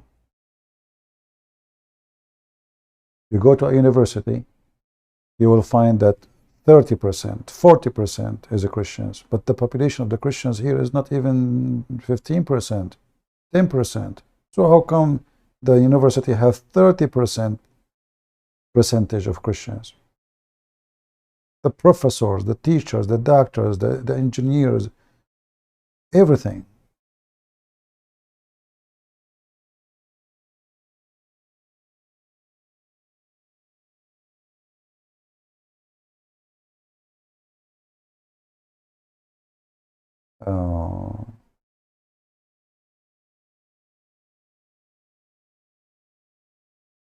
Anyway, today our video become out of our topic.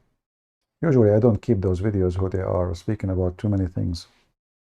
Maybe we should cut the video and keep it short so people can watch it. People have difficulty.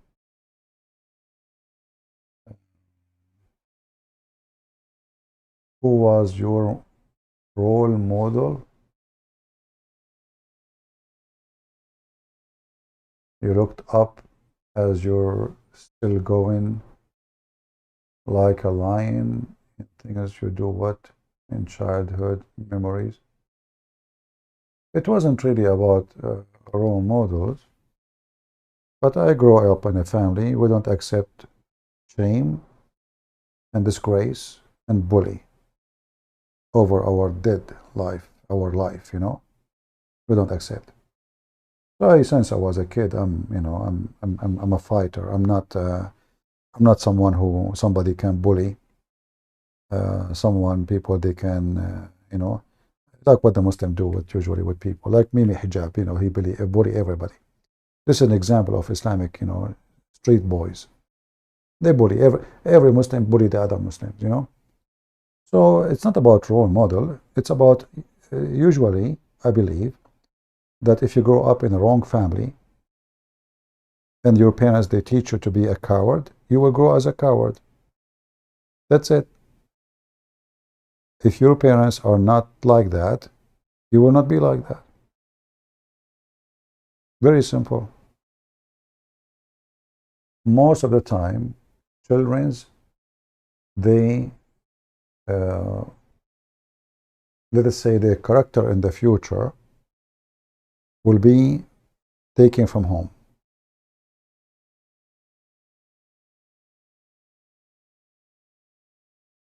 I did not grow up in a house where people are coward. Very simple.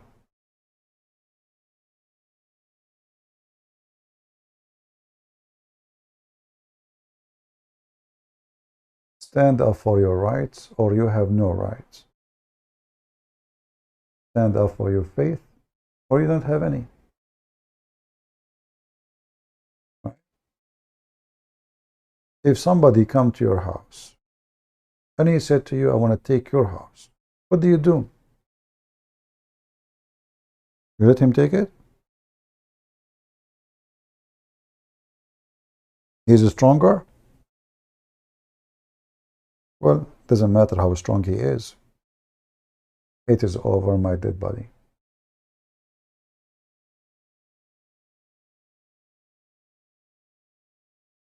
So don't teach your children to be coward, and don't teach them to let their rights be abused by others, because that will be the rest of their life story. People abuse them, they don't dare to fight for their rights. Never let it happen. And if even something happened to you against your will, when you fight against it, there's a huge difference between you fought. Let us say you fought and you lost, but you fought and you continue fighting. A person who gave up his right, he don't have rights. He don't deserve to be a person who can speak for right.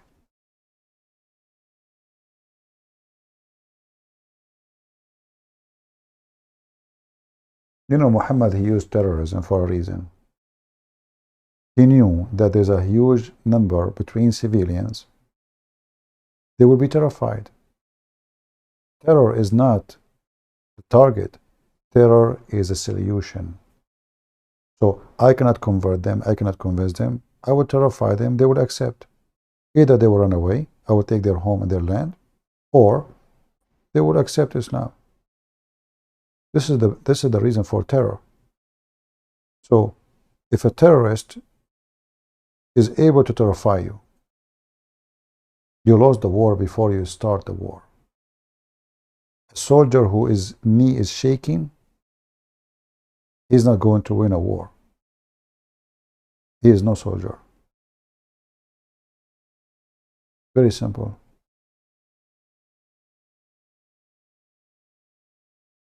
This is why ISIS and Al-Qaeda, during the war in the Middle East, there is places they could not get in no matter how much they try.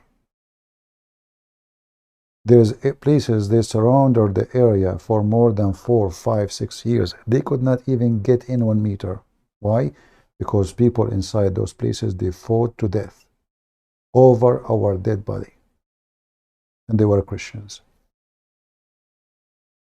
And there's other areas, huge, big population. ISIS, they took them so easy because nobody fought. Cowards. Everybody says, oh, I want to be safe. I'm not going to fight them. So if a person, a human being, he have the will to defend himself, to live free and to die free, nobody can win against such a person. Because even when you take his land, you did not really win. No, you did not. He died defending his land. He's victorious.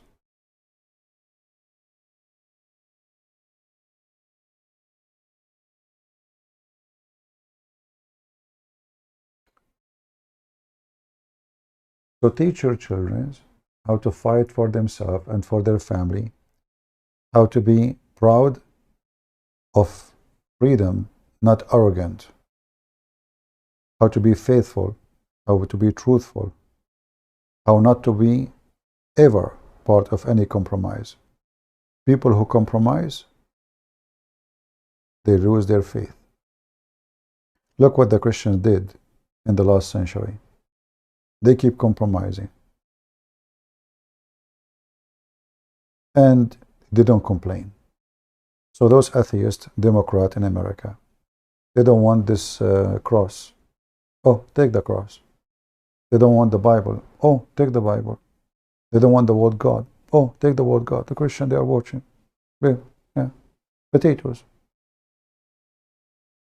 Then, when those people, same people, they notice that the Christians are fighting back, suddenly we have rights.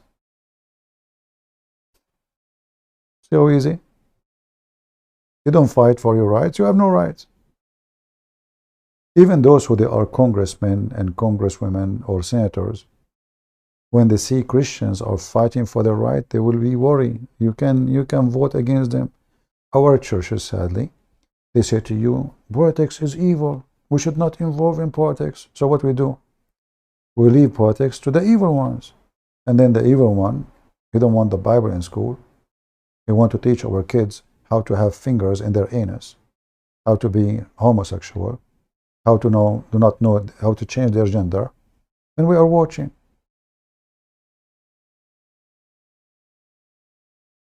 Enough is enough. And time for the Christians to stand for their faith. There's a huge difference between being kind and being stupid. So never listen to your priest who is teaching you to be stupid. Being peaceful have nothing to do with this. We don't want to kill anyone. We don't want to do violence. Use your rights as a citizen. You can vote, you can strike, you can protest, you can do many things. And if things come to my house, then I have the right to protect myself in any way, any mean. So don't sit like a potato. If your son come home and told you today they are teaching me this, go fight for it. Otherwise, your son in a few weeks from now, he will be confused. The boy, he will think he's a girl, and the girl will think she is a boy. Just because you're being a stupid coward.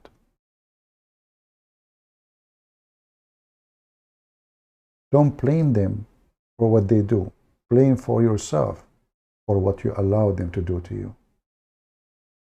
You allowed it.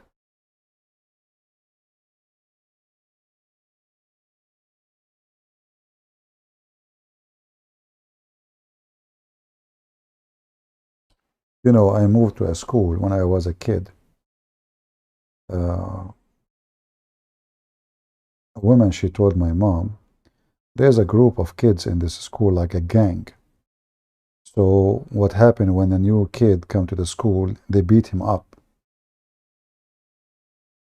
So she is warning my mom what will happen to me next day. So next day, you know, I know now that there's a bunch of kids that will be waiting for me. They don't know me, actually. They're anyone he is new. They come to him and beat him up. That's it. So they can make him like their puppy, you know. So I know first day I'm going to a bunch of kids, they are going to attack me, and there's no way alone, you know, you can do it. I don't know anyone in school yet. I'm just new there. So I asked how I will know them. They said, oh, you will know them. They will be gathering together, looking at you. They will walk toward you. So I went to school. The first day, as they said, it exactly happened. They came to me, and then not even one of them talked yet. I said, who of you want to fight? They look at me like, what? They are supposed to be the one who will start the fight, not the opposite. And then they look around to see if I have people around me with me. I mean, who's with this guy, you know? I said, who of you want to fight? Screaming at them, who want to fight? They look so much hesitating. And they were looking like, what? Oh. Who's with him? What make him so aggressive? I mean, he's alone, you know? So now, already they are scared. And there's the guy who was coming to me, and finally he said, I will fight. He just said, I will fight. I hit him right away.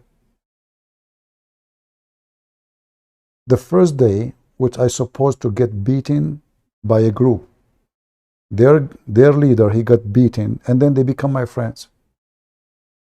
They learned that this guy, you cannot bully him. That's it. And the rest, they even give up. They did not even join the fight. In 2 seconds, his nose is bleeding. Bully. If you don't defend yourself, they will bully you for the rest of your life. Even when you grow up later, you finish school, they see you in the street, they will make fun of you.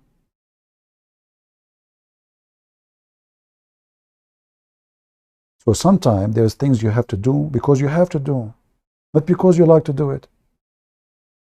And if you don't stand for yourself, they will ride over you, over your shoulders for the rest of your life. You finish school, you walk with your wife, they see you, they make fun of you again because they learn about you that you are a coward.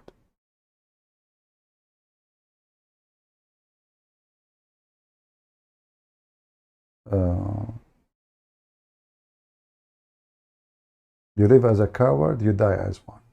As simple as that.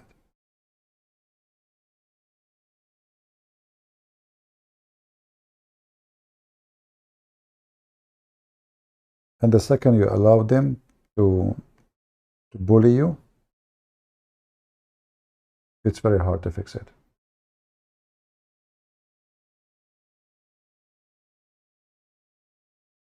And even if you go, like, you know, those kids who do bully, even if they beat you, even if they win, still they know that you are not a dog.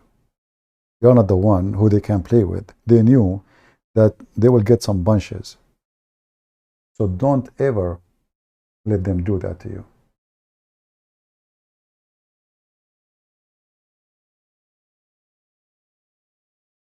Can you read Quranic manuscript without lines on the top of dots? I believe there is nothing called Quranic manuscript. I don't believe any of those are true document. There's only the one they found in Yemen. Yeah, I think even that one have dots.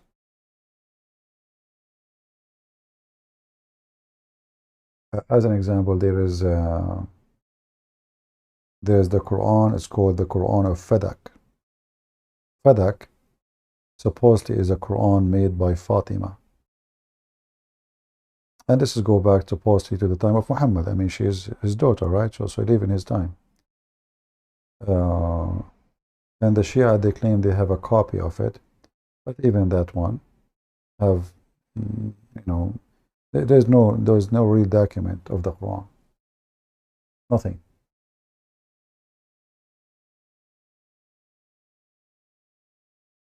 And actually, the way the Arabic is written in those script they show you, this is not Arabic. This is why there's many scientists who study the Quran. They study languages, professional people. They confirm that obviously the Quran never was in Arabic. It was a book in Aramaic.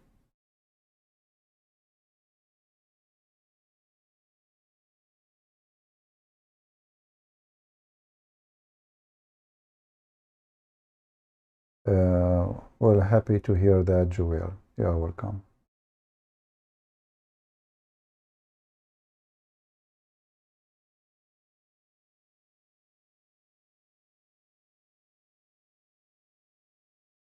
Arabic language, Arabic is not a language. I know, like Muslim, they will say, you, this is not true, this is false. We have a grammar, this is a developed language out of languages.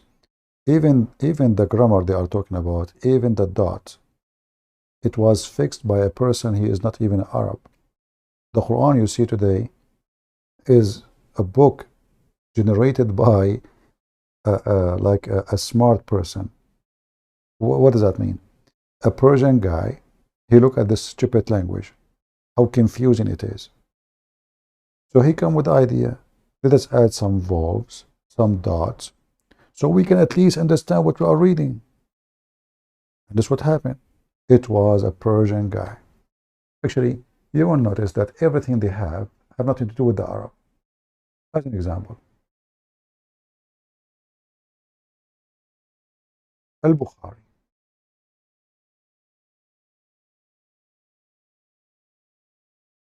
Who is this Al-Bukhari? Is he an Arab? No. Where is he from? He's from Bukhara. Okay, where is that? Uzbekistan. So the one who even fix their hadith, He's not an Arab. What about Sahih Muslim? The same. Where's the Arab? I remember in school, you know, the teacher was talking about, you know, there's a history class. He was talking about the Arab scientists, how amazing they are. And then he mentioned Al-Khwarizmi. But Al-Khwarizmi doesn't make sense in Arabic. You know, what does that mean, Khwarizmi? So I said, sir, what Khwarizmi mean? I mean, what kind of a name, this name? He said he is from Khwarizm. Okay. Where is Khwarizm? He said in Persia. So the guy is a Persian, they made him Arab. They lie all the history. So the Arabic language is not Arabic language. They lie to you, they say the numbers, which is used in English now, is Arabic number. Those are not Arabic. This is the Aramaic alphabet. The Aramaic alphabet. Not the Arabic numbers. Those are alphabet. Do you see the numbers on the screen? Those are not numbers. Those are the Aramaic alphabet. The Aramaic, they use alphabet numbers, which means the numbers themselves, they are alphabet. And now they hijack it, they say there's Arabic.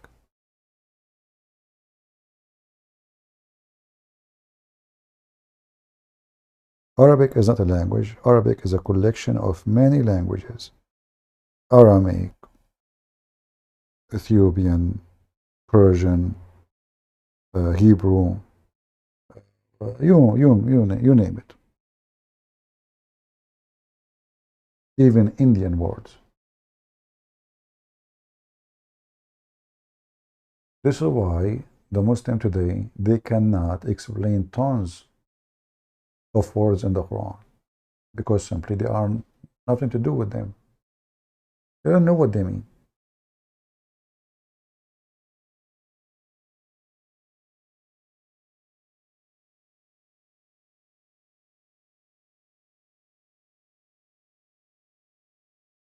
You hear the Muslims always saying Allah knows best.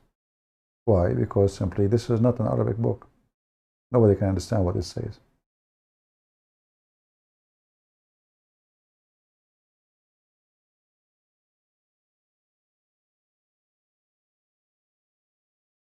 You remember we mentioned before, as an example, not limited, the word shahr. Shahr. If you ask anyone who speaks Arabic today, he will say to you the word shahr means month. Yeah, this is how it's used today. But this is not Arabic word. And doesn't mean month. It's a word mean moon. So new moon is a new month. It's a moon. Shahr is a moon. So anyone who is studying languages is kind of fascinating, because you can solve a lot of mystery, including even in the Bible, you know. If you study languages, if you study professionally Aramaic, Hebrew, you can understand the Bible really thoroughly, like in a let us say in different level. And that goes for the Quran too, or anything, even books of history. Like, I'll give you an example. Like today, when somebody says, CP got game. So if I take the sentence and I try to read it 7th century from now, what I will understand? I have a game. You know what I mean? Anyone understand what I'm saying? CP got game. What does that mean? You have a game. But in the language today, it means something else. It means he is wonderful, he is awesome. Correct? So, after 700 years from now, if somebody is not connected with the culture or the language, he will go with the word. The word says he got game. He was playing games maybe. When in fact, what the person was saying is totally the opposite. Have nothing to do with gaming at all.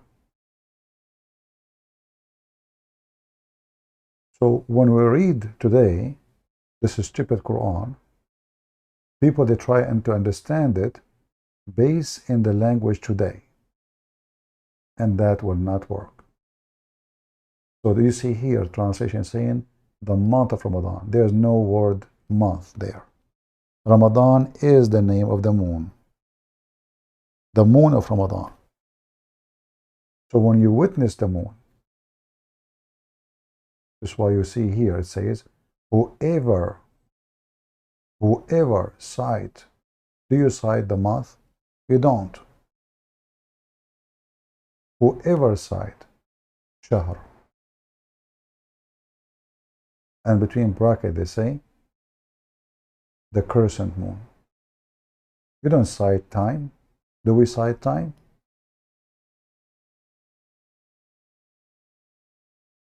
We don't.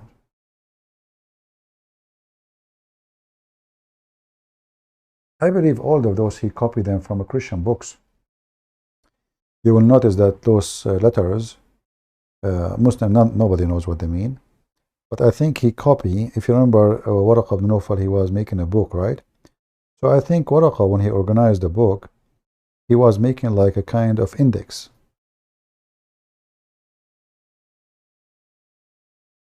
So the author is the one who knows what he was doing. The rest, they have no idea. That's why they cannot explain it. It just doesn't make sense, stupid. But for sure, I'm sure that the author, it makes sense for him. And Muhammad do not know, he's copying.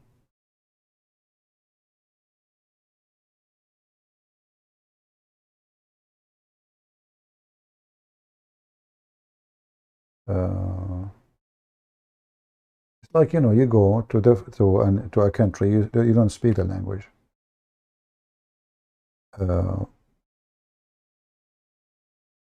you learned one word, let us say. So you are limited in what people say. You have no idea what they are saying to you. But because you want to be nice, you shake your head. Okay, so thank you, thank you, thank you. Maybe they are saying you're stupid. Maybe they are saying you're a donkey. Maybe they are insulting you. Maybe they are saying good things about you. But you don't know what they are saying. Muslim today doesn't know what this book is saying. Muslims in the time of Muhammad, they could not understand what this book is saying. And this is a clear proof that this book have nothing to do with the language we are talking about. Because why somebody live in the time of Muhammad do not understand what Muhammad is saying?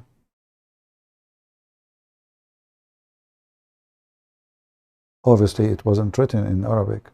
It was in Aramaic.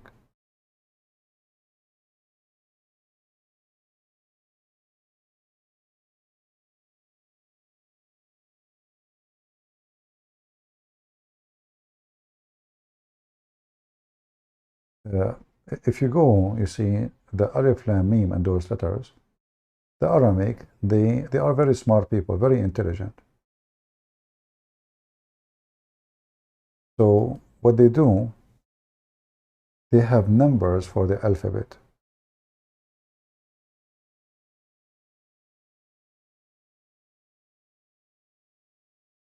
Let me show you. I made videos about it before.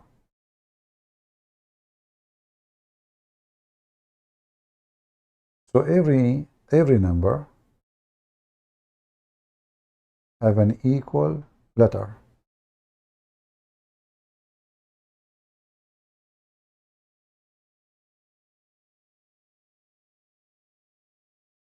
If you go to Hebrew, you will see the first number is Aleph. Aleph means A. A equal to 1. This is the Aramaic language. This is the Aramaic. This is the alphabet. It is a number. The B, it wasn't written this way in the Aramaic. It's written differently. But now, by now, it become like this in the Arabic language. Is equal to 2. So Abjad, Hawaz, Hutti, Kalimun, etc. So those are the alphabet. and each letter is equal to a number. And now you can go and calculate those numbers in the Quran, and you will come to a surprising result. As an example, if we go to where it says Kahiyas in chapter 19,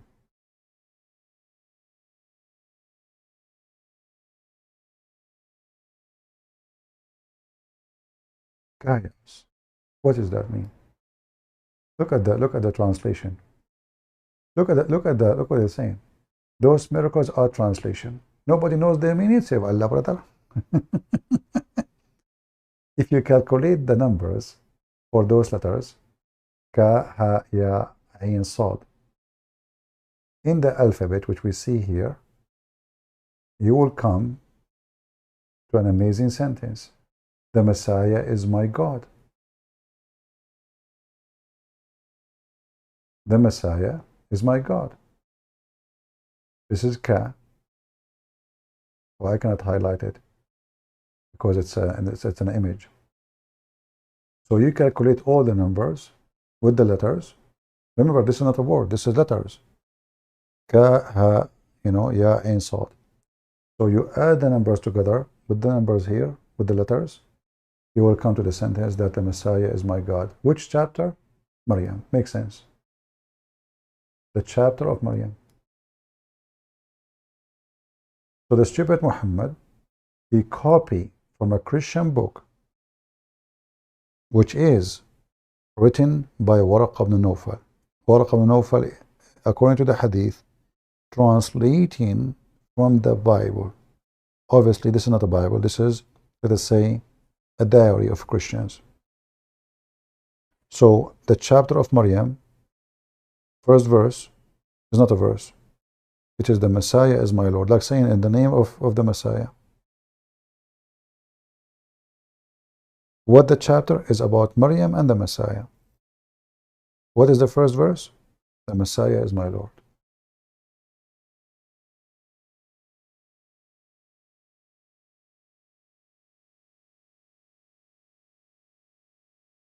The New Testament and Quran written in the same language? No.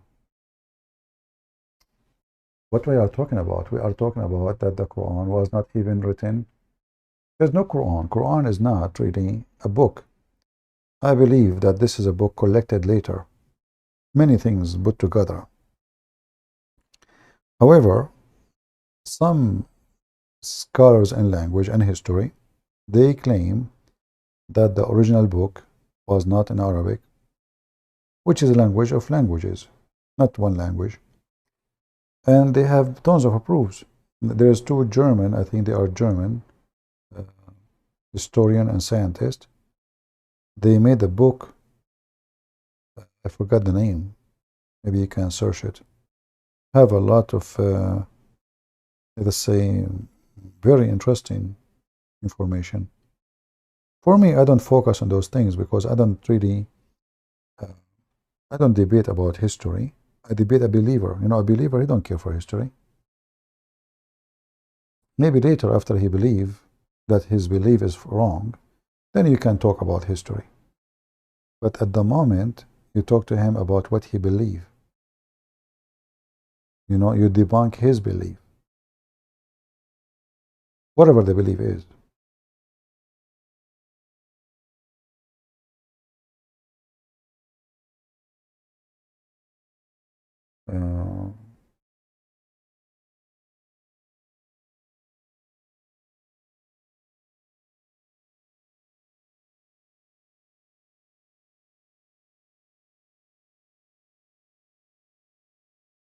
If there is a punishment for polygamy in Christianity, in the Bible, where a prophet who did it, and God was natural about it. No, we have, you see, the absence of law, there is a reason for it.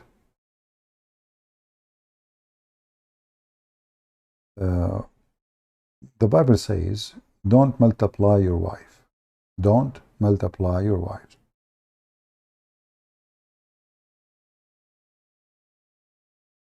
And for us as Christians, The Bible is so clear. It says the man he leave his family and he will be one with his wife.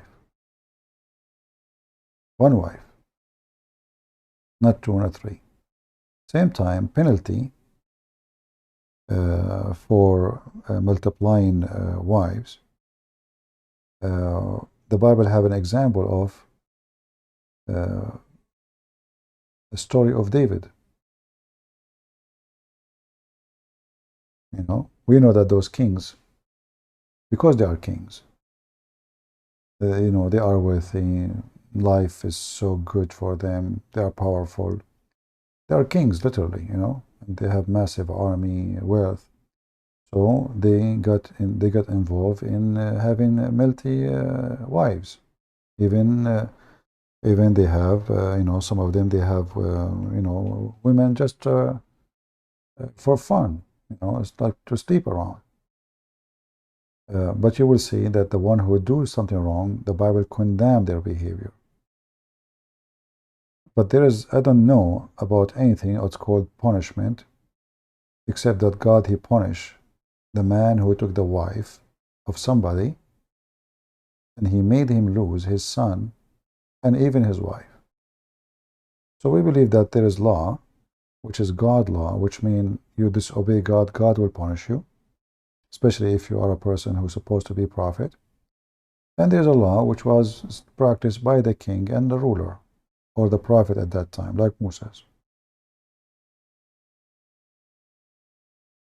But you know, a person who is a believer, he should not disobey or obey because there is a law of punishment. It's enough to say, do sin no more. Sin no more. So, like now, if I want to sleep around, I can sleep around.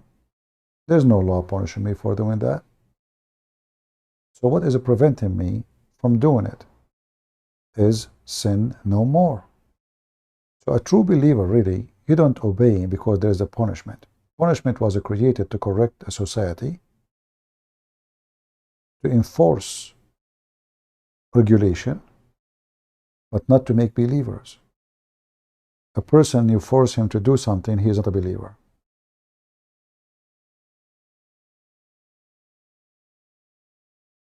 Do you understand me?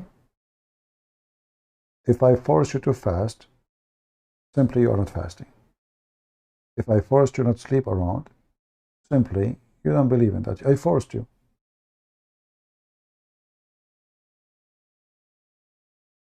So, law in the gospel, it was to organize society, especially when society is surviving, like in the time of Moses.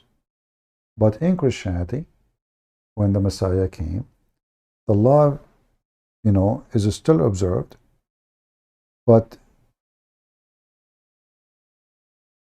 let us say is the best way to avoid hypocrisy. People, they pray because they have to pray and show people that they are praying. So what Jesus did, when you want to pray, you go to your closet. So he did the opposite. The Jews, they go and pray in the corner. The Christian now, they go and pray in their closet. So what happened?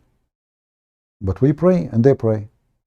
But there's one person, he pray because his culture forcing him to pray. Otherwise, people will talk about him. And people will say, he's not a believer. Look, he don't pray. And with the Christ, the story changed. A prayer is not a show. It's not a reward from people. It's between you and the Lord. So hypocrisy is destroyed. And that goes for the rest of everything. So when you don't fornicate because you are convinced that fornication is wrong, it's a bad sin. When you don't want a homosexual because you are convinced, not because there's a law forcing you. You see, the second you take the law away, the fornicator fornicate, and the homo, and the drunk, he drunk. Correct? And the thief will steal. But we are talking about believers now.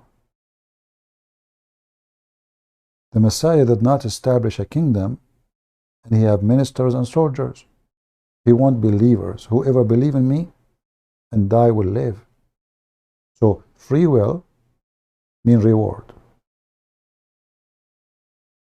mean being truthful, mean being a follower willingly. A person you follow is different from someone you force him to follow. That's what the Muslims do. So when they have a law, the law is to enforce you to claim to be a believer. In Christianity, you go convert to Islam, convert to Hinduism, become an atheist. That will keep us clean. You know, when you have, let us say you have a case of rice.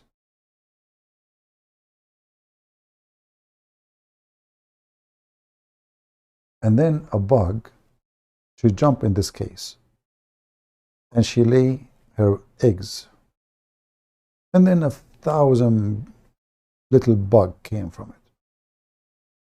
If you close the case on the bugs, what happened to the rice? The bugs will multiply and they will eat more rice and they will stay there. The rice will become their colony. If you take the rice out to the sun, put it in the ground, the bugs will run away. They are free. They leave. Because the place is sunny. It's hot. It's not what they want. And this is how Christianity is. The bugs will fly. The good rice, the good food will stay healthy. The Muslim, what they do? They close the case on their bugs. So now the bugs multiply bugs. And then they open the case after a year. They find no rice there. They find bugs only.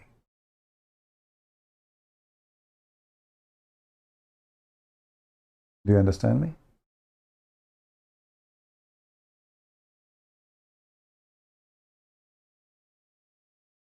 Freedom, my friend, is the only test of faith. Freedom. Right? When there is no freedom, there is no test of faith. If there is no freedom, we do not know who is a believer or not. Maybe there's believers, maybe there's not. But with the freedom, we know who is a believer. If you force women to wear certain clothes, if you force all the women, how we know which women don't wear those clothes? Right?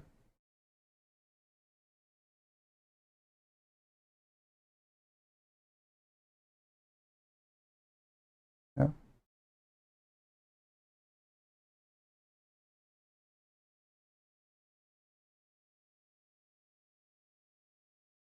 When you read like somebody posting from the book of Exodus, the book of it's Exodus. This is in the time of struggling and surviving. Those people are surviving, in the mode of survival. And you know, the strange is that when we read a certain sentence, like the person who is posting Exodus 21 about the first wife, the second wife, we are talking about people who live thousands of years ago, and they are struggling with survival, and they have a king or a ruler. His name is Moses, and this person, he is trying to survive his nation. All the idea of this is survival. It's not about marriage. It's not about, like, you know, you have to walk, etc., from the tent to do your poo-poo. What does this have to do with God? It's a survival. Everything is about survival. So you need to look at the situation of people, how they live at that time, and what they were going through. There's always the most important thing come first. Let us say the interest. What was their interest? It is survival.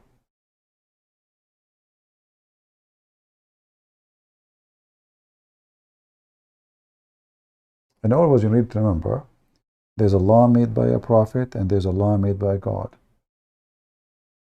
What God said to Moses, he gave him the Ten Commandments. Moses made law for his people for survival as it should be, or let us say as he see it.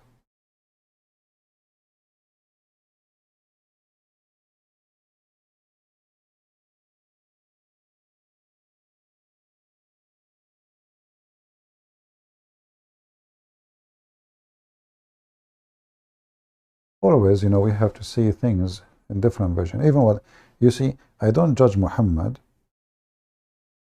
taking him out of time. No, I don't. Because we need to understand the time he lived in. So let us say Muhammad have slaves. Well, at that time, everybody have slaves. Everybody. Slavery is something normal. So I don't judge Muhammad because of that. But I see the hypocrisy of the Muhammadan when they claim that Islam is some kind to free people from slavery, when the guy, he owned hundreds of slaves. Yet we, the Christians, we have Jesus never owned a slave. We have the disciple never have a slave. But we don't claim anything about that. We don't claim that Jesus freed slaves, because Jesus did not come for that purpose. Jesus came for salvation of every human being. Slave free doesn't matter. He did not come with an army establishing a government and he decided this is the law, you do this and you do that. The Messiah himself was unjustly treated. He himself. So if you want to say, okay, well, the Messiah, shouldn't he fight for slaves? He was fighting for every human being. And he himself, he paid a very heavy price just to deliver. Who is he? So we have always to judge based on the history, not in what we see today. So I don't judge Muhammad because of a slave. I judge Muhammad that he, claiming to be a man of God, but nothing he did is ethical. Otherwise, everybody at that time have slaves. So, can I say that Jesus is the same as Muhammad? No. Why? He never had a slave. Can we say Jesus, he encouraged us to have multiple wives? No, he himself, he didn't even have one wife. Can we say Jesus, he encouraged us to collect money and love money? No, he did not even own a donkey. What about the other person? His name is Muhammad. It's totally the opposite. So when we judge, we don't take the history out of it, what it is. If it was raining, then we understand why the man was wet. If you make fun of a person, why he's wet? Because it's raining, that means you're stupid. So we need to understand when it's raining, when it's dry, when it is snowing, when it's cold, when it's hot. And then, after understanding all the atmosphere around, then we can have a conclusion of the image. You know, if I say a man was sitting next to the fire, okay, what fire mean for us? Why a person will sit next to a fire? Either it's cold, maybe it's cooking, maybe it's night. Fire have a symbolic things, have a reasoning. But if a person who live in Hawaii,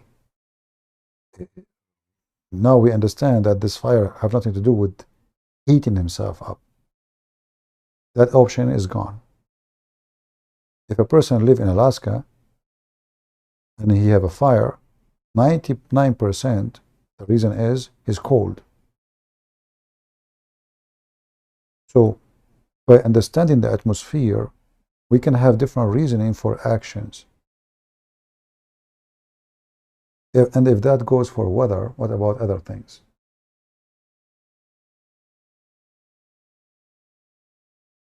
You know what I mean? Like even if you have, let us say you are married, your husband or your wife, they have things you do, you don't understand. They act weird sometimes. In order to understand why they act this way, you have to understand where they are coming from and what they went through. Otherwise, you will never understand anything. Human being is a collection of experience. It's not just an image. So you need to know what happened to this child when he was a child, what happened when he was youth, what happened when he became a man.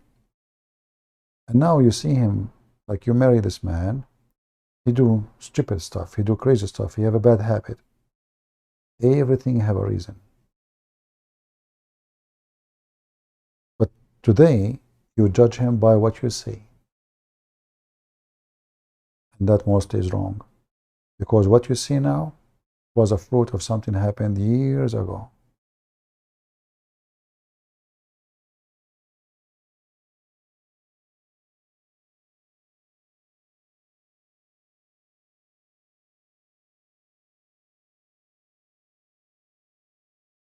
Anyway, you know, human being always usually, you know,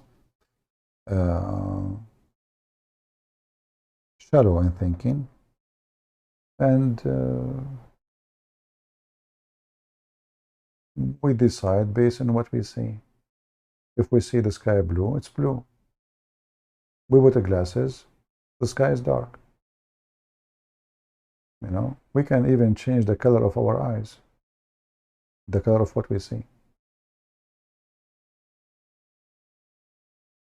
Everyone bring a whole package to marriage. What does that mean? Whole package. Yeah, you know, when you like marriage is a great example of how illiterate we are.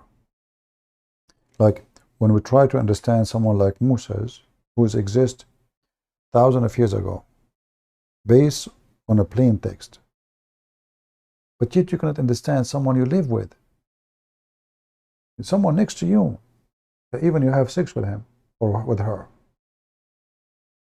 Do you understand what I'm trying to say? So sometime we try to imply something on a person. He said a sentence 2, 3, 4,000 years ago. And we try to understand this person just based on the sentence or a page.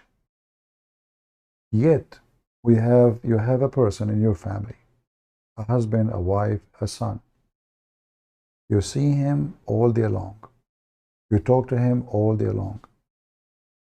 Not only you have a page about him, you have a history. Still, you don't understand the person.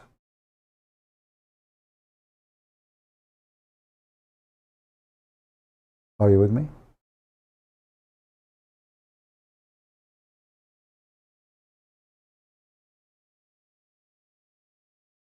So understanding people is not easy. Understanding history, you have to be a very great historian, heavily educated, and even then you will be short because you don't have a movie running for everything in front of you with all details. You have only what is left of record of thousands of years ago.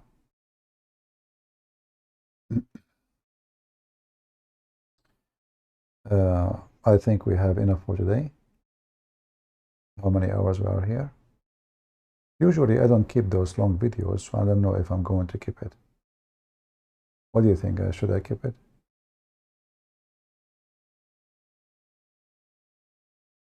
In my book, in the Bible, it says Rebecca was 3 years old.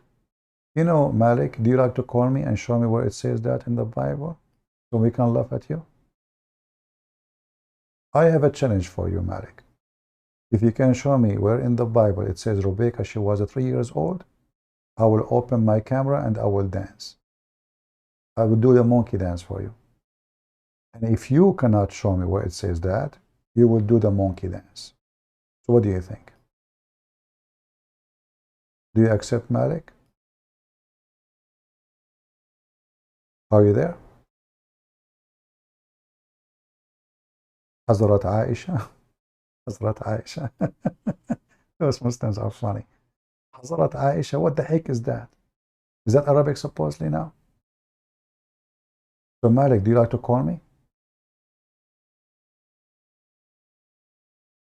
I am not here to teach you your Bibles. Well, you just said something, it's not there, show us. A second ago you were teaching us. A second after we challenge you, you're a potato. Why you are not here so what are you doing here? I want you to show the Christians where it says Rebecca, she was 3 years old. I heard she was 2 years old. Just I want to correct you. Would you like to call me? Do you dare? Do you dare? Either you do the monkey dance live on air, or I will do the monkey dance. So Malik, are you there? You Muslims are a bunch of fraud liars. There's a video on Rebecca. We laugh at them. All of the information is wrong. Call me and tell me the information. Here we go. Bring the guy who made the video. Tell me the information. Come back, all of you. Get out of here, cowards. Liars like your prophet. So this is what happened to Muhammadan. They are like a whore. They accuse everybody to be a whore, so they will be a good whore. I'm not the only one who's a whore. So they have a pedo prophet. And now they're accusing a great man to be a pedophile too. But guess what? Let us say for the sake of argument, this is true. That means your prophet still is a pedophile. Now you have two pedophiles. What a donkey you are. But this is a false accusation, son of Mut'ab. Mut'ab people. You don't even know who's your father. Do you? You need 4 witnesses to confirm that your father is your father. Because if I need 4 witnesses to confirm that your wife is cheating, that means I need 4 witnesses to confirm that your dad is your dad. And you have to have 4 witnesses. They saw the penis going in and out. Can you provide 4 witnesses? They fabricate, they lie. Scumbag, sneaky snake, rat, gorilla, chimpanzee. Don't come here to bully Christian Prince. You are no match.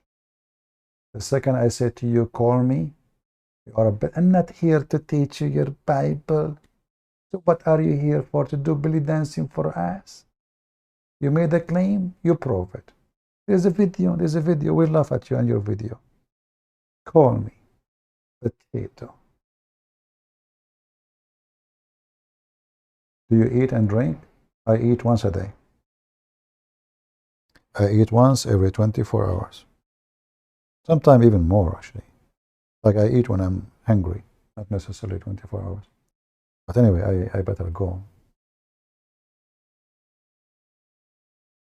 Yeah, I better go. But as you see, we are waiting for any Abdul, but no customers.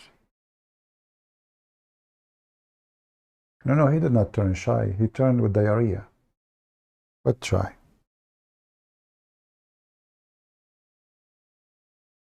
All those, you see, to make it simple, nowhere in the Bible says that the age of Rebecca was 3 years old. The Abdul, they say that Abraham, he received news that this man, he have children like this and this and this. But this is not the age. This is when he received the news. Those are people live in totally different worlds. They don't have fax, they don't have email, they don't have WhatsApp and Viber and TikTok. So enter one day, after many years, somebody come and tell them the news, they will know. It might be 1 year, it might be 10 years. But all the evidence say clearly. As an example, if you go in the Torah, it says alama. We just showed you the verse yesterday. You remember? Rebecca is called in the Hebrew Alama. Even the Jewish rabbi, when they say Mary is not a virgin, doesn't say virgin, it says Alama. What Alama they say? Alama mean a young woman. This is what it says. He met a young woman, which means is a virgin too. Alama is a young woman who never have sex. This is why Rebecca, when she went to meet Isaac, she became his wife now. Before she entered his tent, she covered her face. This is not a behavior of a child. She knew exactly what a woman is and what women should do. She knew the tradition. And you will see when she's talking to the servants, she's smart. This is not a kid talking. A kid will talk about candies. She did water the camels. I mean, Muslims are just desperate. Yesterday they found the Kaaba in the Bible. Where? In the book of Isaiah.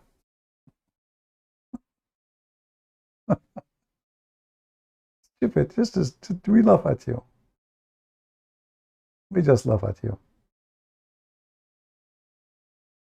Go and read what the Hebrew says about Rebecca. It says literally young women. That's it. You see what happened? People, they are trying to read in English, but if you go, you will find it right in front of your eyes.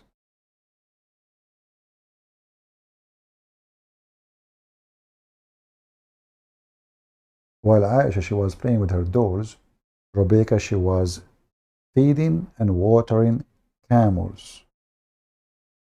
A child is not even allowed to get close to camels. The camels can kill a child. Very dangerous animals. Do you know that a camel can really can kill you by biting you? Can kill you by hitting you by his feet, by stepping on you.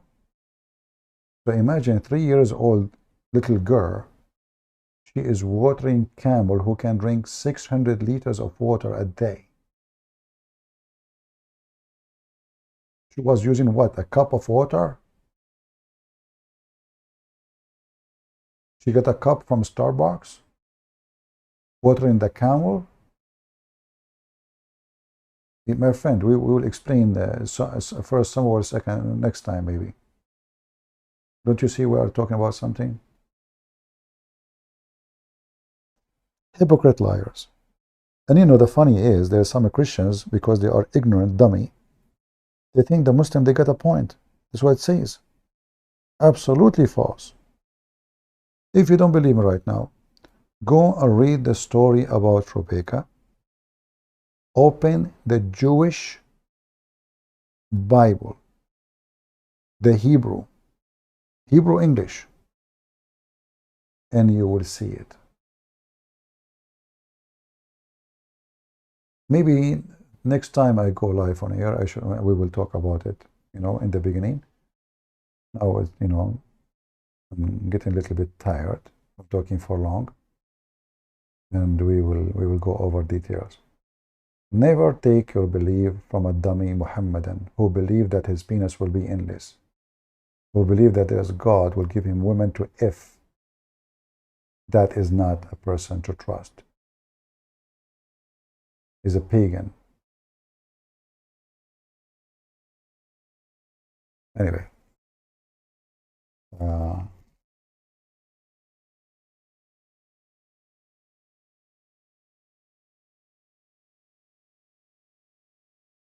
I'm so sorry about my friends in the past. They have no idea at all what they are believing in. Well, I don't know what your friends are talking about, my friend Stephanos, but good to have him, my friend.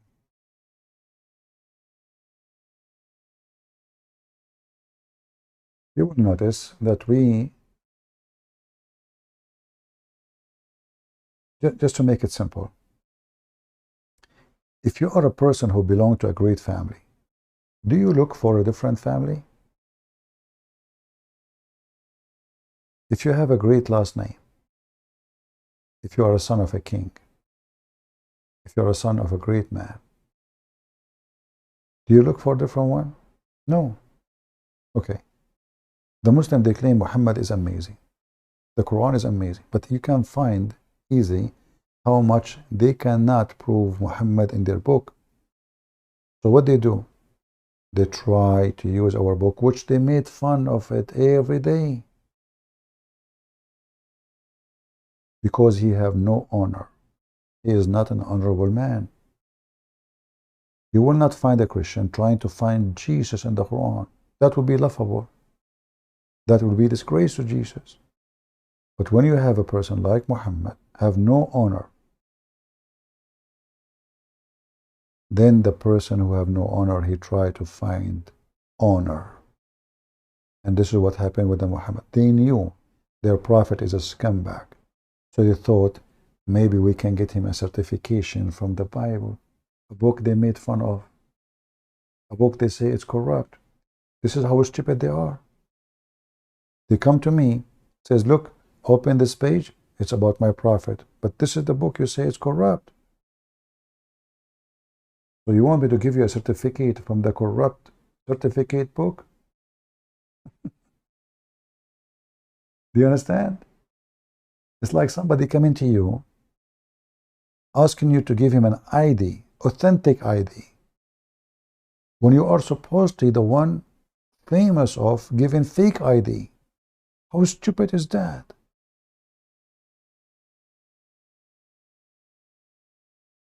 This is how bad Islam is, and this is how desperate they are.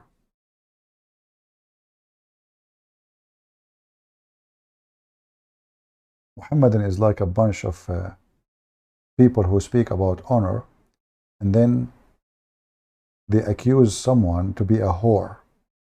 And then they go to the whore and they ask her to give them honor.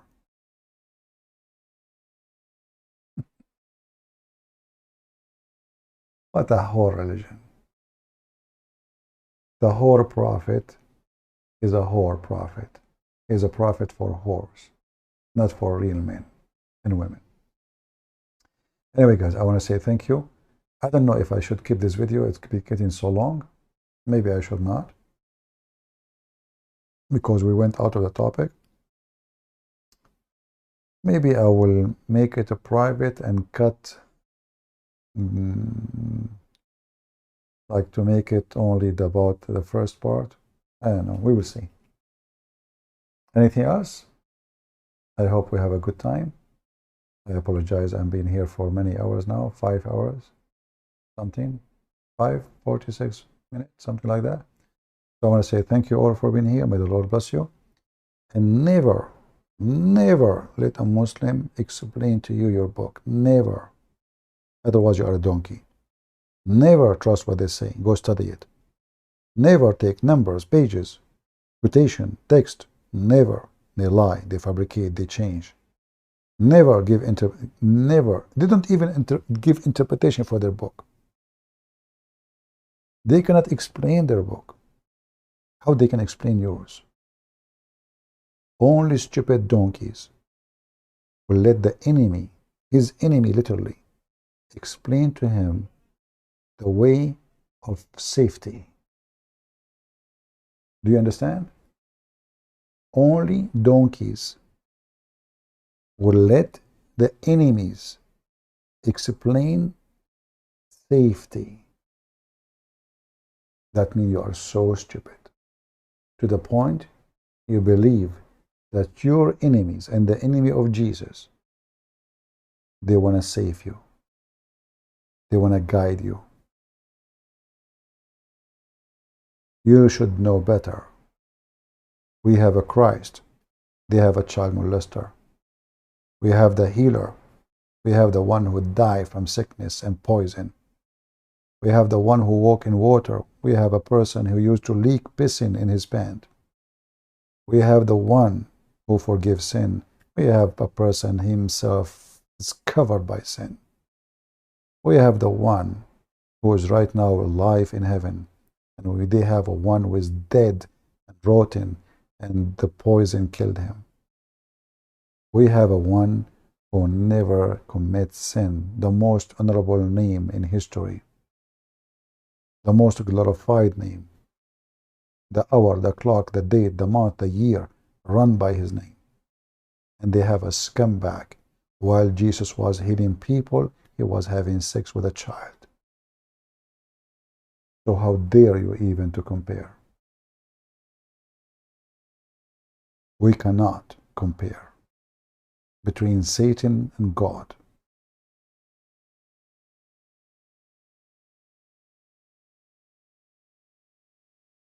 Thank you all for being here. And until I see you again, shall guys I delete the video? It becomes so long and we talk about many things. I will see. I will see. Or maybe I will cut it to make it short for people to watch later. Because people, they complain. They say to me, how we can watch your video? It's 6 hours. You know? Like I receive an email from a guy saying to me, CP, please, I love watching your videos. But I get tired. I don't want to go, but it's so long. How you can do it?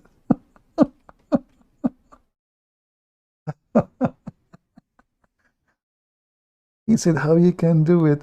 I go make coffee, I come back, you are talking. I go to sleep, I come back, you are talking. I go to work, I come back, you are still teaching. And now I want to watch the video. Where I'm going to get time? I have no time. I work to a 2 shift. I come back. I watch your video when I'm in the train. I watch your video when I'm in break. I watch your video when I am in lunch. And still I did not finish even the first 10% of the video. And then second day you go live. So I'm going to watch the one before it. So we will see. Maybe we'll cut it to make it simple. Lord have mercy. Anyway, guys, thank you very much for being here. May the Lord bless you. Until we see you soon again. God is good. So is Jesus. Amen. Thank you.